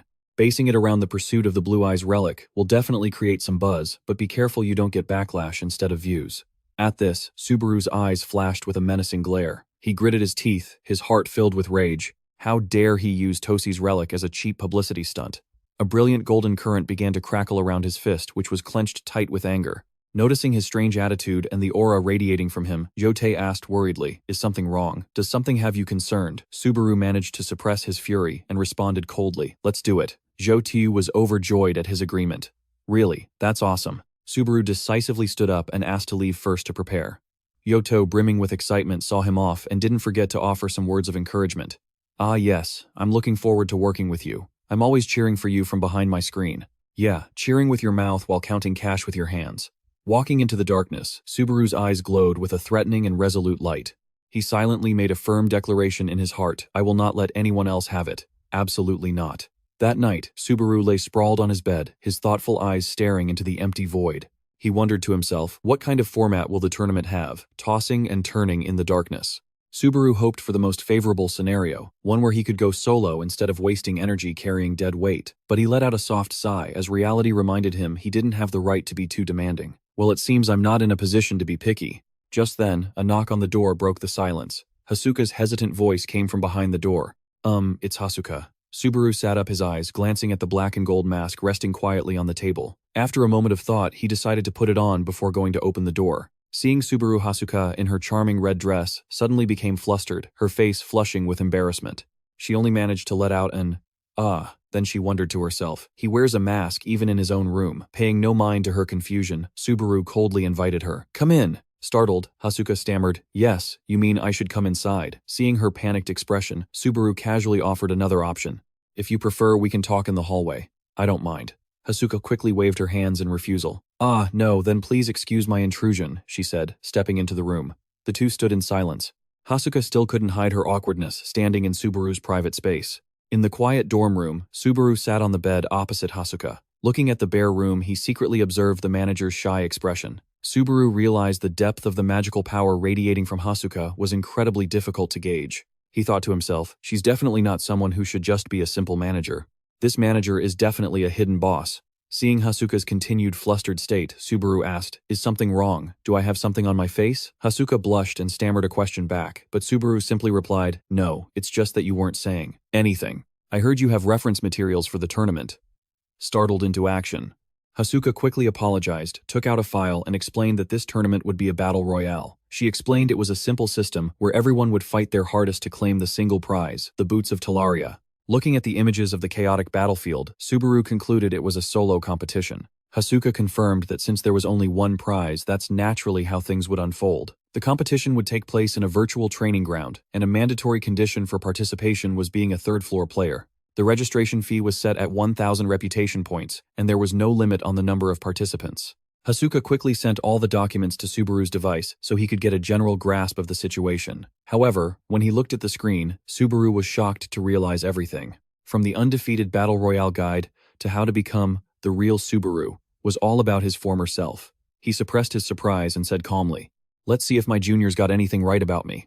Hasuka replied cheerfully, "That's my job." But then she hesitated and asked, "Have you heard anything from the leader?" Subaru asked blankly. Heard what Hasuka hesitantly revealed, a surprising piece of information. "Actually, we received a message from Lam Ku." The moment that name was uttered, a frigid, murderous aura erupted from Subaru, making the air thick and heavy. His eyes blazed with fury behind the mask. The image of the traitor Kazuki Kyojo resurfaced in his mind like a wound that had never healed. Subaru growled, his voice filled with disbelief. "You said, from Lam Ku?" "Yes." Hasuka explained that they wanted to meet Subaru once, and since they couldn't contact him directly, they had sent an email through the company. Subaru was silently amazed they had started making moves so soon. Hasuka worriedly guessed, "Those rich guys are probably planning to throw their money around to snatch you away from me." But Subaru cut her off coldly. "Ignore it. His decisiveness made Hasuka gasp in astonishment. Wait, ignore it. Subaru stated firmly that he had no intention of joining Lam Ku or any other guilds for that matter. Hearing his definitive answer, Hasuka was so overjoyed she jumped up and cheered with excitement. Phew, she sighed in relief, admitting she had been very hesitant about whether to tell him or not, but was glad she did. Before leaving, Hasuka didn't forget to remind him to enjoy his rest until their upcoming collaboration. Watching the manager's back as she danced and hummed joyfully down the hall, Subaru murmured, "Our manager seems a little more hyperactive than necessary." Subaru slowly removed his mask, revealing a face with sharp, contemplative golden eyes. He marveled at the extraordinary dedication a normal employee like Hasuka had for the company's work. Behind the door, the girl was still silently celebrating with determination. Soon after, the scene shifted to a colossal and majestic arena, where two small figures stood alone in the center of the vast, towering stadium. In the middle of the huge arena, Yoto and Hokai were reviewing the plan for the broadcast. Yoto looked at the screen and asked, "So, this is the project for today, a talent comparison test between the old and new Subaru." He smiled meaningfully. Sounds interesting, doesn't it? However, Jotei didn't forget to warn him that going head-to-head with his own declarations was an extremely bold approach, and if he failed, it would be a major blow to Hokai's reputation. Hokai replied calmly and firmly, "I welcome it because there will be a result. I have to accept whatever happens to earn the viewer's trust." Hokai's eyes shone with confidence as he asked himself, "But have I ever fought a losing battle?" Famous last words. Faced with such arrogance, Yoto could only say, "You're pretty arrogant. Ultimately, it all depends on Subaru." Hokai chuckled softly and replied, "I suppose so." Just then, Hasuka in her charming red dress led Subaru into the arena. Seeing her boss, she called out cheerfully. Leader Jotei nodded in satisfaction. "You did well today." Hasuka also quickly greeted Hokai. "Ah, hello." Hokai looked at Subaru and thought to himself, this was his chance to become a true rising star. He approached with a friendly greeting. "I finally get to meet you. This place is huge. Did you rent it out?" Hokai proactively extended his hand. "Hey there. I'm the streamer, Hokai." Subaru politely shook his hand in return. "I'm Subaru. It's a pleasure to work with you." Immediately, Hokai showed the clear excitement of a hardcore fan. He exclaimed, "Whoa, it feels like I'm meeting the real Subaru in person. I'm so moved to meet today's main character. I'm a fan, a huge fan." Seeing the two of them getting carried away, Jotei urged them on. All right, save the introductions for after the stream starts. That's how streamers get to know each other. Then let's continue this on stream." Immediately, a system notification announced that Hokai had started the live broadcast. He enthusiastically greeted his audience. "Hey everyone, it's Hokai. Thanks for tuning in. Today the viewership is skyrocketing. It hit 12,000 people in just an instant." Subaru couldn't help but be shocked by the hype for this collaboration, as the viewer count kept climbing the moment it started. Hokai excitedly announced to the camera, "Today is the moment you've all been waiting for. I've managed to invite him here," Hokai announced loudly. "Ta-da, it's Subaru, standing before over 14,000 live viewers." Subaru gave a small greeting. "Hello everyone, Subaru here." The chat immediately exploded with questions curious about the real face behind his mask. Hokai admitted that not even he or Subaru's manager had ever seen his real face. Then he turned to Subaru and asked, "Come on, tell us the truth. Are you wearing that mask because you're too handsome, or are you hiding from debt collectors?" Faced with audience speculation about a shady past or an ugly appearance, Subaru calmly replied, "It's nothing like that. Besides, I am handsome." The viewership continued to soar as donations poured in challenging him to reveal his face. Hokai was secretly amazed at Subaru's influence, which far exceeded his expectations. He realized this guy's banter was even better than he thought. Subaru confidently declared he wouldn't lose to anyone in this friendly exchange, while also revealing that he currently has no girlfriend or even any friends. Watching the back and forth on screen, Hasuka blushed with excitement, while Jotei had to remind everyone to stop teasing their important guest and focus on the main event. Hokai led the way. "Alright, enough chit-chat, now it's time to watch Subaru crush the boss." The official challenge began immediately under the bright stage lights. Subaru silently walked into the middle of the arena. He questioned his own reasons for choosing such a daunting challenge. A legion of combat robots with glowing red eyes suddenly appeared surrounding Subaru from all sides. He began to explain that there were two reasons he chose this place. First, this is the perfect environment to accurately measure my ability to control my own power. Subaru stood alone, encircled by a horde of metallic enemies, brandishing their weapons, ready for a large-scale assault. The second reason, Subaru stated, is to prove that what I said is absolutely true right here and now. A legendary ranking board suddenly appeared on the big screen, where the name Subaru stood at the top with 43 points ranked above even renowned masters like Kyojo, Kazuki Kyojo, and Seeger Asagiri. Faced with doubt from the audience about whether he could beat such an unprecedented record, Subaru did a light warm-up and firmly declared, "If I wasn't confident, I wouldn't have accepted the offer in the first place." The The combat robots simultaneously activated their attack mode, their glowing red eyes radiating a cold killing intent.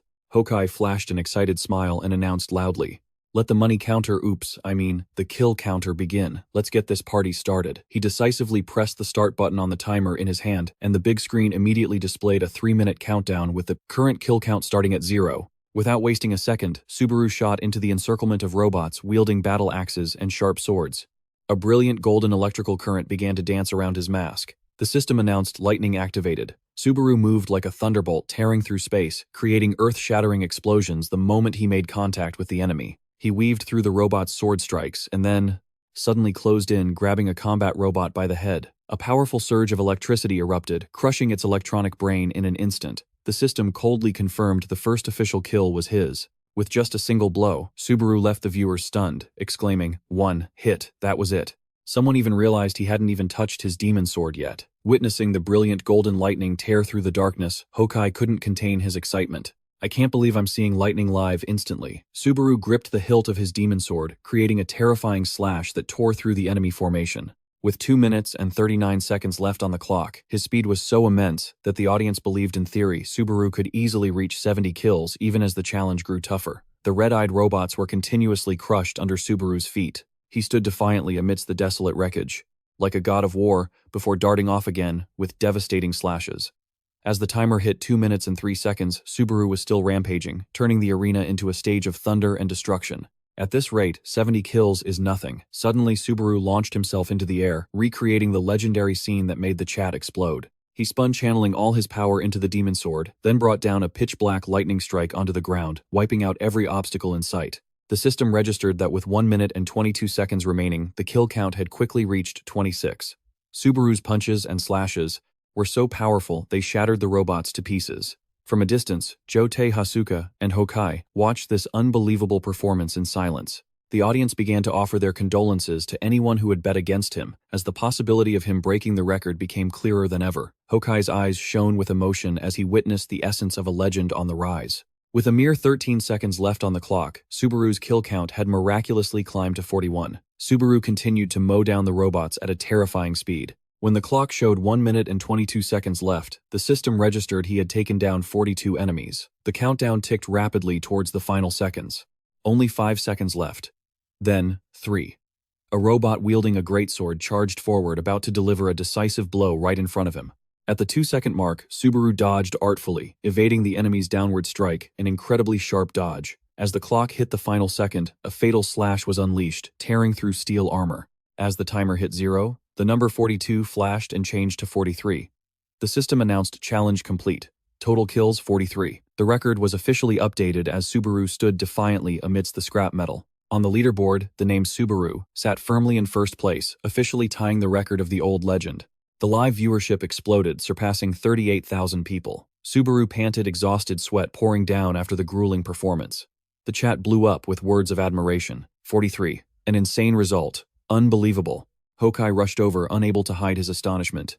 43, he thought to himself. He tied the record. Hawkeye yelled excitedly into the camera. "It's a tie. Damn, that was so close. What did you all think?" The viewership continued to skyrocket, and everyone got goosebumps watching this historic moment.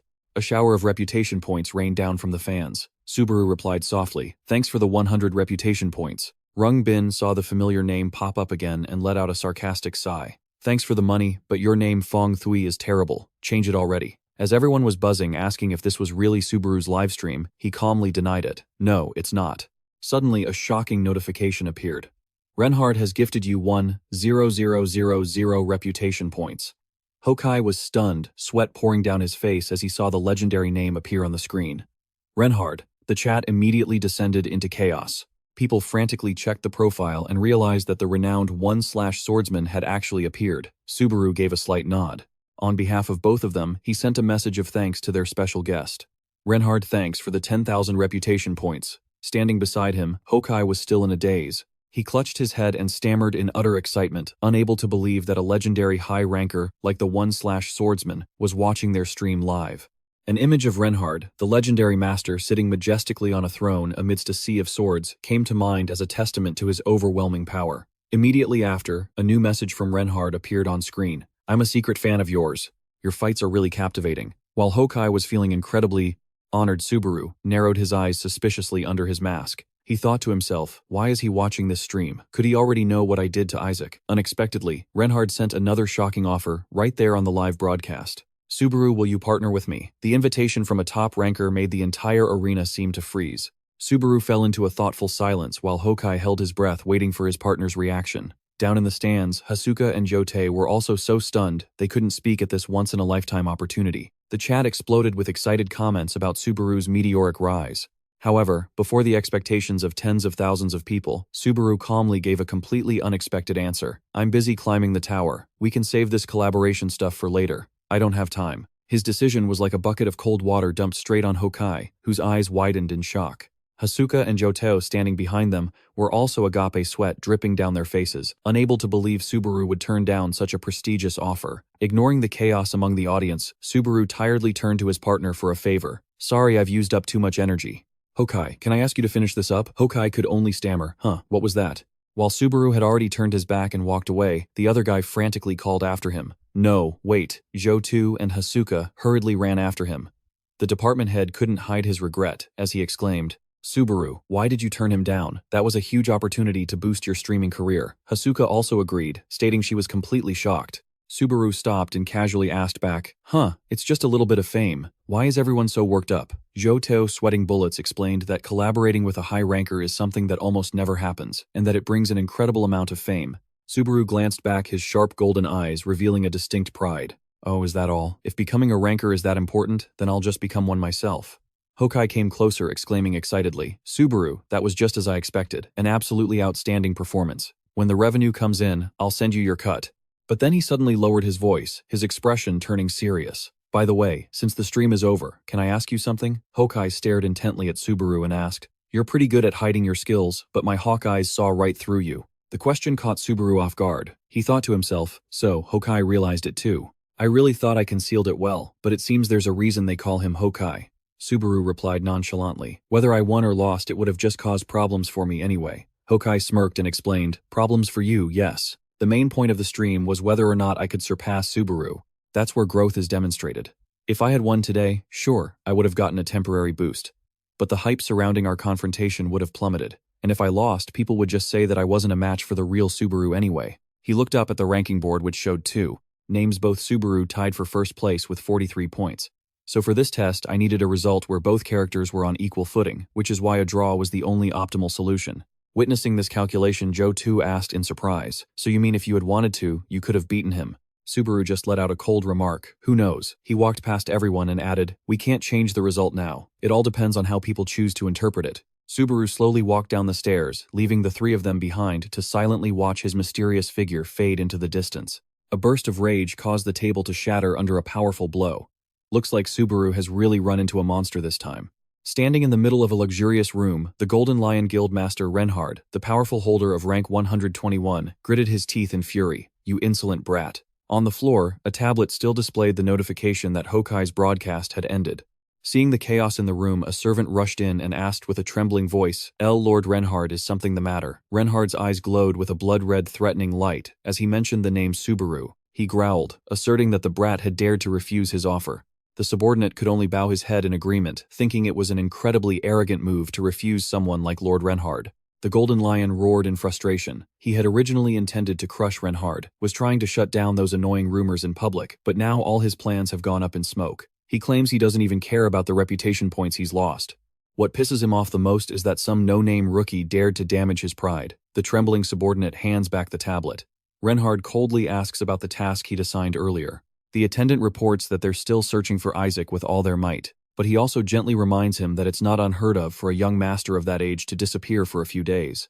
That was a terrible move. Immediately, a blazing red spiritual energy explodes from Reinhard's hand. He crushes the device in a fit of absolute rage. Reinhard grabs the subordinate's neck, lifting him into the air amidst pained, choked groans. With a face twisted in fury, he snarls, Are you trying to insult me too? The poor subordinate can only stammer, trying to beg for his life, but he's immediately thrown aside by a terrifying force. The impact is so powerful, it cracks the solid stone wall behind him. Reinhard looms closer, his entire body radiating a dark, oppressive aura that makes the air feel thick. I am the law here. No arguing, no questioning, understand. He looked down at the trembling figure at his feet and asked coldly, Since when did you start questioning my orders? Terrified by the guildmaster's wrath, the subordinate immediately fell to his knees, pressing his forehead to the ground and begging in desperation. Please forgive me. I'll resume the search immediately. Meanwhile, somewhere else, white petals gently drifted down through the quiet night. Hasuka reached for the device that was incessantly ringing with a call from her nagging department head. Hasuka answered warily, "Yes, hello. Good evening, Chief." Immediately, Yotei's yelling erupted from the other end of the line. He was irritated by her lethargic tone and demanded she at least sound as enthusiastic as she did when talking to Subaru. Hasuka could only think to herself in exasperation, "Here we go again." After listening to her boss ramble on about the trust he'd built up over time, she cut him off to ask directly if he was calling about the collaboration proposal with Reinhard. Only then did Yotei admit that they really couldn't pass up such a huge opportunity. Still on the line with Chief Yoto, Hasuka asked worriedly, "But what can we even do?" Yoto, casually flipping an egg in a pan, urged her on. "Go over there and use your charm or whatever it takes as long as you get him to make some money for me." Joe noted that Subaru seemed more interested in climbing the tower than collaborating. And to be honest, it was only right for a true player to think that way. Seeing Hasuka remain silent, Joe teased, "You know you only get this excited when you're arguing with me." Not bothering to argue further, Hasuka coldly announced, "I'm hanging up now," and decisively ended the call, ignoring her boss's protests. Standing in front of Subaru's door, Hasuka sighed softly to herself. Even though I acted all tough, this really would be a huge opportunity for him. Maybe I'll try one more time. For you, I'd do anything." She gathered her courage, knocked, and called out softly, "Subaru." The door opened and Subaru appeared calling her name, "Hasuka." Hasuka let out a gasp of shock upon seeing him still wearing his black and gold mask even inside his private room. She hesitated. "Do you always wear the mask?" Subaru casually stepped out and replied, "For now, yes. It's more comfortable this way." He slipped past the door and asked her in return, "Are you curious about my real face too?" Hasuka stammered, trying to clarify.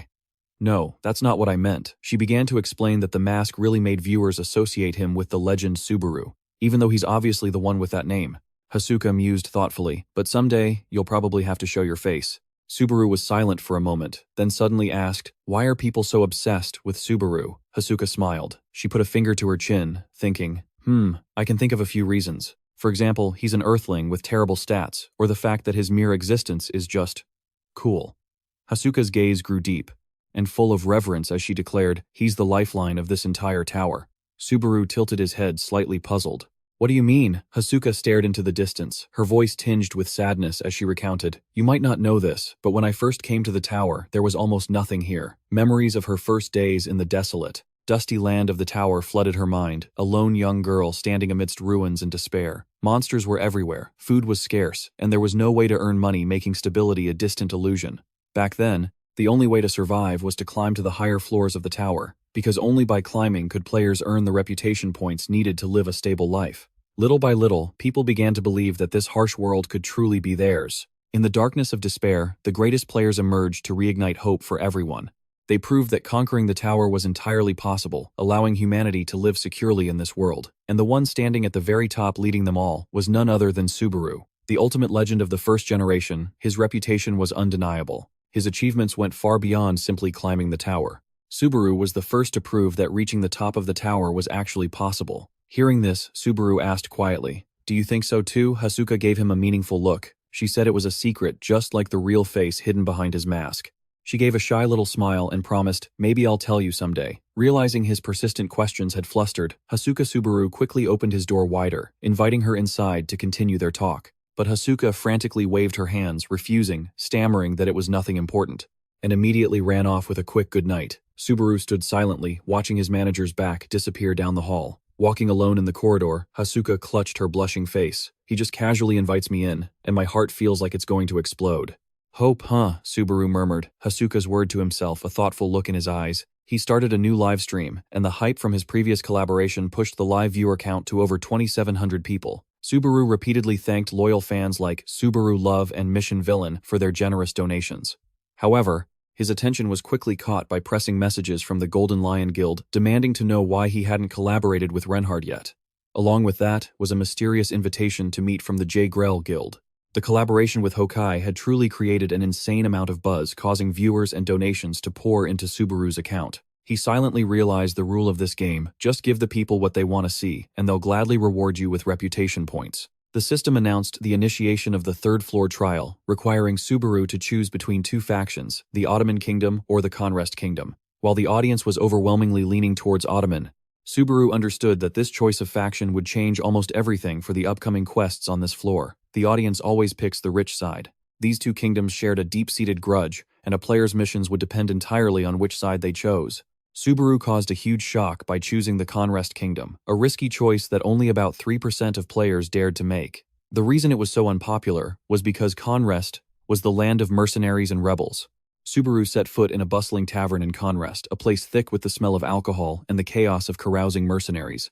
As soon as he walked in, Subaru's appearance caught the eye of a mercenary with a rugged face and a brutish grin. He licked his lips smugly. "Fresh meat has arrived. Let me teach you how to get to the emergency room." The massive guy swaggered over, intentionally slamming his shoulder hard into Subaru's as a show of force. But instead of being sent flying like the other weaklings, Subaru stood firm as a rock, causing the mercenary to turn back in stunned disbelief. The mercenary was shocked to find his opponent was as solid as a boulder. He was terrified, thinking, he's too strong.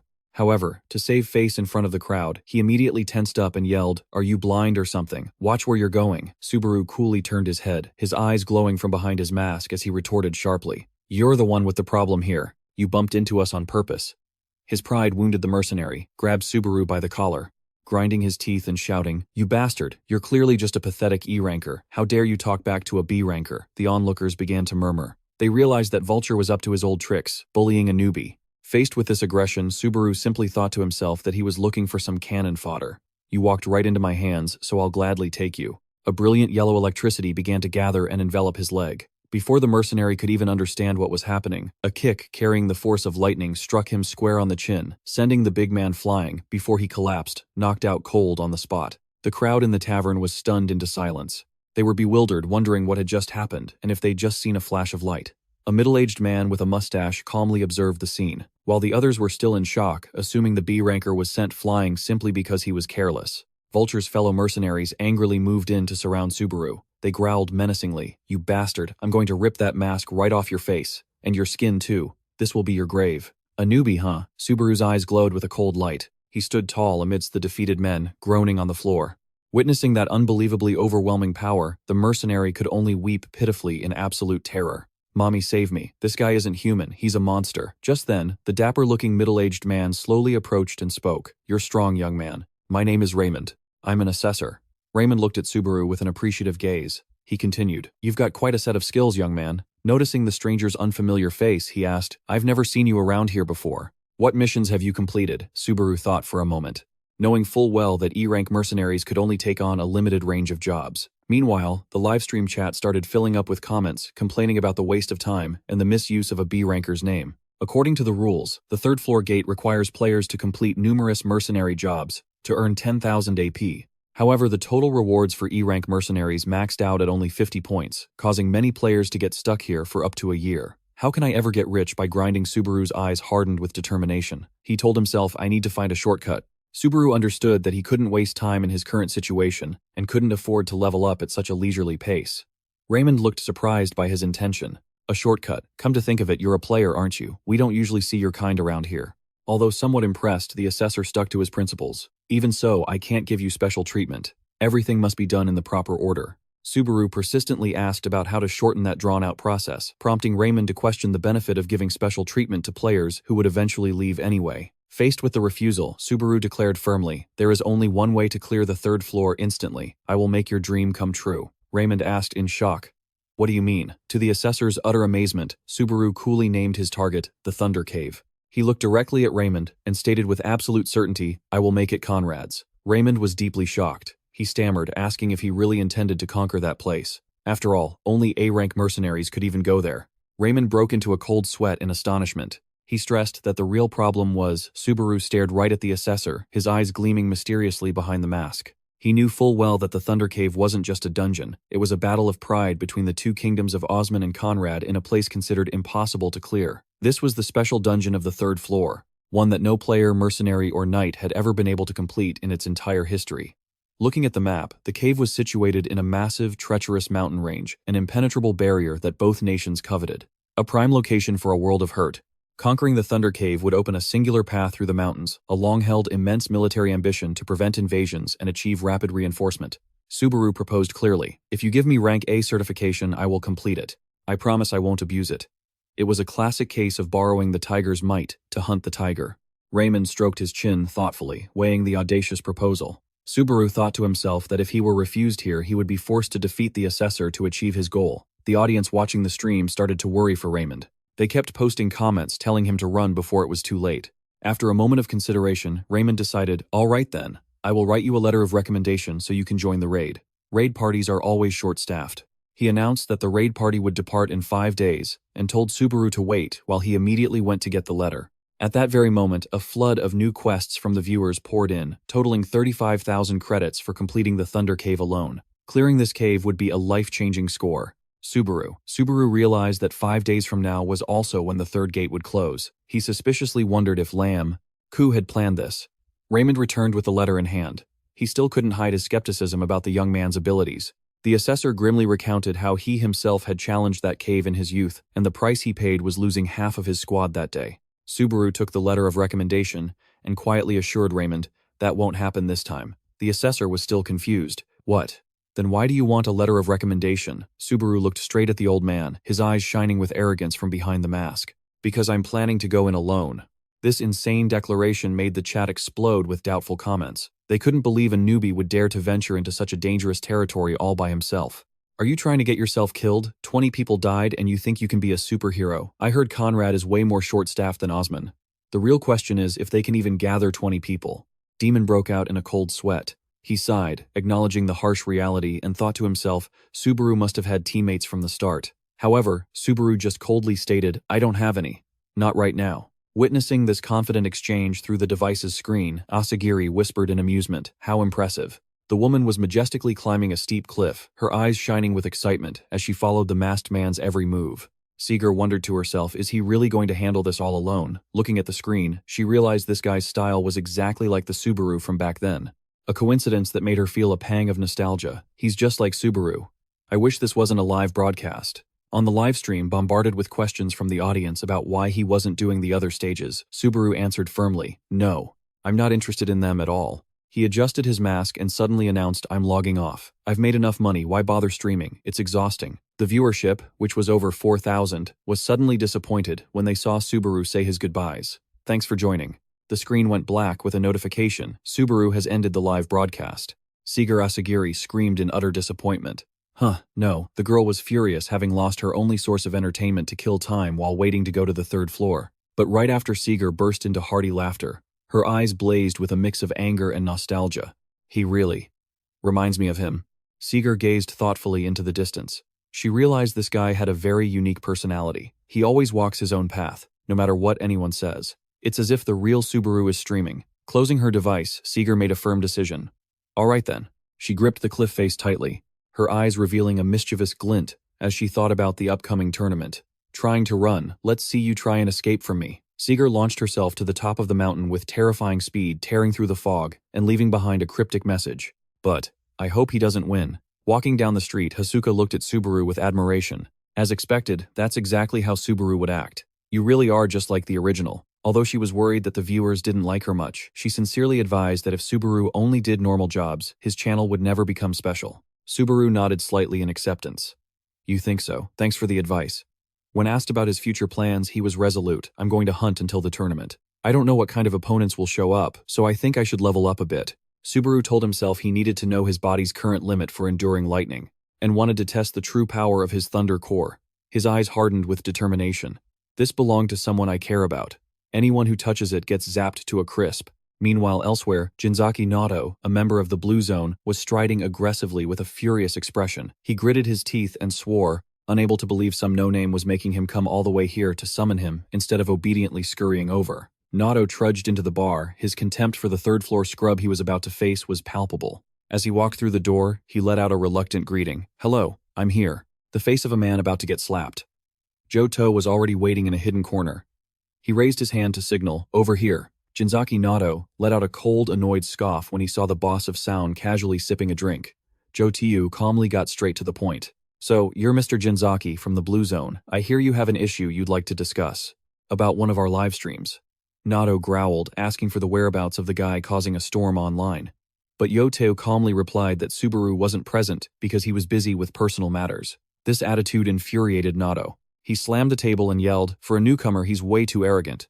Busy. What could possibly be more important than this? Despite the aggression, Yoteo remained firm and flatly refused to comment on his partner's private life. Yoteo looked Nato straight in the eye and emphasized that he had already made his wishes clear. That is precisely why Subaru is not here.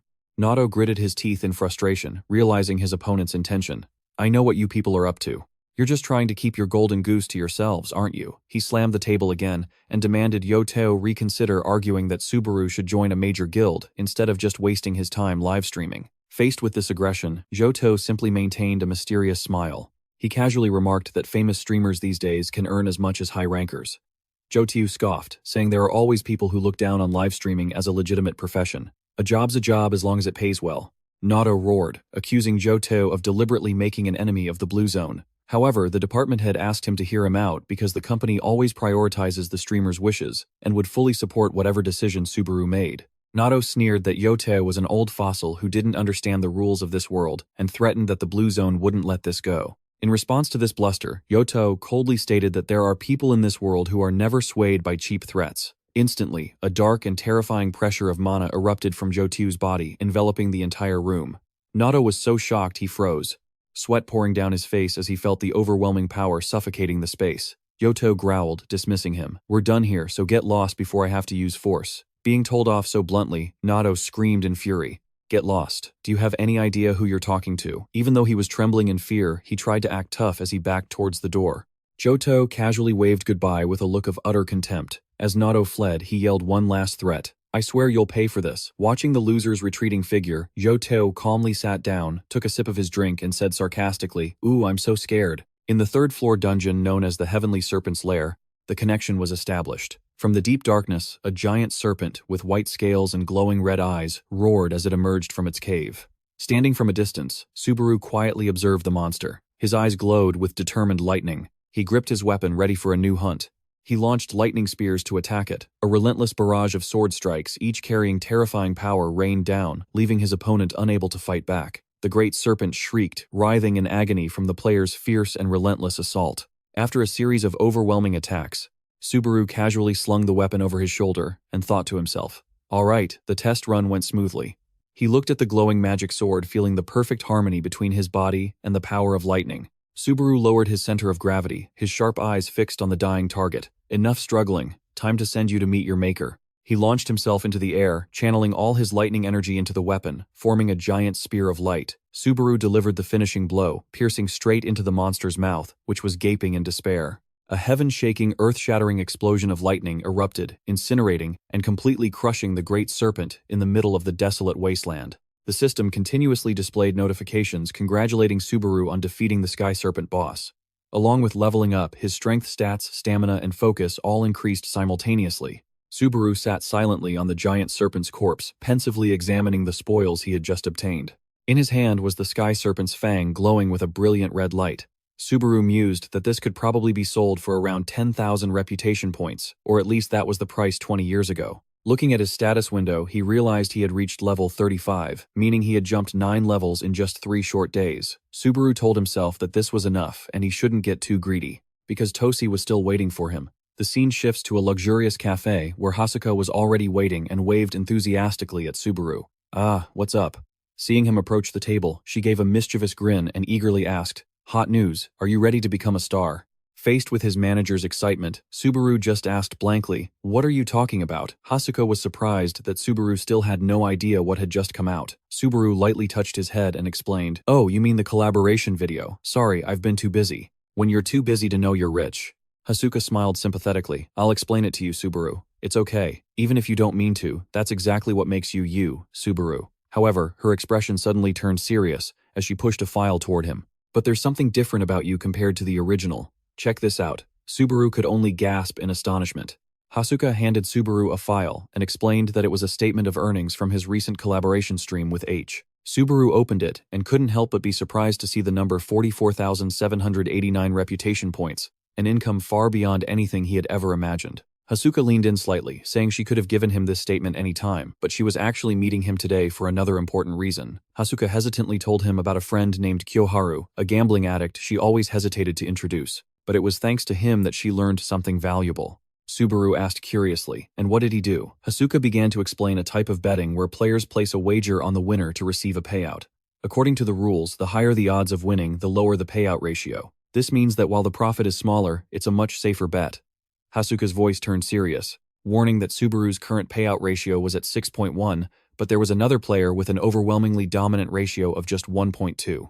Looking at the scales of power tilting so heavily to one side, Subaru pressed, "Who is he?" Hasuka clearly stated the name Oma Snyder. He's a member of the Blue District Guild.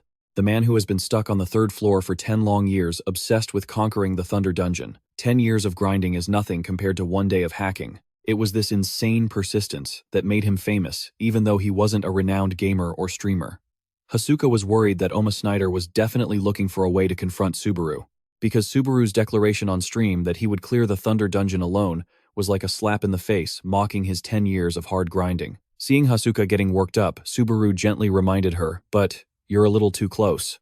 Only then did Hasuka snap out of it, realizing she had her face right up in his, causing her to blush beet red in embarrassment. She quickly backed away and warned Subaru to be very careful, as he would likely run into Oma Snyder in the upcoming challenges on the 3rd floor of Octon. Night had fallen, and the clatter of horse hooves echoed on the empty street. In the silent night of the kingdom, a carriage was silently making its way through the deserted streets, heading straight for the Thunder Dungeon. Inside the carriage, the air was thick with hostility. A soldier loudly declared, "Tomorrow's the day we snuff out that punk's brilliant halo." The others with him didn't stop making sarcastic remarks about the guy who dared to boast about conquering the Thunder Dungeon alone on a live stream. They thought that streamer had no idea what he was getting into, because the Thunder Dungeon was a true hell that no one dared to enter alone. Sitting silently in a dark corner, Captain Oma Snyder, a man with a full beard and an intense gaze, quietly listened to the chatter.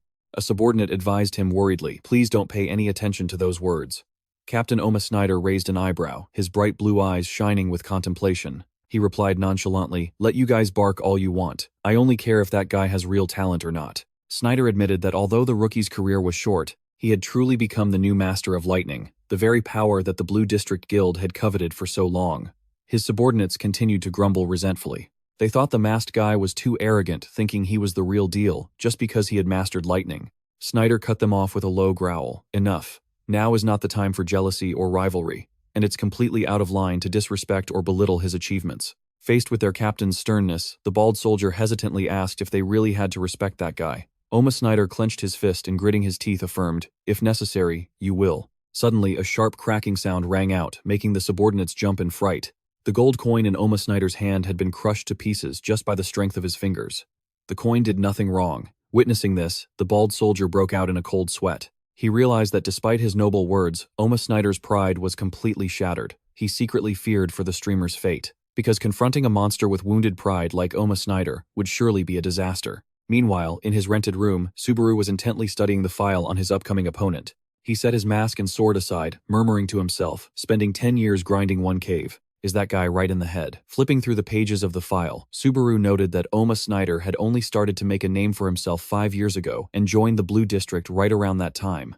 According to the records, Oma Snyder's talent had always been the center of attention in the Thunder Dungeon Challenge, where he had reached the deepest area and was just one step away from the final goal. Subaru looks at his enemy's picture and thoughtfully calls out his name, Oma Snyder of the Blue District. Looking at Snyder's profile, Subaru thinks to himself, "I had a feeling he seemed awfully confident organizing a tournament like this. But it makes sense if you already have a strong in-house candidate." A sinister smile spreads across his face. "But sorry about this, Kyo. I'm back now." He looks at his sword and mask silently, issuing a challenge. My enemy had better watch closely and see if everything goes according to his plan. The scene shifts to the Owen Central Market, where a merchant is haggling and trying to lowball a mercenary. He complains that the monster's hide is all scratched up and offers a price of 1,500 reputation points, causing the soldier to exclaim in shock. "What? That's it?" Faced with the old merchant's stubbornness, he reluctantly agrees to sell his goods for cheap. The old man smugly tells himself he got lucky because the hide of a cho is actually extremely valuable, it's just that ordinary people don't know it. Just then, Subaru strides forward and places a brightly glowing item on the table. Subaru speaks coldly. "This is the fang of a celestial serpent. What will you pay for it?" The old merchant is shocked to see a perfect, undamaged S-rank item, but his greedy nature immediately makes him flash a cunning smile. He pretends to appraise the item as only a high B rank to an A rank, and praises the hunter who collected it for being quite skilled. He even makes up a small scratch as an excuse to downgrade the treasure. The merchant continues his scheme to drive the price down, claiming that supply is soaring, so demand is dropping continuously. He shows a price of 8,000 credits on the screen, making Subaru think. Considering it's been 20 years, this price probably isn't too bad, but Subaru quickly sees through the crafty old man. He asserts that, in this condition, it's worth at least 15,000 credits. Take it or leave it, otherwise get lost. Subaru firmly declares that he's the one setting the price, then turns to walk away, leaving the merchant stammering and trying to backpedal. Suddenly, a tall figure crackling with electricity appears right behind Subaru. It's a brawny warrior with long hair and a full beard holding a gigantic spear that radiates an incredible pressure. He stares at Subaru with sharp, cold eyes and asks in a low voice, "Are you the kid who dared to boast about soloing my dungeon?" Subaru remains calm behind his mask, looking straight at his opponent and confirming clearly, "That's right." Subaru sits across from Oma Snyder in a luxurious room. He suggests coldly, "Why don't we get straight to the point?" He states that their relationship isn't nearly close enough for them to be sitting around casually drinking coffee like this. Watching his opponent enjoy a sweet Kemet, Subaru mentally notes the bizarre contrast between the food and the man's usual. Snyder speaks slowly. "You once claimed you would conquer the Thunder Cavern." Subaru replies with a dismissive attitude. "Yeah, so what's the problem?" Snyder smirks slightly. "You're still green, kid. Too young to be running your mouth." He admits, "That's what I thought at first when I saw some kid who'd only just reached the 3rd floor suddenly show up and declare he'd conquer the Thunder Cavern." Subaru asks if he's changed his mind. Oma Snyder gives a vague answer, saying it's about 50-50. However, he admits he values at least half of the man's worth because of the immense potential Subaru possesses. Oma Snyder's voice is tight with competitiveness. "I still find it hard to believe that you're being put in the same league as Subaru." Looking into his opponent's glowing eyes, Subaru realizes this guy isn't just weird like he looks. He's dead serious. He asks bluntly, "So, what? You didn't block my path just to praise me, did you?" Snyder immediately makes a forceful proposition, demanding Subaru take back what he said about soloing the Thunder Cavern the other day. With his bright blue eyes glowing menacingly, he roars, demanding that he admit it was just a moment of arrogance born from ignorance. "Start a live stream and give your sincerest apology." "You're threatening the wrong guy, old man," Oma Snyder calmly states. "What you're suggesting doesn't sound like a request at all." He clarifies that he won't force Subaru to do it right this second. Instead, Oma Snyder offers a wager. "If I defeat you in the upcoming tournament, you will have to admit your own shortcomings. That's when you'll bow your head and apologize." Subaru calmly replies, "Fine." But he doesn't forget to state his own condition. "On the other hand, if I'm the winner, you will hand over all the data you possess on the Thunder Cavern to me." Subaru looks his opponent straight in the eye and growls, "You're the one who started this. Surely you won't refuse that condition, will you?" Oma Snyder accepts immediately without a shred of hesitation. "No problem at all. Because there's no way I can lose. At least not to the you of today. Those who boast too early get what's coming to them." After saying his piece, he slowly gets up and walks away with an air of arrogance. Watching Oma Snyder's back, Subaru muses to himself, "That old geezer actually has some guts. He's not just a money grubber." Meanwhile, at the management company's office, the atmosphere is incredibly buzzing. A male employee exclaims in shock as he looks at the screen. Over 10,000 participants. Seeing the registration numbers skyrocket, he notes that with the valuable prize of the Shoes of Talaria, the number of applicants is absolutely insane. He smirks slightly, feeling a pang of regret. "Man, if this competition had happened when I was still on the 3rd floor, I would have given it a shot at least once." Weighing the 2 leading candidates, he begins to analyze. Subaru. The scale is too big, and the risk is too high. On the other hand, Snyder is a safe choice with a proven potential for profit.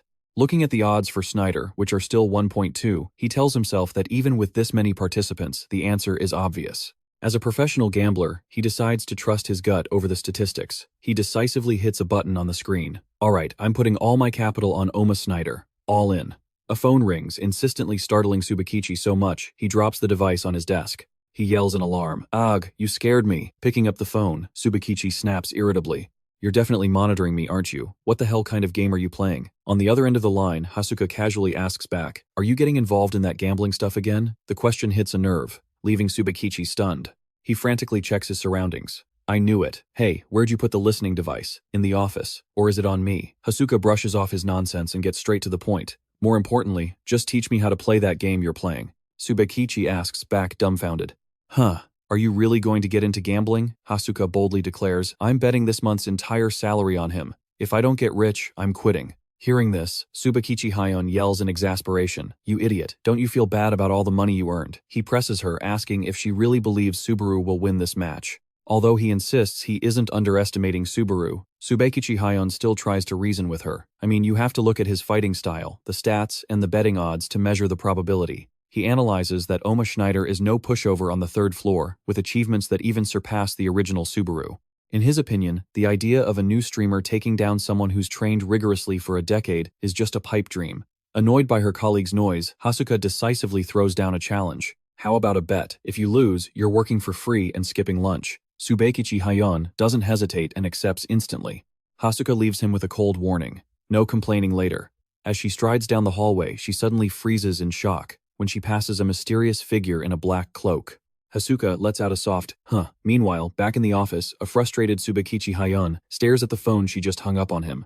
Tease, she shouldn't just hang up on me like that. He quietly wonders why Hasuka suddenly brought up betting and if something serious happened that he doesn't know about. In the middle of the bustling crowd at Oten and Oma, Schneider walks imposingly with a spear on his shoulder, radiating an aura that makes others keep their distance.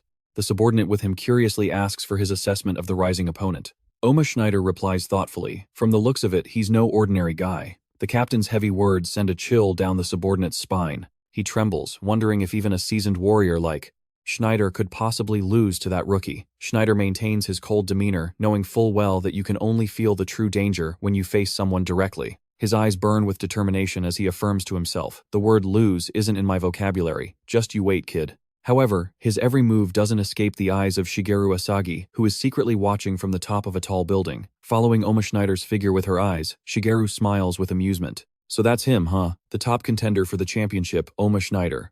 She assesses his magical energy as quite impressive, and is confident she won't have to worry about any unexpected turns in the upcoming battle. The tournament flags flutter in the wind, signaling that the fateful moment is near. The official match day has finally arrived.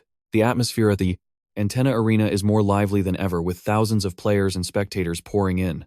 Inside a dark tunnel, Subaru silently walks forward. The sound of his boots on the stone floor echoes dryly. The heavy iron gate slowly creaks open. Subaru calmly steps out into the brilliant light of the arena, ready to face whatever comes. The moment Subaru steps into the arena, the entire stadium erupts in deafening cheers. The crowd starts buzzing as they recognize the familiar figure. That mask. It's Subaru. His appearance leaves many completely stunned. That masked bird guy, he's participating today too. At this point, the betting gates have officially closed, and Subaru's odds are firmly in second place. The underdog is ready to turn the tables. A tall dark figure emerges. It's Oma Schneider. He's clad in jet black armor, holding a massive spear that emits an incredibly heavy pressure. The atmosphere in the arena is more feverish than ever. Thousands of spectators leap to their feet, wildly chanting the name of the man with the top betting odds. Schneider, Oma Schneider. Wow, Oma Schneider has a ton of fans. The cheers echo throughout the vast space. Flowers and brilliant fireworks light up the sky to welcome the heavyweight contender for the championship. Amidst the hazy smoke, a beautiful female MC, with long braided blonde hair, suddenly appears and speaks with a clear voice. Thank you all for waiting. I'm Mizuha from Blue Zone, and I'll be your host for this tournament.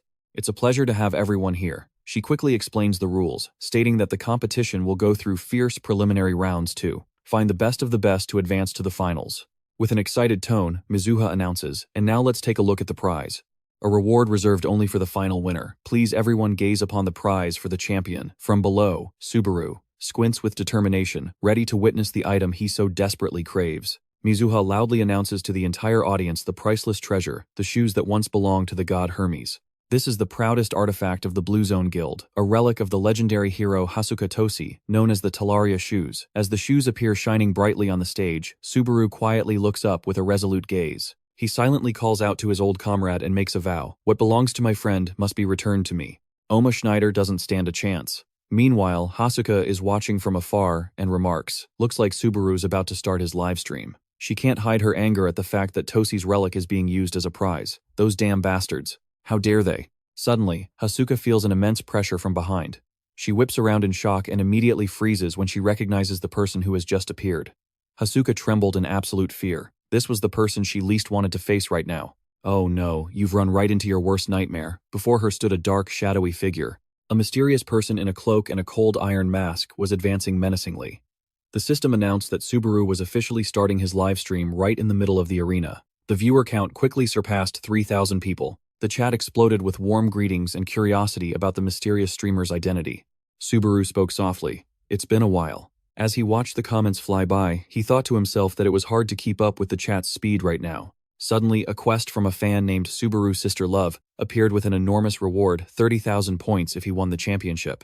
Subaru calmly replied, 30,000 prestige points. Thank you. He accepted the donation as nonchalantly as if it were from a stranger. He decisively drew his demonic sword, his eyes flashing with rage, ready for battle. Subaru growled. Now then.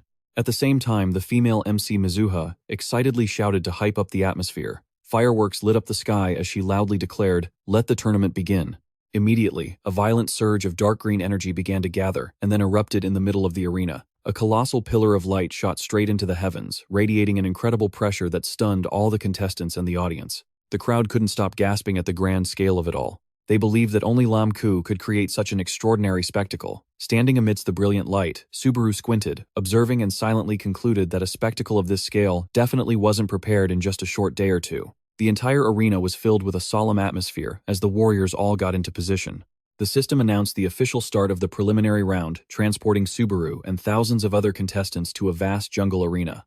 A harsh rule of survival appeared on the screen.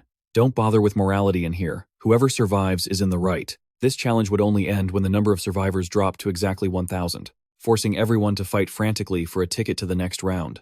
Looking at the current number of 10,259 people, Subaru calmly identified it as a battle royale format. He calculated that since no one was targeting him from the start, he could take the opportunity to conserve his stamina for the more brutal stages ahead. However, quests from the audience kept pouring in with an irresistible challenge, a deathmatch.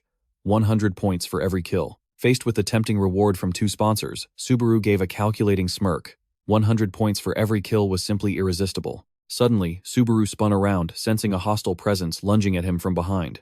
A fierce enemy launched a surprise attack, causing the chat to explode with excitement. "This is epic. Take that guy out and get your reward." Unfazed, Subaru gripped the hilt of his sword, his eyes glinting coldly as he looked at the attacker like a juicy piece of prey. 200 prestige points right there for the taking. The purge was brutal, and the number of survivors quickly dropped to 854. Deep in the jungle, Oma Snyder strode imposingly with a giant spear on his shoulder, casually ignoring the minor skirmishes around him. He sneered contemptuously. "Small fry like you aren't even worth my attention." His eyes gleamed with determination as he affirmed that he had only one target in mind. He whispered, "It's Subaru." Just then, an arrow shot towards him, but he dodged it. So a sneak attack. How pathetic. The group of hunters accompanying the archer began to get rowdy. One of them excitedly suggested, "Let's place our bets, boys. That one arrow is an easy 100 points for breakfast." Seeing his target dodge the arrow, he snapped, "Cheech, stand still," then turned to mock his opponent. "You're a lucky one, aren't you?" The group started to worry because their one-shot assassination plan had failed. But another member just smirked and reassured his comrades that their opponent was just some guy who's been stuck on the third floor for the past 10 years. Surrounded, Oma Snyder stood tall, hoisting the spear onto his shoulder. He stated calmly, "The plan wasn't bad, but you chose the wrong opponent." Seeing Snyder's continued arrogance, a bald man with a hammer approached and challenged him. "Look who's talking, trying to act tough before you die." But before he could finish his sentence, an invisible slash tore through him. Witnessing his comrade fall in an instant, the archer shouted in shock, "What was that? That wasn't even within the spear's range." Snyder stood amidst a violent explosion of purple spirit energy, coldly declaring, "I've seen countless people like you." His eyes blazed with killing intent as he channeled all his power into the giant spear. A powerful swing created an earth-shattering slash, ripping the ground apart and crushing the entire legion of hunters in a blinding purple light.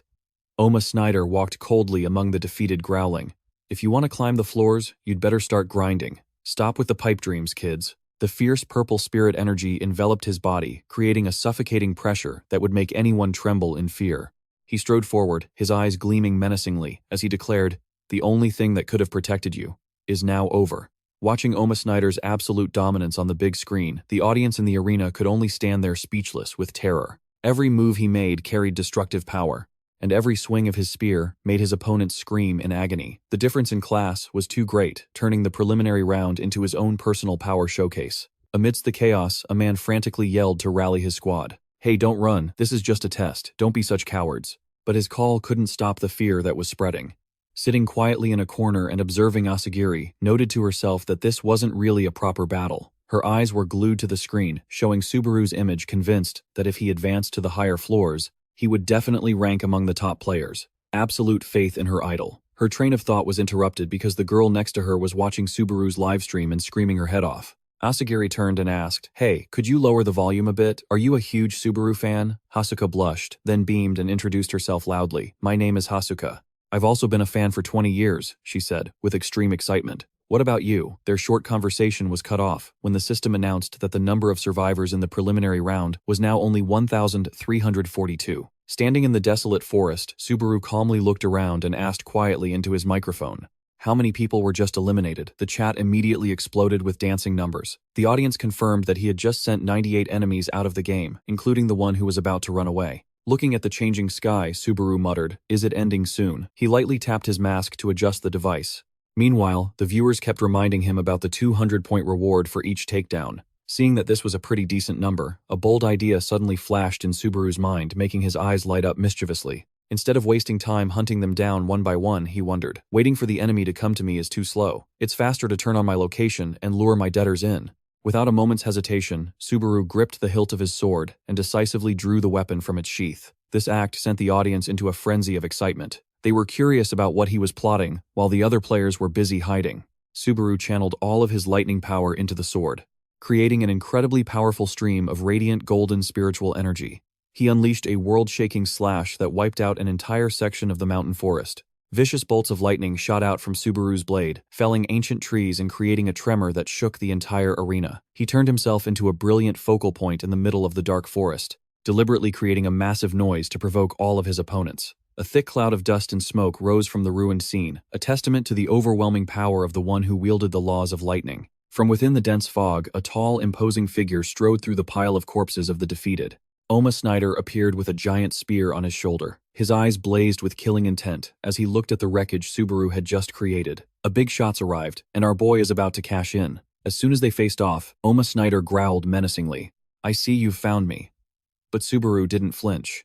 He tightened his grip on the sword, radiating a dark aura, and retorted coldly, "I think I'm the one who found you." The audience watching the stream erupted with excitement, seeing the tournament's big shot finally reveal himself. Subaru strode forward imposingly, looking his opponent straight in the eye and declaring decisively, "Perfect timing. Let's not drag this out. We end it here." Just then, a new quest from the viewer, Mission Villa, unexpectedly appeared in the system with an insane reward. 1,000 points for defeating Dong Trao, and more importantly, 10,000 points for taking down Oma Snyder. Looking at the glowing 10,000-point figure, Subaru smirked confidently. He thought to himself, "Looks like I'll be getting that sooner than I thought." The two strongest contenders in the tournament faced each other in the silent forest, ready for a life-or-death showdown. The number of survivors was now 120, meaning the preliminary round would officially end once another 202 were eliminated. Subaru's eyes turned sharp and cold as the force from his opponent's attack grazed his shoulder. As expected, these dangerous types are no joke. Oma Snyder remained terrifyingly calm. He casually thought to himself, "I'll wait until I've cleared out these other ants, then I'll deal with you." But for Subaru, he understood that this was no longer a battle of ordinary abilities, but a clash of supreme martial skill. Subaru focused intently, knowing that if he lost sight of that spear for even a second, it would all be over instantly. The range of Oma Snyder's spear easily surpassed normal physical limits, forcing Subaru to constantly weave through waves of purple spiritual energy to find an opening. At that moment, the nameless demon sword began to frantically drain its master's life force to push its power to the absolute maximum. "Drain all the blood you want as long as I can take down this guy in front of me." The system announced that his stats would increase in proportion to the blood consumed, and the greed skill returned. Bon was also trying his best to nullify the negative effects of the demon sword. Subaru's eyes burned with rage. He channeled all his strength into a spin, creating a sweeping arc of black energy that tore through space to push back the opponent's pressure. A massive explosion of spiritual energy erupted as sword and spear clashed head-on. Snyder was stunned by his opponent's terrifying speed and power. He could only gasp in shock as he saw Subaru was already right in front of him. Subaru gritted his teeth and clenched the hilt of his sword, his eyes blazing with killing intent as he faced the deadly spear tip rushing toward him. Snyder relentlessly swung his giant spear, creating sharp purple slashes that ripped through the air. Subaru moved nimbly, constantly dodging, and using his demon sword to parry his opponent's vicious thrusts. The clashes created brilliant sparks of electricity that lit up the entire forest. Behind his mask, Subaru's eyes glowed with a menacing red. He focused completely, trying to keep up with Oma Snyder's lightning-fast movements. The continuous impacts created powerful shockwaves that made the ground tremble violently amidst a thick cloud of dust. After a fierce exchange, the two suddenly broke apart, standing opposite each other on the silent, ruined battlefield. Oma Snyder was panting, staring at Subaru with doubt and confusion. "Why haven't you powered up? You planning on fighting me in the dark?" Subaru let out a short breath and replied with arrogant nonchalance, "Electricity is expensive these days. I'm saving it for a more worthy opponent, little bro." Snyder was stunned, unable to believe the disrespect his opponent was showing him. He asked again in complete disbelief, "Are you saying that using it on me would be a waste?" When the system announced that only 1,007 contestants remained, Snyder gritted his teeth in frustration. "This is unbelievable. Are you deliberately stalling for time?" Without letting his opponent finish, Snyder shot forward at a terrifying speed, unleashing a thunderous thrust that shook the entire arena. Subaru quickly raised his sword to block, creating a blinding explosion of spiritual energy as the two weapons collided. Amidst the flying sparks, Subaru taunted him coldly. "Don't tell me that was you giving it your all just now." As the number of survivors dropped to 1,003, Snyder roared in absolute humiliation. "This damn bastard." The preliminary round officially concluded when the number of remaining players hit exactly 1,000. Snyder retracted his spear, leaving a cold warning for their next battle. "The next time we meet, you'd better be mentally prepared, losing this round and already setting up a rematch." The nerve. Subaru wasn't fazed in the slightest, calmly replying, "Sure thing, see you soon." Before teleporting away, he couldn't resist a final taunt about the 10,000 credits he'd be holding onto for his opponent. The system immediately began transferring the players to the waiting area to prepare for the next round. The transfer was complete. Subaru appeared alone in a waiting room, glowing with blue light. He had 30 precious minutes to fully recover the energy he'd spent in the chaotic battle.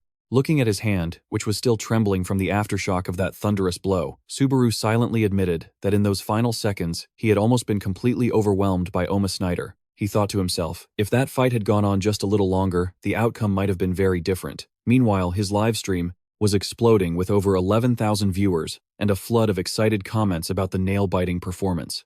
Over 11,000 viewers, he's heading straight for that silver and gold play button. According to what the department head Hasuka had told him, this was the make-or-break threshold that determined whether a streamer had what it takes to survive in this profession. Subaru felt a quiet satisfaction, realizing he had successfully taken the first step in building his own name and reputation. Everything from the broadcast to the encounter with Snyder had gone incredibly smoothly, just as planned. However, Subaru couldn't help but wonder why someone of Snyder's caliber was somehow unable to see through the true secret of his thunderclap. Meanwhile, Subaru's livestream was blowing up with a constant stream of donations. Receiving a total of nearly 20,000 credits from 2 anonymous users, he thought to himself, "I'll take whatever I can get," and sent a thank you to everyone. A struggling streamer can't be picky.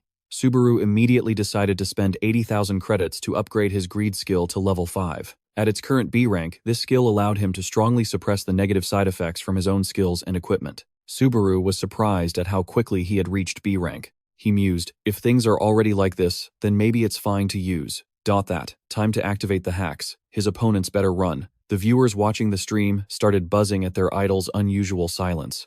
They guessed he was busy calculating his strategy for the upcoming final round. Night had fallen, and a full bright moon shone down on the arena's peak, which was glowing with mysterious streams of blue spiritual energy. Standing before the heavily guarded Talaria shoes, Mizuha watched quietly with contemplative eyes. She wondered if her suspicions were actually true. A bad feeling led Mizuha to believe that a thief would be exposed after this, and the identity of that person. Lost in her thoughts, Mizuha was suddenly startled, sweat trickling down her back as she heard someone call her name from behind. A soldier announced that reinforcements from the guild headquarters had arrived. Mizuha turned around stunned. She couldn't understand what was happening and demanded to know who was leading the group. From the shadows, a tall, imposing figure stepped out and replied coldly, "That would be me." Mizuha froze when she recognized Kurokawa Amon. She trembled as she asked why a master like him would personally condescend to come all the way down to this 3rd floor.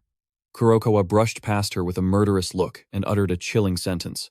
"The guildmaster is in a very bad mood right now." Mizuha worriedly asked Amon if his appearance had something to do with Subaru. Amon coldly confirmed that his targets were both Subaru and Snyder, but then he pensively warned of another problem that had just arisen. Meanwhile, in a hidden corner of the arena, Hasuka was sitting across from a mysterious and imposing figure in a black cloak. The stranger's glowing eyes behind their mask sent a shiver down Hasuka's spine. She silently assessed that this was someone who possessed a shockingly immense amount of magical power and couldn't understand why such a high-caliber individual would appear in a lowly place like this floor. Suddenly, the mysterious figure reached up and removed their mask, revealing the face of a young woman with purple hair and sharp golden eyes. She was a beauty, but her magic was terrifying. She introduced herself as Tam, adding with a slight smirk that being called Big Sister felt a little unnatural. Looking at her opponent's aura, Hasuka confirmed she was no ordinary person. In fact, she was incredibly strong. She even knew that the opponent was using face-altering magic. A stunned Seeger Asagiri thought the girl in front of him was an assassin sent by the Azure Guild. Hasuka asked her directly. Are you here to destroy the tournament? And if that happens, Hasuka's aura flared. I will stop it no matter the cost. A blue notification screen suddenly appeared in midair with the words, "Begin the test." Immediately, a blinding flash of light erupted, leaving the contestants shocked and terrified. Someone standing nearby yelled, "What the hell is this?" He trembled as he realized an unbelievable truth. We've been standing right next to each other this whole time. How did I not hear anything? Amidst the chaos and screams, Subaru stood firm with a terrifying calmness. The system continued to explain the rules. The test will be conducted in a territory capturing format. Capture the enemy's territory. A beautiful little fairy suddenly appeared to explain the rules in more detail. She explained that when the match begins, each player will be assigned a separate territory. This plot of land only accepts 2 occupants. If you win the fight, the ownership papers are transferred immediately. The warrior's mission is to perform 3 tasks simultaneously: defend, attack, and occupy. Once an opponent is defeated, the player will completely take over that person's territory. The little fairy excitedly announced, when time is up, the player who controls the most territory will be the winner. She didn't forget to boost the contestants' morale by reminding them of the priceless reward. Who will become the new owner of Talaria? A little later we will find out the answer. A thunderous sound signaled the official start of the test. The entire massive arena instantly transformed into a multicolored chessboard where thousands of dark figures began to clash, fighting for every inch of land. Observing from his position, Subaru narrowed his eyes and noted, as expected, no one is making a move. He silently analyzed that if he fought now, he would at most gain only 1 additional territory. However, the superior strategy was to wait patiently, because later on, all one needed to do was defeat a single person holding many pieces of land to seize all their territory at once. Subaru thought to himself, wait a little longer before making a move. That's the standard way to play. However, he immediately shot forward like a phantom, unleashing a ruthless slash that tore through a contestant right in front of him. Subaru coldly declared, I was planning on being an introvert, but my audience is forcing me to become a content machine. He stood proudly in the middle of the battlefield, his magic sword glowing, ready for a large-scale slaughter. In another corner of the arena, Oma Snyder was carrying out an equally bloody purge. Wherever his spear swung, fresh blood splattered, turning the surrounding territory into a living hell. In the midst of the bloody battle, Oma Snyder glanced around impatiently, wondering to himself, where's Subaru? He was frantically searching for the silhouette of his direct rival. Viewed from above, the arena now looked like a giant, blood-soaked chessboard, with territories constantly changing hands. Dark figures with eyes glowing red with killing intent charged at each other madly, creating a chaotic and brutal scene. In the eye of this storm, Subaru remained strangely calm. He silently observed the situation, letting the others slaughter each other right next to him. Let them fight. The fisherman wins, and the streamer gets paid. Seeing Subaru suddenly turn his back and silently walk in the opposite direction, Oma Snyder couldn't help but be stunned and roared in fury. Get back here. I just finished my big speech. Where do you think you're going? The livestream chat immediately exploded with skeptical comments about his strange behavior. However, Subaru didn't stop walking. He replied coldly without even looking back. Fighting you won't make me any money. Let me go farm some noobs for a bit of cash. The extreme greed and pragmatism of his actions left the audience speechless in astonishment. Fresh blood dripped from his sharp blade. Subaru stood tall after just sending another obstacle out of the game. He silently assessed that the level of the tower's 3rd floor was much higher than he'd thought. He hadn't expected the gap between him and Oma Snyder to be so large. Just then, a system announcement rang out. Player Welkin has entered your territory.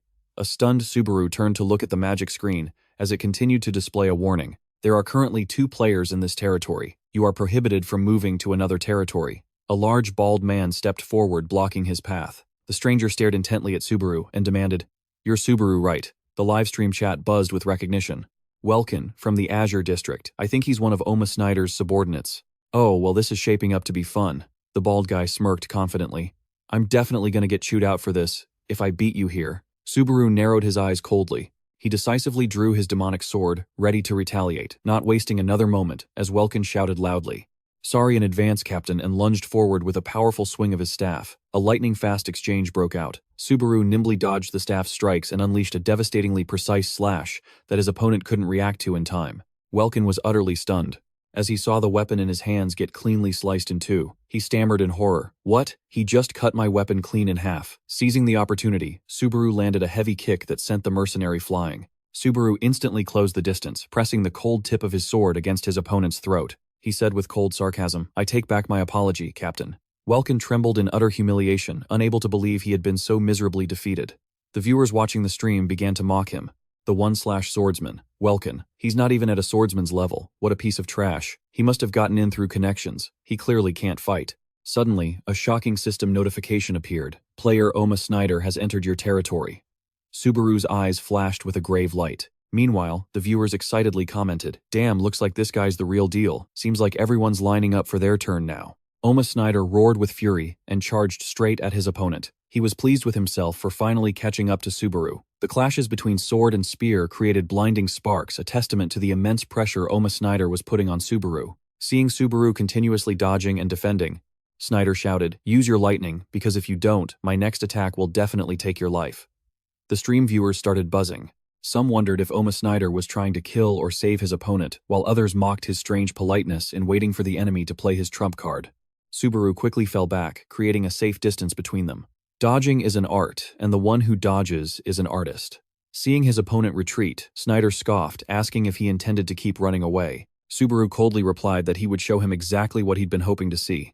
Immediately, the system announced casting lightning. Thanks to the support from the Heart of Lightning, Subaru's lightning-type skill effects were increased by 20%, and he gained complete resistance to the shock status effect. At the same time, his level 5 greed skill activated, nullifying all the devastating side effects of the lightning on his body.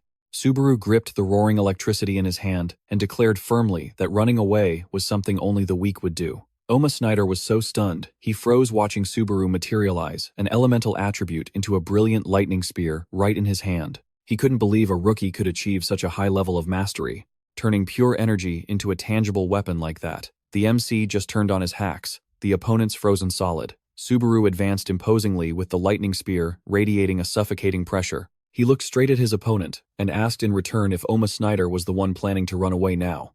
Oma Snyder told himself with iron resolve, "If I can break through this, I'll definitely overcome it this time." As he was walking with a subordinate, his teammate suddenly hesitated. "Captain, can I ask you something a bit disrespectful?" Oma Snyder replied with a slight smirk that he already knew it was a disrespectful question just by how he asked. The subordinate was still curious, wondering why someone with his skill who could easily climb to the 5th or 6th floor was so obsessed with this lightning user on the 3rd floor. Oma Snyder just gave a faint smile in response. Who knows? He admitted that once people get too deep into something, they often forget why they even started. As his teammate grumbled about the vague answer, Oma Snyder thoughtfully explained that if it's a good thing, you call it conviction. If it's a bad thing, it's an obsession. But one thing I can say for sure is that whether I overcome this or not, it will change my entire life. Snyder's eyes shone with determination. Once you've started something, you have to see it through. Even if I lose, I'll make it a good one. Back in the present battle, a deep purple spiritual energy violently erupted around Oma Snyder's spear as he poured all his strength into the attack. Oma Snyder shot forward like a purple whirlwind, the tip of his spear tearing through space as it aimed straight for his opponent, and he roared. "And you? I have a feeling you're about to become my second obsession." Facing that suffocating pressure, Subaru stood his ground, a powerful light emanating from his feet. He thought to himself, "To acknowledge your 10 years of grinding, I'll give you a decisive final blow." Subaru growled fiercely, "Showtime's over. Get ready for a full dose of thunder." He immediately shot down like a brilliant golden lightning bolt, focusing all the storm's power into a finishing blow. Below, Oma Snyder also erupted with deep purple spiritual energy, using all his strength to meet the suffocating pressure, crashing down from above. The two colossal powers collided head-on, creating a shocking explosion that shook space itself. Oma Snyder gritted his teeth, his piercing blue eyes shining fiercely as he poured every last ounce of his strength into his spear to block Subaru's ferocious attack. The entire arena shattered, and the ground cracked apart under the immense pressure from the climactic showdown between the two warriors. It created an earth-shattering explosion that wiped out the entire surrounding area. Facing the mysterious girl's questioning, Hasuka didn't flinch, looking her straight in the eye and declaring, "Because I am Subaru's manager." This proud declaration left the stranger stunned. Hasuka continued to explain that if this tournament were to be ruined, Subaru's stream would suffer severe consequences, and she absolutely could not let that happen. She laughed smugly and added, "I broke my back, recruiting him. Don't you dare ruin this." In contrast to her threatening demeanor from moments before, the mysterious girl suddenly turned into a total fangirl. She clutched her blushing, excited face. "Are you really his manager? No way. I can't believe it." The girl revealed she had been a huge fan ever since Subaru's fight with the Wolf Warrior. Seeing her enthusiasm, Hasuka asked in surprise, "You've been a die-hard fan from the beginning. Wait a minute. So you're also a fan of the blue-eyed Subaru?" Their conversation was suddenly interrupted by a massive tremor from the arena. A blinding flash of light erupted, incinerating everything around the point of impact between Subaru and Oma Snyder. Both girls turned back in shock, watching with bated breath as the earth-shattering explosion rocked the entire stadium. Dust and sparks flew everywhere, filling the air, creating a chaotic and pressure-filled scene that left everyone stunned. Hasuka trembled as she looked at the device in her hand, her face a mask of worry and pain. She let out a small groan. With this much destruction, how could they possibly compensate the organizers for the damages? Before her lay the devastated arena, a wasteland left behind by the deadly collision. Streaks of brilliant yellow electricity still crackled amidst the rubble, and thick dust, signaling a truly tragic conclusion. The dust from the horrific collision slowly began to settle, revealing two figures standing amidst the arena's wreckage. Oma Snyder staggered, fresh blood trickling from the corner of his mouth, as his body had taken too much damage from the savage lightning blast. He no longer had the strength to stand up. His legs trembled before he collapsed to the ground in utter helplessness. Subaru stood silently looking down at the opponent who had fallen at his feet. His demonic sword still crackled with brilliant yellow electricity. He coolly offered a farewell. "See you soon, Oma Snyder." Immediately, a system notification lit up the sky. "You have conquered a total of 283 territories." A clear voice from the speakers announced the final result, causing the entire venue to erupt. The winner is Subaru, with 283 territories. Fireworks blazed across the sky, illuminating the face of the new king who stood proudly amidst the thunderous applause. The crowd went wild, chanting the name. Subaru in absolute ecstasy over his unprecedented performance. A new idol was born with legions of crazed fans lining up. Witnessing the miracle that had just been set, Hasuka was so stunned and emotional she was speechless. Standing next to her, a mysterious girl with sharp golden eyes, was also fixated on Subaru. Her gaze was a mixture of seriousness and admiration. She muttered to herself in utter disbelief. And the one presenting the grand prize, Mizuha, stood center stage, announcing it once more over the roaring cheers. "The glorious winner of this tournament is Subaru." Subaru stood majestically under the spotlight. The dignified presence of the new king seemed to make the entire arena hold its breath. Not wanting to keep the audience waiting, Mizuha continued to hype up the atmosphere. Next, the long-awaited prize will be awarded to the winner. The Talaria boots, glowing inside a purple crystal, descended from above. In the crowd, the mysterious cloaked girl silently rose to her feet, her eyes glued to the stage with a very serious expression. The legendary boots slowly landed in Subaru's hands. Feeling the familiar warmth of the relic, he was stunned, wondering to himself, has it really been 20 years? Behind his mask, his eyes lit up with indescribable emotions, as he looked at the memento that had once belonged to his old comrades. Memories suddenly flooded back, an image of Tosi roaring in anger. "Which one of you borrowed my shoes to pick up girls and didn't return them?" While Tosi was frantically interrogating their friends on the rooftop, Subaru could only wearily ask, "What's going on?"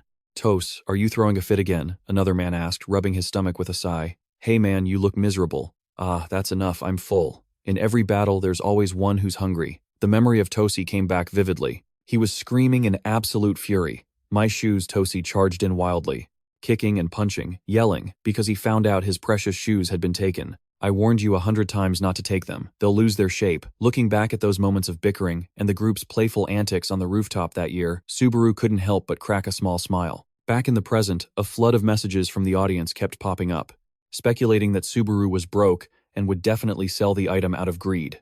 In response to Mizuha's curiosity, Subaru stated firmly, "I'm not selling." Mizuha asked, bewildered, "Huh?" She explained that the audience was buzzing because these boots could be sold for an extremely high price, anywhere from several 100,000 to even 1,000,000 credits. But Subaru held his ground.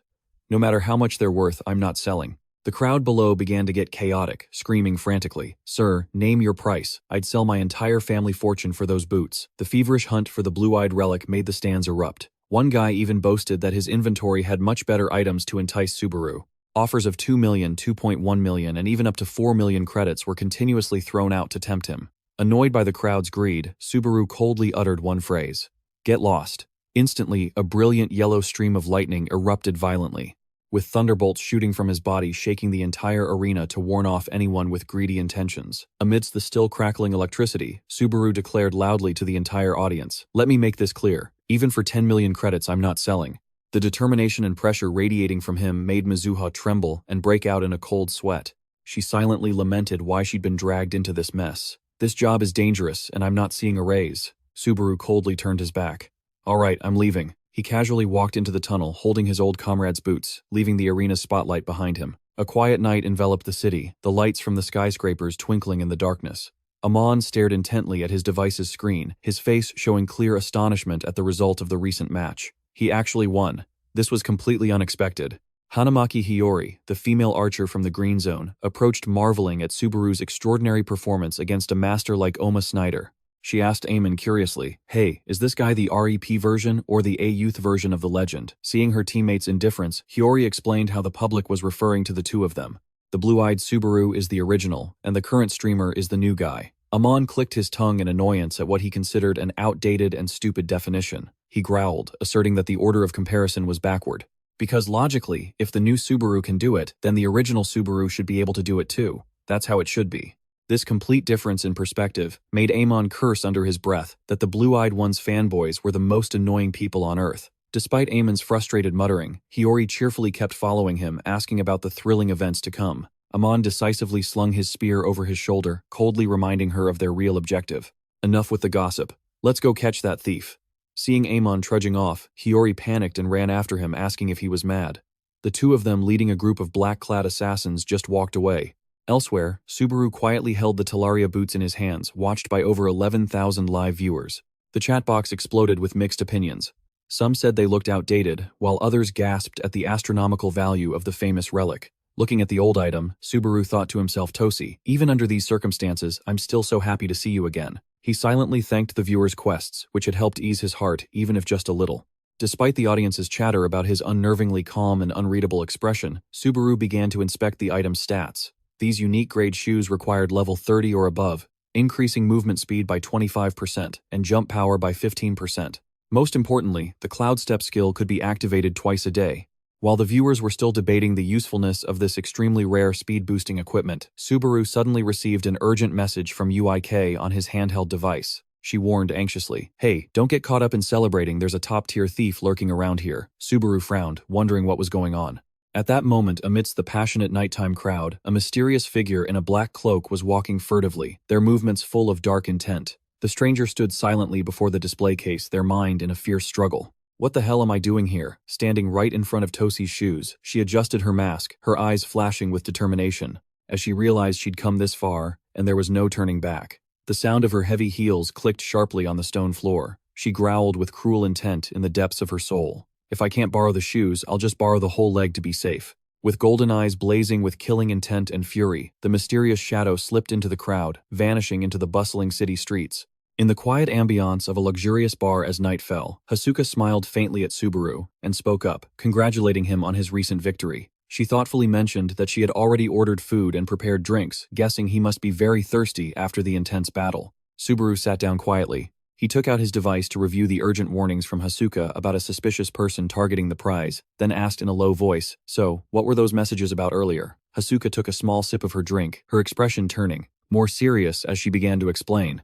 "Well, I actually ran into someone very strange in the audience. It was a female gamer wearing a full mask who looked exactly like you, Subaru." At first, Hasuka felt she was rather suspicious, but after a bit of conversation, the two seemed to get along well, since they were both your fans. However, the moment you secured the final victory, her expression suddenly changed in a bizarre way. Hasuka described it as looking like she had just been dumped by her boyfriend. She figured that if she were a true fan, there's no way she would show such a pained expression when her idol won. Not to mention, right after that moment, she vanished without a trace. Even though Hasuka tried to follow her, the mysterious woman's ability to hide within a crowd was truly formidable. Subaru fell silent, thinking. He secretly assessed that anyone skilled enough to hide their tracks from someone like Hasuka was definitely no ordinary person. Just then, Hasuka remembered a crucial detail. Oh, and when I asked if she was a fan of Subaru, Subaru cut her off thinking she was referring to him, but Hasuka immediately corrected him. "No, I don't mean you, I mean the member of Blue Eye." Hasuka continued explaining that when she brought it up, the woman's expression became extremely complicated, as if she were trying to confirm something but not quite. Despite her ambiguous attitude, Hasuka was certain that she didn't deny her connection to Blue Eye. Gently stirring her drink, Hasuka reflected on the stranger's eyes. "Just one look in her eyes and I could tell she was dredging up some old grudge against you." Hasuka's words made Subaru's eyes flash with shock. As soon as he heard what Hasuka said, Subaru suddenly froze. He shot up from his chair so forcefully that it toppled onto the floor. Without a word of explanation, Subaru bolted out of the bar, leaving the manager completely stunned. Hasuka could only shout helplessly after him, "What the Subaru is getting abandoned, part of a manager's job." Amidst the silent night of the Orton Tenon Kingdom, the mysterious girl from before was perched on a high-rise rooftop, quietly observing the bustling crowd below. Her sharp golden eyes gleamed with a mix of contemplation and calculation. She muttered softly, "I already anticipated things would turn out this way." Turning to her silver-haired companion standing in the shadows, the girl's voice was laced with pride. If you had shown up yourself, we might have had something to talk about, but do you really believe a rookie like him can defeat me? She bitterly admitted that she had underestimated her opponent as Subaru ended up being the winner. Watching Subaru's figure rushing past the door, she sneered, "Where do you think you're going in such a hurry?" basking in the feeling of victory. Or is the dopamine just surging through your veins? I'm telling you, I don't need 10 seconds. A mere 5 seconds is all I need to send you on your way. The girl's gaze turned ice cold as she looked toward the Talaria shoes. Rest assured, this is Tosi's most precious item. I won't let anyone else lay a finger on it. Suddenly the girl scratched her head in frustration. Damn it, I made such a dramatic entrance too, pretty but prone to sulking over a flawed performance. But then, the anger gave way to a strange feeling creeping into her mind.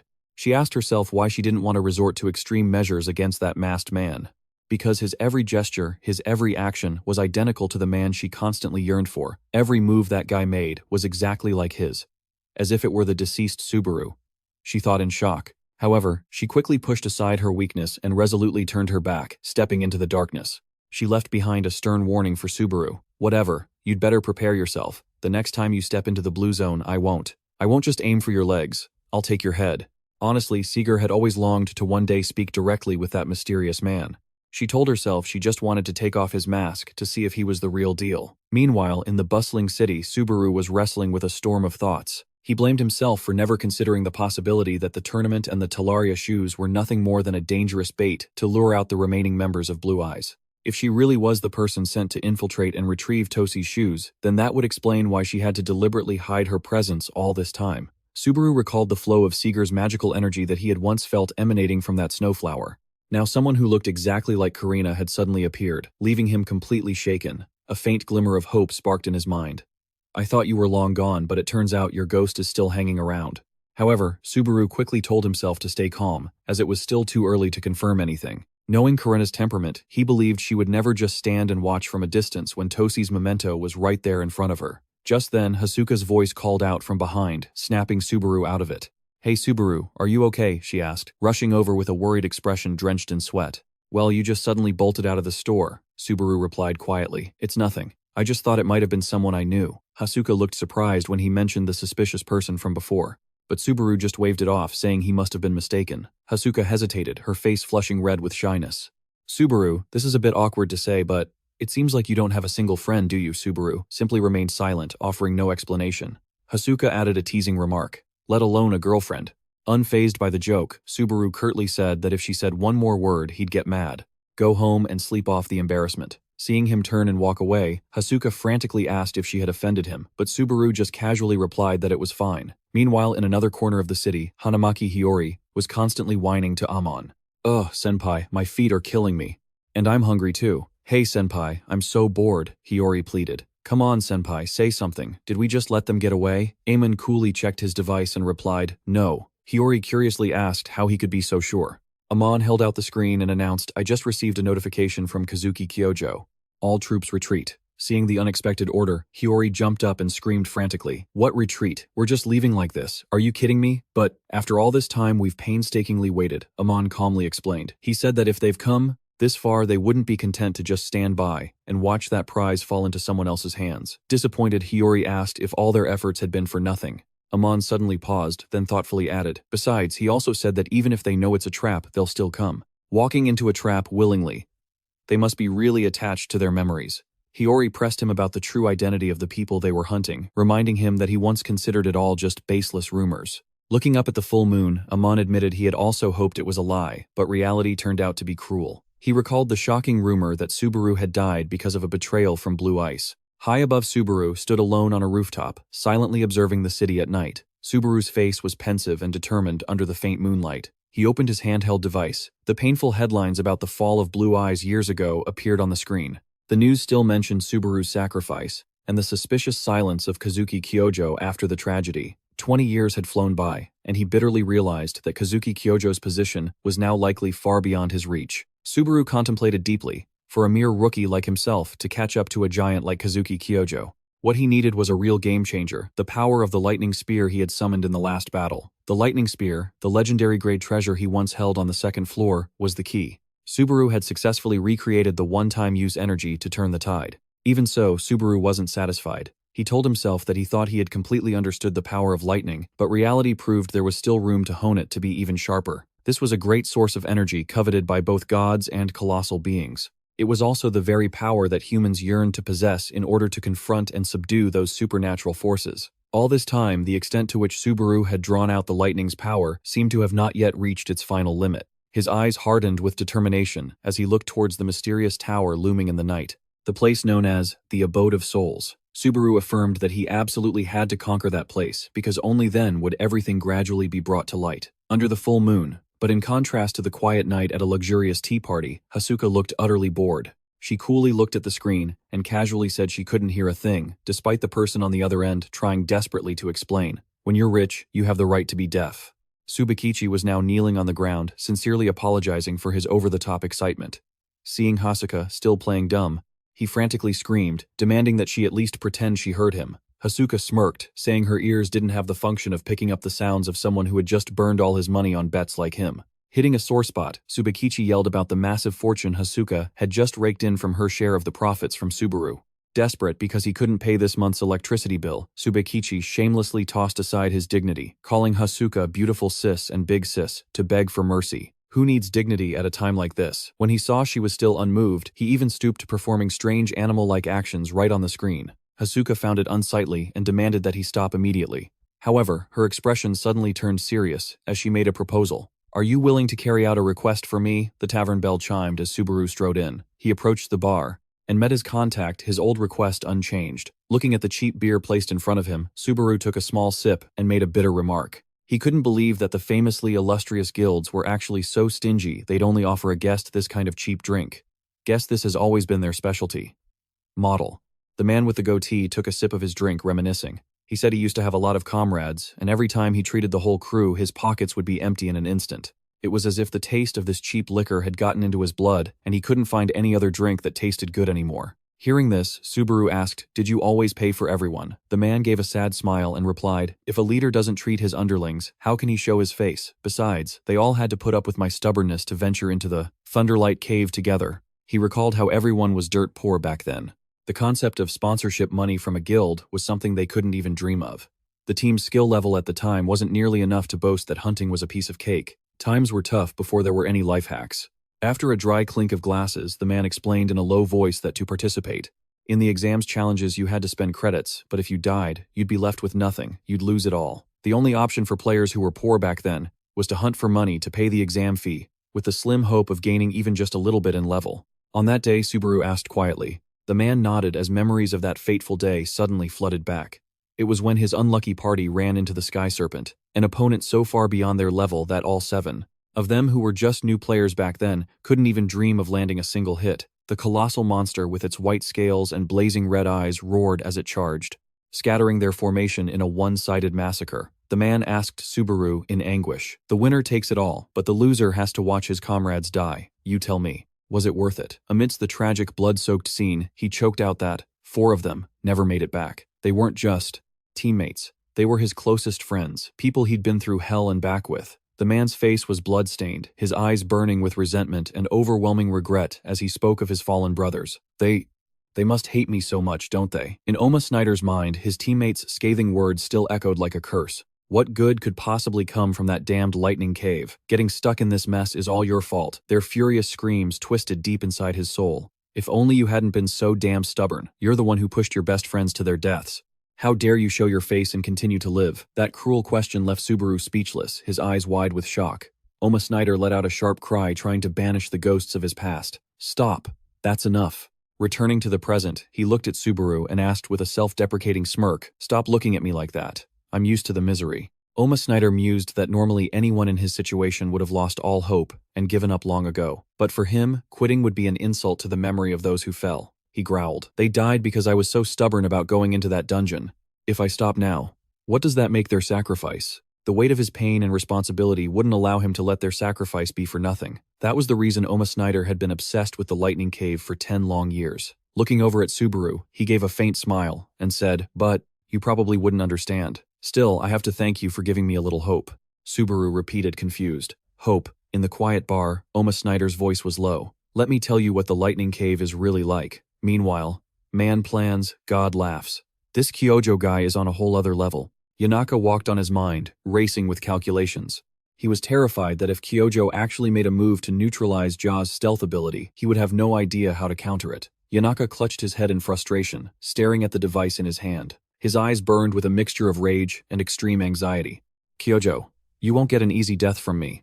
With each of Yanaka's steps, the ground beneath him froze and shattered, radiating a menacing cold aura. Suddenly, a message. Rina explained that she just felt restless and couldn't sleep, which is why she did what she did. She even included a carefree laugh emoji, the worst excuse for wandering off ever. Reading her message, the color drained from Yanaka's face. He roared in fury. What? What did you just say? At that very moment, in the silent darkness of the forest, a startling notification appeared on the system. Subaru had started a live stream. Subaru appeared looking majestic inside a high-end building, immediately drawing thousands of warm greetings and questions from his viewers. After receiving 10 credits from a fan who asked about his goal for the day, Subaru announced loud and clear, "That's right. I'm streaming today to conquer the Lightning Cave dungeon." The viewer count quickly shot up to nearly 6,000, with the chat exploding with excitement. While he was busy interacting with the chat, Subaru suddenly paused when a young man with stylish purple hair approached and asked if he was the streamer Subaru. Subaru casually confirmed his identity, causing the stranger to light up with excitement over the sudden coincidence. His party had also just received a quest to conquer the Lightning Cave. He eagerly introduced his team and proposed, "Hey man, let us party up with you for some clout. With you carrying us, the Lightning Cave will be a piece of cake." Just then, however, Hasuka sent a sharp warning that popped up in his chat. "Narukami Subaru, those guys are just a random party they threw together online to leech off your fame." The purple-haired guy's group enthusiastically gathered around Subaru. The guy said excitedly, "We're planning to clear the Lightning Cave. Seeing you in person is seriously unreal." The red-haired girl with him quickly chimed in, "I'm sure our party can be a great help to you." Seeing that Subaru was still silent, staring at his phone and reading Hasuka's warning, the purple-haired guy suggested they should team up since they had the same goal. Subaru asked coldly, "What exactly are you proposing?" He insisted his party had absolutely no intention of leeching off him or weighing him down. Subaru let out a weary sigh and said, "I get it. Fine, let's work together." Seeing him agree, the purple-haired guy grinned smugly. That's the spirit, Subaru thought to himself. If word gets out that I took a commission and then bailed, my reputation would be ruined. I guess I have to put up with this nuisance. He turned and walked away thinking, am I supposed to just kill everyone who annoys me? Man, being famous is a pain. Subaru's muttered words made the purple-haired guy gasp in shock. What? What did you just say? Subaru stopped but didn't turn around. He just stated coldly, "However, I need to make one thing perfectly clear." Behind his mask, Subaru's eyes glinted with a cold light. He stated firmly, "We aren't comrades. We're simply heading in the same direction. That's all." The scene shifts to the Conrad Kingdom staging area in the outskirts. A massive sea of people has gathered before the city gates, a truly astonishing sight. Are we here to hunt monsters or attend a festival? What's with this crowd? The mercenaries buzzed with conversation, unable to believe this many people had shown up just for the Lightning Cave. In the middle of the crowd, Demon, a renowned S-rank mercenary with a scarred face and a scraggly beard, held Subaru's proposal letter and sneered. Really, an E-ranker, he scoffed sarcastically, thinking that Demon must have lost his mind. Even though his combat skills are crap, he's always been known for having a good eye for talent. Demon glanced at the proposal letter and sneered. He couldn't believe some lowly E-ranker had the nerve to show up here. He sneered. "Oh, you're one of those from the other world. No wonder you people have such little regard for your own lives." In his mind, this brutal mercenary was already planning to turn Subaru into a tasty meal for the vultures inside the dungeon. The viewers watching the stream immediately started warning him that the vultures were actually the nickname for those who specialize in killing weak mercenaries for profit. The bloodlust radiating from Demon made the air thick and heavy. He roared an order to his troops. "What are you all standing around for? Get your asses in gear." Meanwhile, at the Osman Kingdom staging area in the suburbs, a tense confrontation was unfolding as Captain Oma Snyder was insulted by a stranger right in front of his men. In disbelief, Oma Snyder growled back, "You've got some nerve daring to come here and mess with me." The newcomer was none other than a spearman from Blue Zone. He mocked Oma Snyder, saying his hearing must be going bad in his old age. He declared loud and clear, "I said half of you should pull out. We'll be joining this subjugation campaign." Faced with such arrogance, Oma Snyder coldly asked if this was an order from Kazuki Kyojo.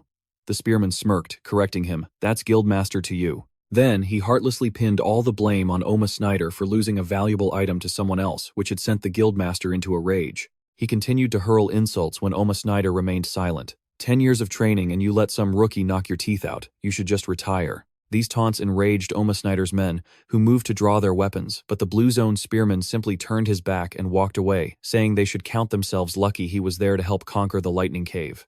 Seeing one of his bald-headed men about to shut the guy up, Oma Snyder stopped him in time and conceded. He's an ass, but he's right. This is humiliating, men. Snyder steeled his resolve. This time we will conquer the lightning cave. The entire troop trudged silently into a dark, gloomy ravine between towering cliffs. Demon surveyed the terrain and decided something wasn't right about this place. The entrance opened and closed in a cycle that was too regular, giving it a forced artificial feel. He looked ahead where the imposing lightning cave came into view, its sharp stone pillars swarmed by crackling lightning. Demon explained, normally powerful bolts of lightning strike the entrance continuously. No one can get in except during certain fixed intervals. Hearing this, Subaru asked curiously, how many times have you tried to take on this lightning cave? Demon admitted in a low voice, this is my third attempt, and you can count the number of mercenaries who've made it out alive on one hand. Seeing Demon's persistence, Subaru wondered why he was even with their team. The mercenary was blunt. I'm only after one thing, the remnants of lightning. He confessed that he was sick and tired of this mercenary life, always living on the edge of death. If he could get his hands on it, he'd retire for good. When asked if he was going all the way to the end, Demon scoffed. Only a madman would do that. You guys can afford to be optimistic because you have no idea how terrifying this place is. He turned to Subaru with a contemptuous look and added, especially you, E-Ranker. It's best if you don't touch anything. Demon even added venomously, if you want to log out, do it quick and clean. Don't you dare drag me down with you. Against the dark night, threatening bolts of lightning rained down on the entrance, signaling the start of a perilous journey. Demon looked up at the sky, which was webbed with lightning, and announced, in about an hour, the lightning will stop for a bit, and the entrance will open. To demonstrate the danger, the ruthless mercenary grabbed a small squirrel and hurled it toward the dungeon gate. Instantly, a massive bolt of lightning shot down, incinerating the poor creature in a flash, as the entire party watched. Demon turned to Subaru and snarled, you see that? If you don't want to end up like that, you'd better rest until it's time. While the livestream viewers were anxiously waiting for the broadcast to start, Subaru stood silently, his eyes fixed on his shoes. Noticing his distraction, Demon snapped, hey E-Ranker, are you even listening to me? Subaru completely ignored the mercenary. His mind was consumed by a strangely familiar feeling, just like the test at Millennium Mountain all those years ago. This dungeon crawl felt more like a class reunion. To Demon's utter astonishment, Subaru calmly walked forward and reached out to touch the cliff face that was swarming with lightning. The system immediately issued a warning. Thunder Core is attempting to resist the Thunder Gate, accompanied by an abnormal status effect as his body struggled against the electric shocks. A brilliant golden current exploded violently as the Thunder Gate began to verify the intruder's eligibility. Everyone watched as Subaru stood defiantly in the heart of the lightning storm. The onlookers could only cry out in horrified disbelief. Whoa, how the hell is he still standing? The intense resonance between the lightning and the Thunder Core created a blinding explosion of light. The Thunder Gate completely vanished, revealing the secret of the Thunder Remnant, which had been hidden for centuries. Subaru raised his hands, which were still tingling with an electric charge toward the gradually emerging light.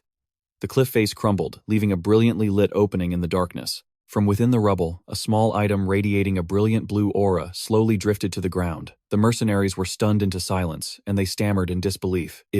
Is that the Thunder Remnant? Seeing such a rare item made their eyes gleam. Demon was frozen in place, stammering in utter panic. How did you do that?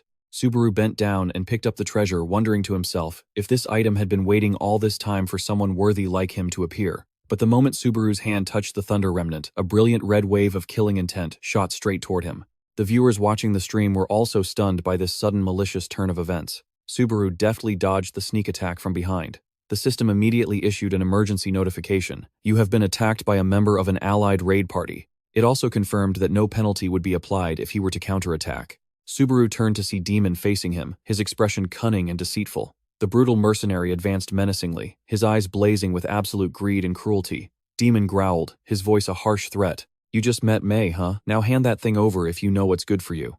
Demon growled threateningly. Hand it over, or I'll roast you alive. Faced with such greed, Subaru calmly replied, and what reason would I have to obey your command? Demon's underlings immediately chimed in. We think the items here should belong to the natives, not to outsiders like you. The leader flashed a cruel smile, brandishing his weapon and asking if Subaru wasn't afraid to die.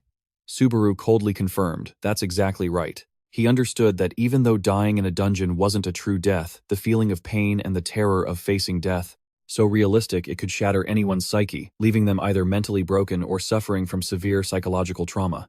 Demon licked his lips bloodthirstily. He boasted that he was used to sending outsiders to the afterlife. Witnessing that brutality, the young man with Subaru realized with horror that the rumors about Conrad's mercenaries killing players were absolutely true, and he regretted ever setting foot in this place. In a panic, the purple-haired guy quickly tried to intervene, "Bro, don't fight, let's just sit down and split the loot nicely." But before he could finish his sentence, a brutal slash left him severely wounded. Seeing that blood had been spilled, the mercenaries gloated that they now had a valid reason to attack and turn everyone into food for the vultures. Instantly, Subaru shot forward like a phantom, unleashing a lightning-fast attack that tore through the enemy's defenses. The mercenaries were stunned to see their comrade taken down so easily.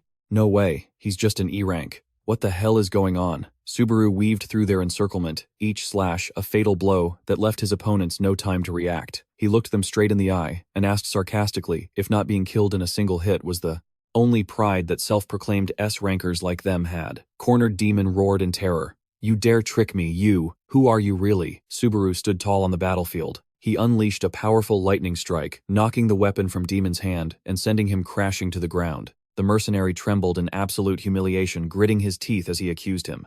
"A magic swordsman, you coward. The only reason you're this strong is because you're relying on your weapon, the excuse of a loser." Standing over his defeated foe, Subaru replied coldly, "If you're broke, don't have an attitude. If you want top-tier items, then pay up and buy them." His eyes blazed with killing intent as he delivered the final verdict. "Then again, it's not like you'll get a chance to use them anyway." Demon only had time to scream in resentment, "You little brat," before a final brutal slash sent him out of the game. The system coldly announced, "You have eliminated Demon." Witnessing the terrifying scene, the others could only gasp in shock. "Whoa." Subaru held the glowing item in his hand. He glanced at the purple-haired young man and asked, "You want this too?" Terrified by his overwhelming power, the purple-haired guy immediately dropped to his knees and began worshipping him like a god. "No, never. That item is yours. It belongs to you, Lord Subaru." The audience watching the stream couldn't help but laugh at this rapid change in attitude. They commented that Subaru was being worshipped like a deity. After retrieving his weapon, Subaru walked on through the thick silence of the party. Subaru gave a decisive command. "All right, let's keep moving." The group sullenly followed him deeper into the dungeon, where golden bolts of lightning constantly struck the menacing red rock walls. Walking behind Subaru's mysterious figure, the red-haired girl couldn't hide her anxiety.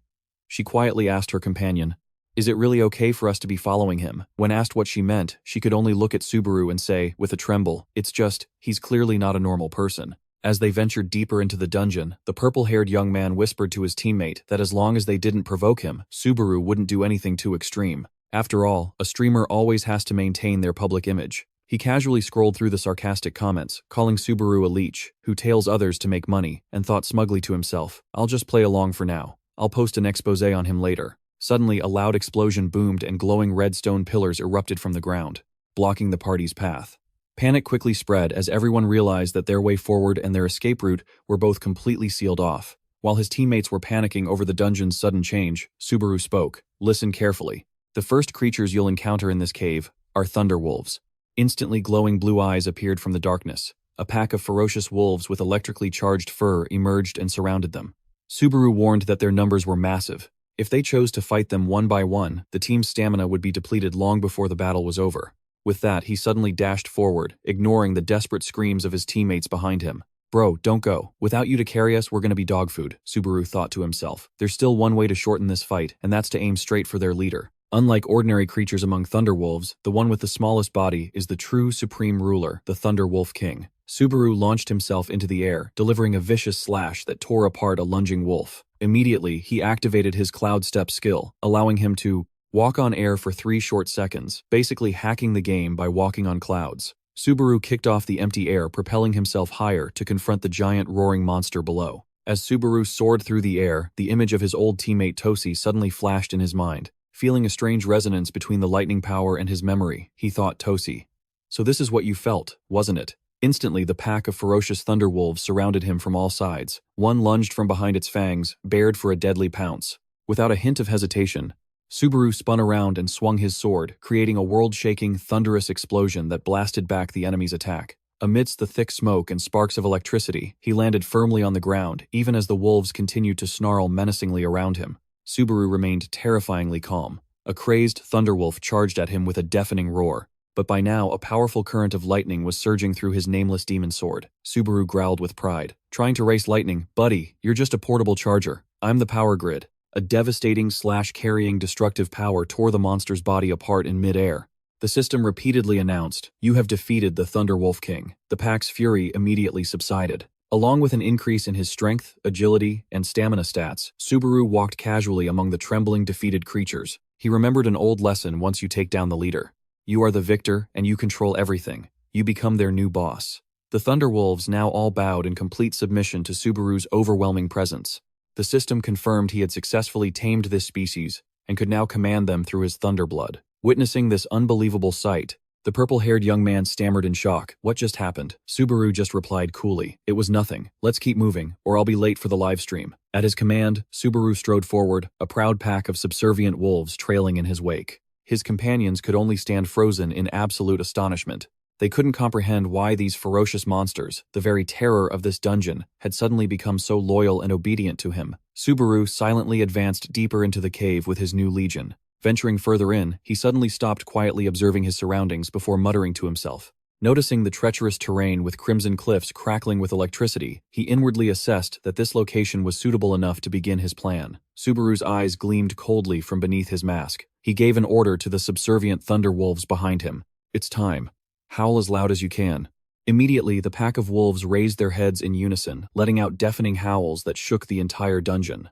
That's a death chorus, folks. Brilliant golden bolts of lightning continuously struck down from the cliffs, synchronized with the beast's roars, creating a horrifying spectacle.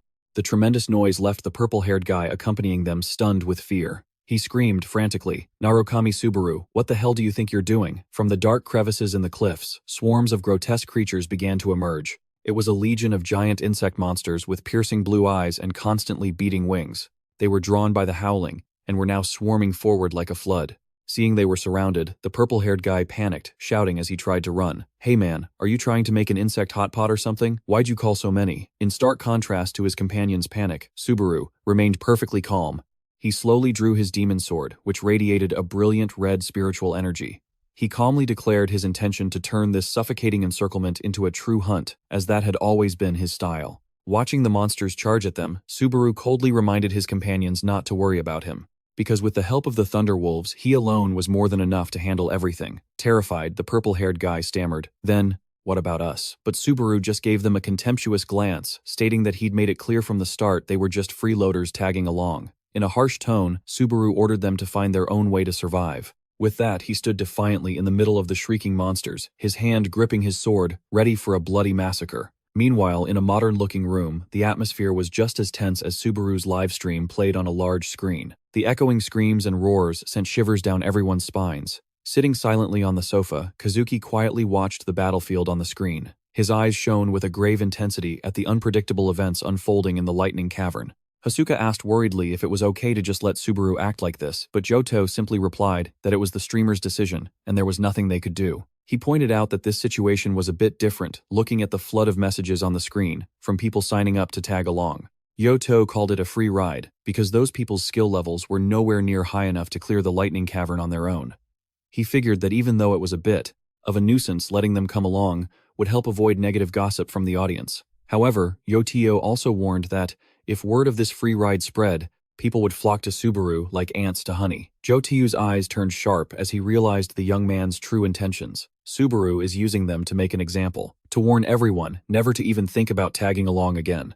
In the dark dungeon, Subaru was furiously tearing through the horde of monsters. His brutal slashes sent blood splattering everywhere, the monsters nothing more than walking experience points. The system continuously announced that he had leveled up. Along with it, his strength, stamina, and focus stats all increased.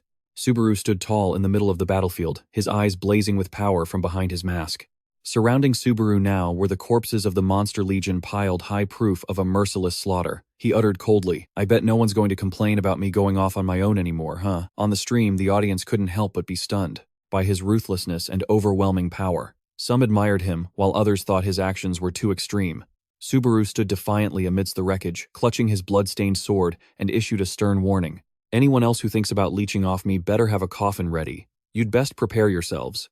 Subaru's harsh warning echoed from the screen, where he stood defiantly in the blood-soaked dungeon. Witnessing this calculated performance, Yoto couldn't help but burst into hearty laughter from his sofa. He realized Subaru wasn't so simple as to ignore the weight his words carried with the viewers. Every move, every word he spoke, was meticulously calculated to create the strongest possible media effect. Yoto smirked his eyes, showing clear admiration, as he was forced to admit the kid was truly a top-tier gamer and streamer. Just then, Hasuka's phone rang incessantly, the caller ID reading "annoying boss." She answered with a sigh, about to make an excuse that she was busy, but Yoto's shouting on the other end made her pause. It's about Subaru. Hasuka, stunned, asked what was wrong, and Jotei immediately pressed her, asking if she had told Subaru about the forum post recruiting people to tag along. Hasuka calmly confirmed. Yes, I already informed him. Yotei's eyes narrowed shrewdly. He suspected this whole drama had been orchestrated by Hasuka from the very beginning. Faced with her boss's speculation, Hasuka coldly threatened, "Get to the point. I don't have time for your baseless theories." Yoto quickly regained his serious demeanor. He ordered her to make sure she had a copy of that forum post. With a powerful smile, he declared loud and clear, "Well then, it's time we made them open their eyes and see that Subaru is being represented by an extremely influential corporation. That our idol has some serious backing." Meanwhile, back in the dark dungeon, the ear-splitting roars of the Thunderwolves suddenly erupted. The wolves, their blue fur crackling with electricity, charged forward madly, attacking anyone in their sights. A fierce struggle broke out as people fought for their lives against the beast's lethal pounces.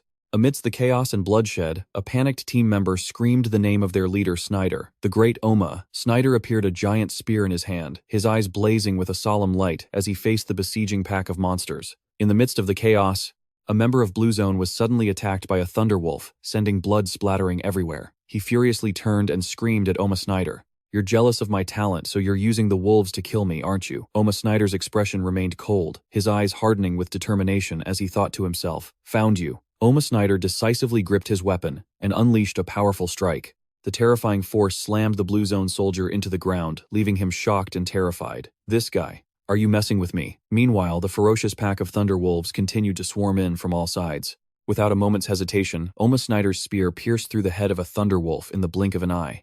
Standing amidst a pile of monster corpses, Oma Snyder still had to endure the sarcastic remarks from the Blue Zone soldier. Well, I thought you were going to show us something special, but it turns out it was just to handle one measly monster." Oma Snyder coldly commanded, "Sit down." His pride wounded, the other guy roared.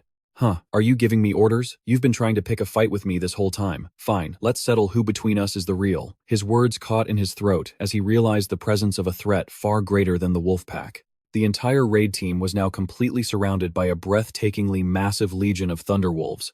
The scene descended into utter chaos. The Blue Zone soldier panicked and screamed, "What the hell is going on? What kind of twisted trick did you just pull?" Oma Snyder glanced back at him with a look of pure contempt. "You and your bosses are nothing but frogs in a well." He sternly warned the arrogant soldier to back off immediately if he didn't want to lose the last shred of dignity he had in front of his subordinates. Able to do nothing but watch Snyder's back, as he walked away, the Blue Zone soldier gritted his teeth and cursed in helpless rage. "That bastard." Snyder trudged deeper into the dungeon's darkness, spear at the ready. In another part of the dungeon, Subaru was also prepared. From behind his mask, his eyes glowed with menacing, brilliant blue electricity. An immense wave of pressure suddenly crashed down as a giant creature emerged from the cliff face, its mouth filled with sharp fangs and dripping with sticky fluid.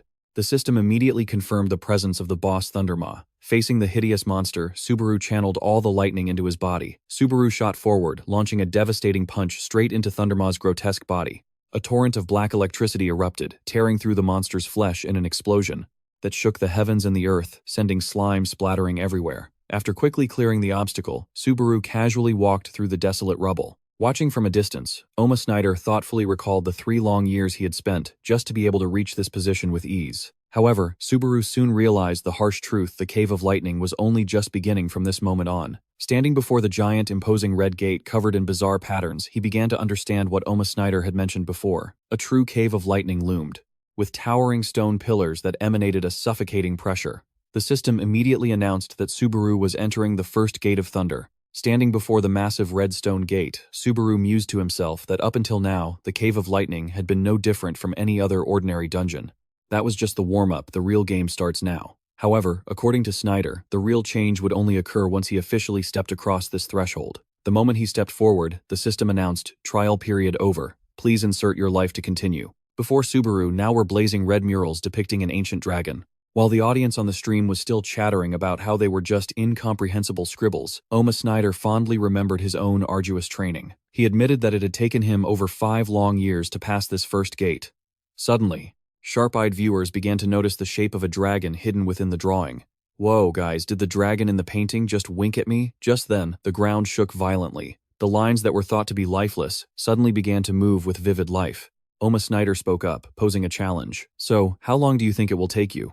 Based on Subaru's Thunder Rumble attribute, the system began to analyze the correlation between his power and the trial. Thunder Rumble was the earth-shattering roar that accompanied every lightning strike, and in the end, it all originated from a single unique power. Subaru wondered if the reward of this place was related to the lightning power he currently possessed. Even though they were of the same element, he understood that didn't mean their skills would function identically. Suddenly, an extreme pressure radiated out, taking the form of a legendary creature, brilliantly illuminated by azure lightning that enveloped the entire space. The system coldly announced the appearance of the supreme entity, the Arbiter of Thunder Rumble Rangan. Subaru stood silently, looking up at the colossal dragon materializing from the void. Oma Snyder looked at Subaru thoughtfully and quietly confirmed, "You're the one who defeated the wolf warrior Greg, aren't you?" Though he acknowledged young man's strength, Oma Snyder still delivered a heavy warning. "But it's best you don't even dream of defeating Rang." Subaru flinched, slightly, sweat trickling down his face as he felt the suffocating pressure emanating from the supreme entity before him. He replied silently, "What kind of person do you take me for?" "Oma Snyder, you must be crazy. Who could possibly fight a monster this ridiculously strong?" Subaru told himself that he had only fought Greg because he was part of a quest. Rangan's trial was a true nightmare, because it transformed unpredictably with each appearance. Sometimes, he would mercilessly force the target to endure the torment of tens of millions of lightning bolts striking their body. Other times, he would steal all of the intruder's 5 senses, imprisoning them in a space of absolute thick darkness and extreme loneliness. Rangan could even summon giant, grotesquely shaped monsters, forcing the player into an endless battle for survival. Amidst the torrent of brilliant blue spiritual energy, the Arbiter Rang appeared in all his glory, his glowing eyes fixed on the masked intruder as he demanded, "Kid, are you here to conquer this place, or to be dragon-feed?" Without a shred of brilliant hesitation, Subaru declared loudly, "That's right." His defiant answer made the chat explode, with comments that were a mix of excitement and ridicule at the rookie's arrogance. Rang smirked. How interesting. The ancient entity acknowledged that Subaru had proven his worth through countless previous trials. He commanded with authority, "Show me what you're hiding in there." Subaru looked in shock at his arm, which was tingling with sparks of electricity. He silently questioned the existence of a mark of lightning and wondered why Oma Snyder had never mentioned anything about it.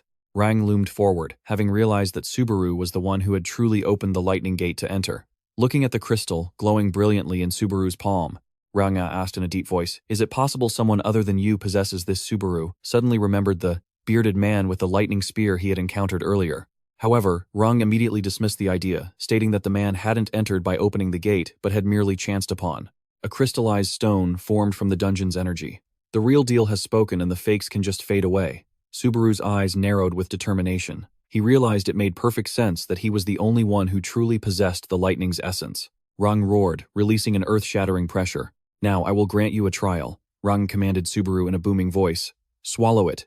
That is the trial." Before him was the trace of lightning, a mysterious crystal of an undetermined rank, crystallized after ancient electrical currents raged across the sky. Looking at the treasure glowing in his palm, Subaru couldn't help but hesitate considering its immense value. Even the viewers watching the stream started joking that he was planning to sell it to live in the lap of luxury, but the reality was, he was about to face excruciating pain. Facing this risky choice, Subaru narrowed his eyes, wondering if he should continue gambling with this game. He understood that passing Rang's trial didn't guarantee a reward more valuable than the crystal itself. Although he knew swallowing such a pure energy source was incredibly wasteful, Subaru had planned from the start to save it for the next trial anyway.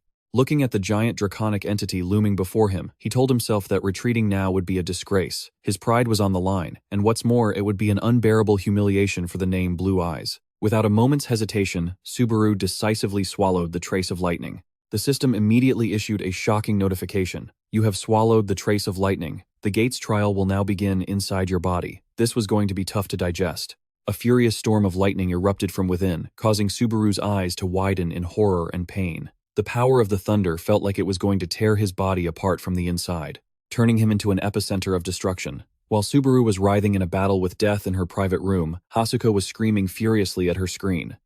Does that damn bug have any idea how much that stone was worth?" She was tearing her hair out over the loss. She knew all too well that Subaru was also completely obsessed with money. Though she cursed him out loud, her eyes revealed extreme worry. She silently prayed for him to survive this disaster. Hasuka quickly picked up her phone and contacted someone named Kyoharu. "Hello, Kyoharu. I'm almost there," the person on the other end replied casually. "Oh, you're there already. I guess that place is near you." Hasuka sat silently in the dark room, her pensive gaze fixed on the glowing phone. She spoke with a serious expression. "Hey, what's going on your end?" Kyo's voice trembled. I'm truly sorry." But Hasuka had no intention of being lenient. She cut him off sharply. This is your last chance. If you can't do it, don't ever show your face to me again. Hasuka growled, making sure he understood there was no backing out.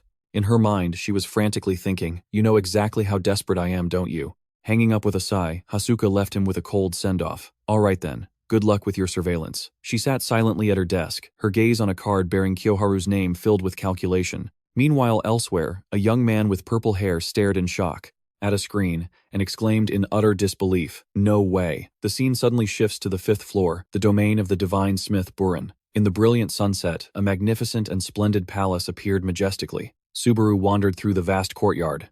He glanced up at the ancient architecture and thought to himself, the old place. But why does my stomach hurt today? However, his nostalgia was quickly cut short when the system announced that the trial of lightning had officially begun inside his body. Furious bolts of azure lightning erupted, engulfing Subaru's figure. His eyes blazed with an intense golden light. Bulging veins were evidence of the horrific destruction taking place. The system continuously announced the trace of lightning has settled within your body. Mana increased by 1. Subaru gritted his teeth in pain as his debilitation stat continuously jumped from 67 to 73. Amidst the bone-deep agony, he could feel a violent pulse relentlessly attacking the smallest mana channels in his body. This time, the sensation was the complete opposite of before. Something was strangling him, blocking the flow of mana and preventing him from moving as he wished. The system repeatedly warned that the trace of lightning was spreading and beginning to take control of his body. Subaru grit his teeth bitterly, feeling death close at hand. I got too greedy, and now I'm choking on it. Somebody help me. Suddenly, another stream of energy erupted from deep within him. The system announced the heart of lightning is fiercely resisting the trace of lightning. Subaru was shocked to realize this strange resonance. He wondered, isn't this just an equipable item? Even though his mana had increased, his debilitation stat had reached a threshold of 81, causing him to collapse. These two sources of power seemed similar, but their essence was completely different. A flash of insight sparked in his mind. Subaru realized the adjudicator's true hint wasn't just to swallow the crystal, but to devour the entire lightning heart to achieve balance. Without a moment's hesitation, he brought the one-of-a-kind crystal to his lips and swallowed it whole. Instantly, an earth-shattering war of energy erupted within his body, causing the lightning surrounding Subaru to explode more violently than ever. The brutal power from the two sources of lightning collided, creating a pillar of light that shook the very fabric of space. From within the brilliant golden electricity, the majestic silhouette of a giant dragon gradually emerged, enveloping Subaru's small figure. Facing the towering adjudicator, Rang smirked, pleased, and spoke. I was getting a stiff neck waiting for you to finish your meal, kid. A cataclysmic surge of energy erupted, turning the space into a raging sea of lightning. In the eye of the storm, Subaru stood tall, his hair a brilliant white, and his golden eyes radiating power, right in the center of his chest. The lightning heart was beating relentlessly, emitting the dazzling light of ultimate power. Subaru clutched his chest in agony, where the lightning heart was resonating uncontrollably. Witnessing the scene, Rose spoke softly. Such a fine piece of equipment, and you use it like a brute. It's frustrating just to watch you. This ancient entity mocked Subaru's shortcomings, but didn't fail to acknowledge him either. But figuring that out on my own was pretty meaningful. Subaru collapsed to his knees, panting from exhaustion. He snapped in exhaustion. Are you kidding me? I almost died in there. Rang materialized majestically amidst crackling electricity. Even the previous wielder of lightning couldn't tame this power, it declared. However, the colossal dragon's eyes showed clear expectation as it looked at the young man. But this time, I have high hopes for you.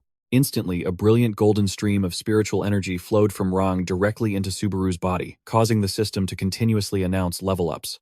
The lightning skill surpassed level 3, then level 4, and finally reached level 5 in an explosion of divine power. The rank of the lightning skill was officially pushed to S rank, a level far beyond imagination. Meanwhile, at the dungeon entrance, the atmosphere suddenly became strangely silent. Captain Snyder and his warriors stood frozen in shock as they watched the terrifying lightning phenomenon before them suddenly vanish. Oma Snyder stared into the void, his face dirty, and showing a mixture of shock and bewilderment as he uttered, "It's gone." Oma Snyder and his team were stunned to realize the dragon mural on the cliff face had completely disappeared. A bald soldier blurted out, "Captain, does this place seem too empty? Or is it just me? The dragon's gone. We showed up so late we missed the whole test." Oma Snyder stared at the empty cliff face, his eyes hardening in thought. He said in a low voice, "I haven't even started the test yet. Someone definitely snuck in here before us and got involved." Hearing this, the accompanying Blue Zone soldier's face paled. He asked in alarm, "What? Someone else is here? Don't tell me it's Subaru." He began to lose patience, yelling that he didn't care if it was a dragon mural or a dragon tattoo. The important thing was to hurry up before someone else snatched everything. "Are you going to let him sweep up all the rewards before we even get there?" Oma Snyder suddenly stopped. He glanced back with contempt and retorted, "Do you think I went to all this trouble just for some rewards?" Contrary to his comrade's anxiety, Oma Snyder wore a mysterious smile. He secretly realized that things were finally starting to change now that someone else had actually reached the end of the lightning cave. Snyder strode forward, getting close to the blue zone soldier with a chilling aura. He warned in a low growl, "I'm in a good mood. Anyone looking for a beating is welcome to speak up." The other guy could only tremble and reply, "All right, I get it." To break the tense atmosphere, the blue zone soldier quickly tried to reassure everyone that there was no need to rush. He recalled how he had faced Subaru in the tournament and was taken down with a single slash, but then he sneered, claiming that even two Subarus couldn't easily overcome the challenges that awaited, always making confident yet wrong predictions. Snyder led the group deep into the darkness. He warned them sternly, "Stay alert. If we want to witness the first ever conquest of the Lightning Cave, the first priority is to stay alive." The blue zone soldier following behind watched him with a look of doubt and fear. He wondered if that guy didn't even plan to clear the trial himself, and what the hell was waiting for them up ahead. The whole group stood silently before a giant stone gate that radiated a threatening crimson spiritual energy. Behind the glowing red stone door, the true destination of the Lightning Cave was finally revealed. Snyder thought to himself, Subaru must have already crossed this threshold and is long past this door. The system announced that they had officially entered the second gate of lightning, revealing a solemn dark grand hall with a long path leading to a high platform. A thorny throne, radiating a suffocating pressure, dominated the center of the hall. The system issued a mysterious command, "Sit on the throne." Oma Snyder silently led the group forward, but as soon as he examined the scene, his expression hardened. "I've checked, and I don't see Subaru. The kid's probably gone off on his own." The blue zone soldier was stunned and asked what he meant, but Oma Snyder remained firm, insisting that Subaru was not here. Annoyed, the soldier snapped at Snyder to stop muttering Subaru's name, suggesting their rival had probably just sat on the throne and moved on. Oma Snyder immediately refuted that, saying it was completely impossible. Ignoring his comrade's confusion, he walked forward silently, his eyes glued to the space ahead with extreme caution. Suddenly, the system issued a crimson warning that they had trespassed into the throne's domain. A massive pillar of azure lightning suddenly struck down from the ceiling, creating a cataclysmic explosion that sent the entire raid party flying. Amidst the raging electricity, the system announced the presence of the Guardian. The Lightning Knight has appeared. A giant warrior in silver armor blazing with electricity emerged from thin air, ready to crush any unauthorized intruders. Witnessing this terrifying entity, a Blue Zone member exclaimed in shock, "The Lightning Knight is the boss of this area. How can a human become a monster?" "Well, a boss can look like anything, I guess." Snyder stared silently ahead. He knew very well that no one could proceed without defeating this guardian. In Oma Snyder's mind, the haunting memory of his past failure resurfaced. It's him, the insurmountable wall he had once faced, an existence that no one had been able to overcome for the past 10 years. The entity's identity shone brightly amidst the azure lightning, Lightning Knight Peleus. Snyder remembered that was the name he had used to introduce himself when they fought. It was clearly the first time this Lightning Knight had ever revealed his true name to a challenger. Sitting in a tavern, Oma Snyder thoughtfully shared this strange coincidence with Subaru. He wondered if it was possible for two different people to have the same name. Since both are trials related to lightning, the most logical conclusion is that they are one and the same. But Snyder still didn't understand why this secret had never been publicized before, especially since the name Peleus was already so famous. He claimed to be the only one who knew the Lightning Knight's true identity, but it wasn't until that life or death moment that he realized who he truly was. Looking at Subaru Oma, Snyder stated with certainty that his lightning skill and that Lightning Knight were definitely connected. For that very reason, he had hoped Subaru would show up before he arrived, but reality didn't meet his expectations. Back in the dark great hall, the stark clank of Peleus's armored footsteps echoed on the cold stone floor. The imposing Lightning Knight emerged from a mist of electric charge and spoke in a deep, gruff voice. "Oh, it's you. It's been 10 years since I last saw your face." Oma Snyder and his comrades gripped their weapons tightly. Peleus narrowed his eyes at the group and asked, "Waiting for your boyfriend or something? You look pretty eager, kiddo." Snyder had to admit the man grasped the situation quickly. When Peleus pressed, asking if he had met the person he had been waiting for all this time, Oma Snyder just gritted his teeth and gave a firm reply, "Not yet." Still, not fully grasping the situation, Oma Snyder tightened his grip on his sword hilt and thought to himself, "So that's how it is." Immediately, he gave a clear order to the entire army. "Surround him, block all his escape routes." The soldiers charged forward in unison, closing in on the Lightning Knight, who was radiating a threatening deep blue aura. However, sensing the imminent danger, Oma Snyder screamed in panic, "Stop now." He knew full well that charging in blindly would only lead to more useless casualties, but it was already too late. A single slash, carrying the power of lightning, tore through space, felling the vanguard in an instant. Oma Snyder stood frozen sweat, pouring down his face as he watched his comrades get cut down so easily. He bitterly realized that those cheap tricks would have no effect on the Lightning Knight. Oma Snyder's eyes shone with anxiety in the face of his opponent's overwhelming power. Despite the warning, a warrior with long hair still roared aggressively. "Enough with the whining. If you cowards won't do it, then I will." All confidence, no skill. He charged forward madly, putting all his strength into a direct clash with Peleus. A dazzling explosion of spiritual energy erupted as his sword met the Lightning Knight's armor of thunder. However, against the suffocating pressure of the lightning, he could only grit his teeth and curse in frustration. Damn it, as he was completely thrown back by the violent electrical current. Waking up in the dark cave with a blood-stained face, Subaru let out a soft groan as he felt a sharp pain shoot through his body. Looking at the dried blood on his cracked mask, he asked himself, "Woke up with my face all messed up. I must have been a deep sleep." On the other side of the screen, nearly 12,000 viewers were relentlessly leaving sarcastic comments about his brand of fainting. Some even bluntly demanded he quickly team up with Hokkai again if he planned on passing out another time. Subaru recalled the explosive effect of their last collaboration. He realized that joining forces with someone who had a massive viewership like Hokkai was the perfect stepping stone to achieve even greater results. Glancing at his hand, which was still tingling with electricity, he said to himself, "Fine, I'll join in." The status window appeared with some stressful parameters. Although he had reached level 37, Narukami Subaru's exhaustion level had hit 71. This alarming number made him uneasy, but Subaru quickly steeled his resolve. "Alright, I need to get my head straight and keep going." Meanwhile, in the dark Great Hall, the confrontation between Oma Snyder and the Lightning Knight had entered its most brutal phase. Streaks of deep blue lightning tore through the air as Oma Snyder's spear clashed directly with his opponent's lightning blade. Oma Snyder focused all his lightning power, unleashing a series of powerful purple slashes to break through the sturdy defense. The impacts created blinding electric sparks, a testament to the soul-crushing pressure both were exerting on each other in a world-shaking clash. He thought to himself, 10 years of training, and I'm still just a punching bag for him. Just then, the bald-headed subordinate standing behind him let out another sarcastic remark. He cruelly stated that he was in fact nothing more than a tool, a piece of bait put out just to provoke the captain's pride. The Lightning Knight didn't give him time to think, continuing his relentless assault.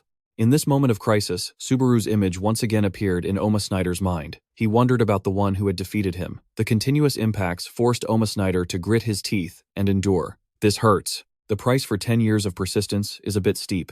He was shocked to realize he was still completely helpless against his opponent's overwhelming power. Despite his efforts over 10 long years, Snyder was starting to feel exhausted. He wondered how many more minutes he could hold on. He estimated 2 minutes at most, or perhaps even just a fleeting 60 seconds. Around him, his comrades were continuously struck down and fell under the Lightning Knight's azure blade, creating an utterly tragic scene. With no way out, Oma Snyder decided to bet everything on one last gamble. "If it's come to this, I'll pour everything I have into this one critical blow." He threw all his remaining strength into a direct charge. But as soon as their weapons met, his opponent's blade stopped it with ease. The Lightning Knight Peleus saw through his effort and remarked softly, "Not bad, kid. Looks like you've actually been training for the past 10 years. However, just before the finishing blow could land, a bolt of brilliant golden heavenly thunder suddenly erupted, halting the duel in an earth-shattering explosion. Peleus stumbled back in shock, his eyes narrowed with caution. A figure emerged from the thick cloud of dust and smoke. It was the imposing figure of Subaru, his body covered in wounds, but the brilliant golden lightning was still raging violently.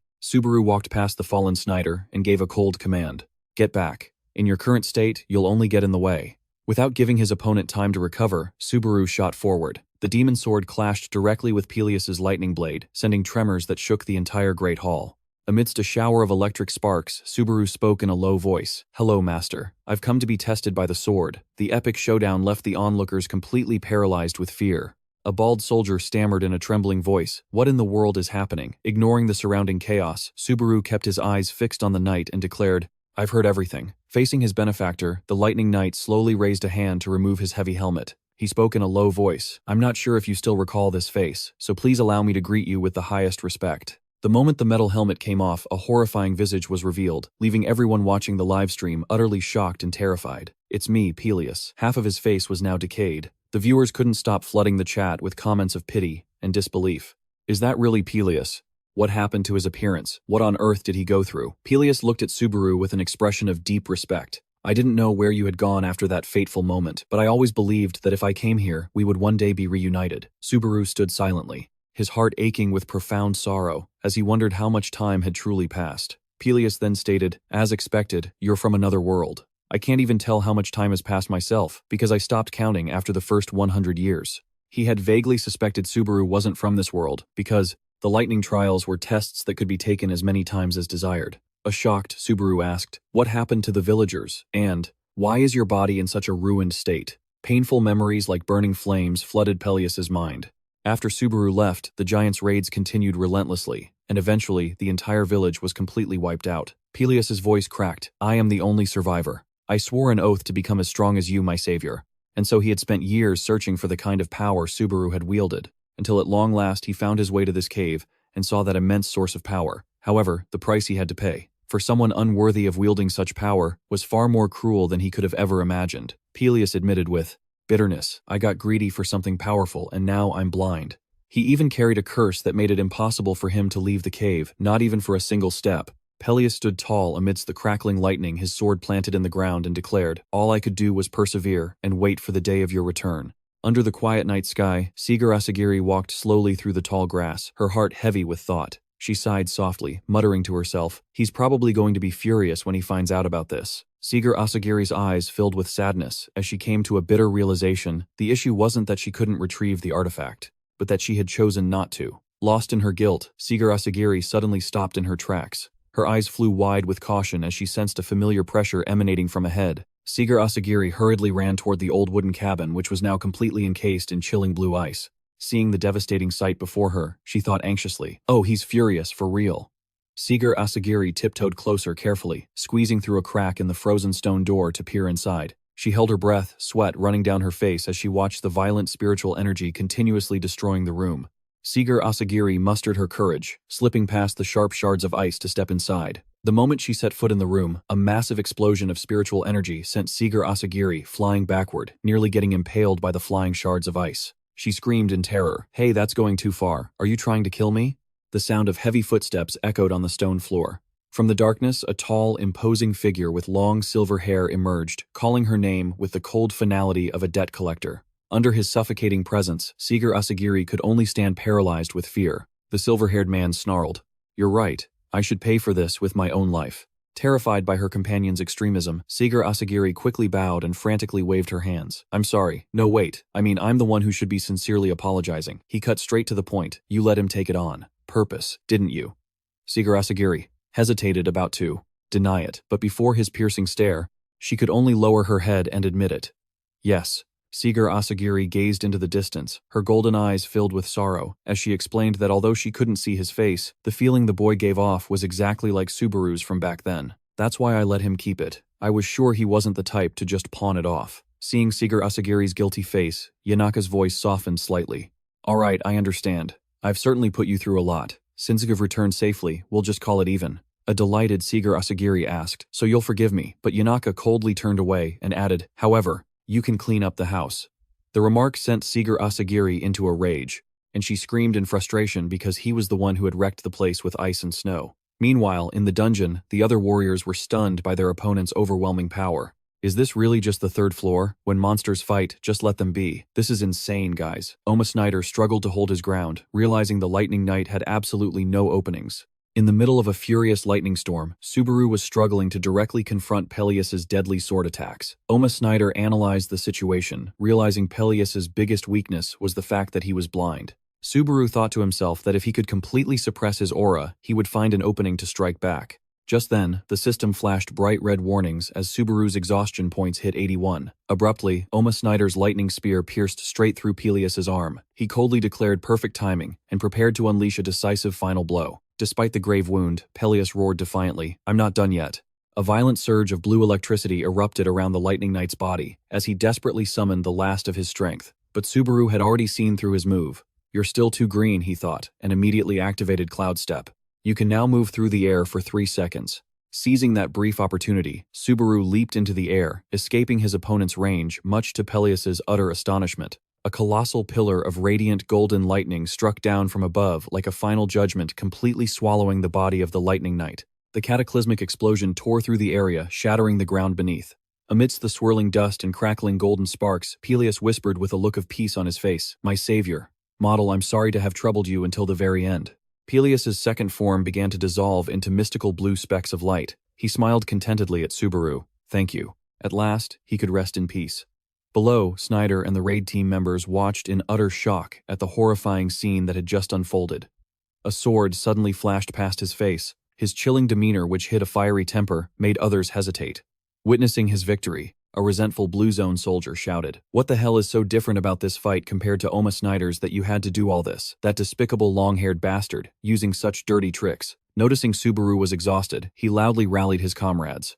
"Narukami Subaru's exhaustion is our chance. Attack him all at once." Seeing the warriors still standing, frozen Jinzaki Nato roared in fury. "Hey, are you all deaf? He's the one your precious leader has been after all this time. Kill him and end this conflict." He smugly noticed Subaru panting with exhaustion, and thought to himself, he's not showing any signs of using lightning, so he must be completely drained. If we take advantage of that. Nato turned to Oma Snyder.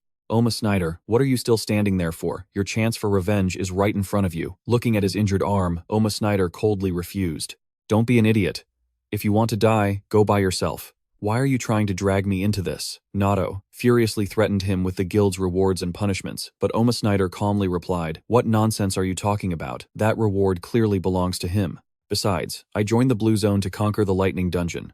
I couldn't care less about the guild's problems." Realizing he couldn't use Snyder, Nato instantly changed his attitude, approaching Subaru with a fake smile. "Hey Narukami, I have an attractive offer for you." He tried his best to persuade Subaru to join the Blue Zone, promising to hand over the entire reward and guarantee him a position equal to the vice leader. Inwardly, Nato was scheming. "I originally planned to take the Lightning and solidify my own position, but I guess I'll have to give that up. For now, I should keep this guy on my side." Jinzaki Nato asked confidently, "So with this offer, we don't need to be enemies anymore, right?" In response to that hopeful question, Subaru just looked at him coldly and asked back, "What makes you think that?" Facing the man's smug expression, Subaru declared decisively, "Your offer doesn't interest me." And just like that, his sword had already slashed through the man. A swift and final farewell. Subaru stood majestically on the battlefield, his cold gaze falling upon the defeated man before turning to the other side. "Oma Snyder, are you joining in too?" Despite his injuries, Oma Snyder replied thoughtfully, "More importantly, I want to know what's in there." To the question, "So you intend to go with me?" Snyder smirked challengingly. "What's wrong? Are you scared?" Turning to the brothers he had been with for 10 years, Oma Snyder gave a decisive order. "Everyone let me go." Despite the stunned protests, he asserted that this was an order and his final request as a leader to his comrades. Looking at his choked-up brothers, Snyder suddenly drew his short sword and stabbed himself forcefully in the leg. "One more thing. How about this?" Witnessing the extreme resilience of the man before him, Subaru silently acknowledged, "He's more than suitable to come along, isn't he?" Even though his body was covered in wounds and dripping with blood, Snyder still strode forward imposingly, making Subaru ask himself, "What should we do now?" While the audience showered praise on a true man who has met the qualifications, Subaru made a firm decision. "Let's go." The two of them silently advanced toward the center of the Grand Hall, where the Thunder King's throne awaited. That was the Lightning Throne, the legendary seat of power faintly visible through a mist of electrical charge. To the utter astonishment of the onlookers, Subaru slowly walked up the stone steps and majestically sat down in the supreme seat. Immediately, a violent surge of spiritual energy erupted. Subaru's eyes glowed with authority. The system coldly delivered a shocking notification. "You have sat upon the vacant Lightning Throne."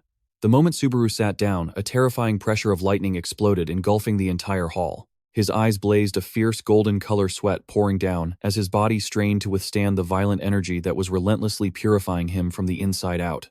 In the midst of the tremors, Subaru was stunned as an ancient vision suddenly flashed through his mind.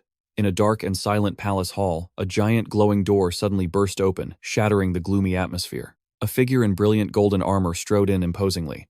The sound of heavy iron heels echoed majestically on the stone floor along a long red carpet. It was a young man with long red hair and fiery eyes exuding the aura of a powerful monarch. He looked towards the throne and admitted in a deep voice, "I cannot withstand the power of the lightning's radiance in my current state." With a determined expression, he affirmed that he was not yet worthy to sit in that supreme position, but he clearly declared, "That's why I cannot take that seat. One day, I will return as a worthy vessel." He turned and walked towards the dazzling light of the doorway, leaving behind a mysterious message. "I came here to tell you that, Father." The red-haired warrior's figure gradually faded into the glorious light, leaving silence to once again blanket the ancient hall. Just as Subaru sat down, the lightning throne suddenly shattered under the terrifying pressure, causing the surrounding ground to crumble to pieces. Amidst the rubble and thick dust, viewer comments popped up one after another, full of doubt. "It collapsed the moment he sat on it. Doesn't look like anything special. Maybe some things are heavier than you think." Subaru was shocked to realize that the people watching the stream hadn't seen the vision he had just experienced. He wondered. Wait, the audience didn't see that cutscene. Subaru pushed himself up from amidst the ruins. A sphere of blue energy suddenly appeared and floated right in front of him. The audience started buzzing, demanding to see the item. Subaru reached out and grasped the dazzling light. The system immediately announced, "You have completed the Lightning Radiance dungeon. You have obtained the hollow heart of the Lightning Radiance." Along with this achievement, Subaru leveled up 3 times, and his strength, agility, stamina, and focus stats were all significantly boosted. However, the treasure, the hollow heart of the Lightning Radiance, had its grade and classification listed as unknown, making the viewers curious about its true function. Looking at the reward in his hand, Subaru clicked his tongue. This reward is kinda trash compared to how hard this test was. But then a sudden speculation flashed in his mind, making him pause. Wait, could this be the same type as the Heart of Lightning Radiance? Just then, Oma Snyder staggered through the wreckage. He exclaimed in shock. What just happened? What in the world was that? Seeing the glowing item that had appeared from the dust in Subaru's hand, Snyder couldn't help but wonder what on earth it was. Noticing Subaru also looked deep in thought, Snyder sighed softly. Don't tell me even you don't know. He gave Subaru a complicated look. You're the one who pulled this off and you don't even know what it is. Unbelievable. If I want to see the results of my 10 years of hard work, I guess I'll have to watch your stream. Subaru, maintaining his usual cold demeanor, replied nonchalantly, Results, we're just getting started. Subaru reminded Oma Snyder that he would be leaving this floor soon, then walked away with a pragmatic demand. If you're going to watch, the least you could do is drop a donation. He told himself it was time to complete his final mission. Oma Snyder watched Subaru, who was already engrossed in his tablet, and couldn't help but sigh. Is that really the first thing you do after activating the Thunderclap engine? You really are a strange one. Ignoring the comment, Subaru focused only on the numbers dancing across his screen. The system continuously announced massive donations. Villa Inn has donated 20,000. Save Asset has donated 10,000 C. A look of satisfaction crossed Subaru's face. He spoke softly, thanks to everyone who stayed and watched until the very end. And so, even as the audience expressed their disappointment and spammed messages begging him to stay, Subaru decisively announced, That's it for today's stream. The device's screen went black, displaying the message Narukami Subaru has ended the live stream.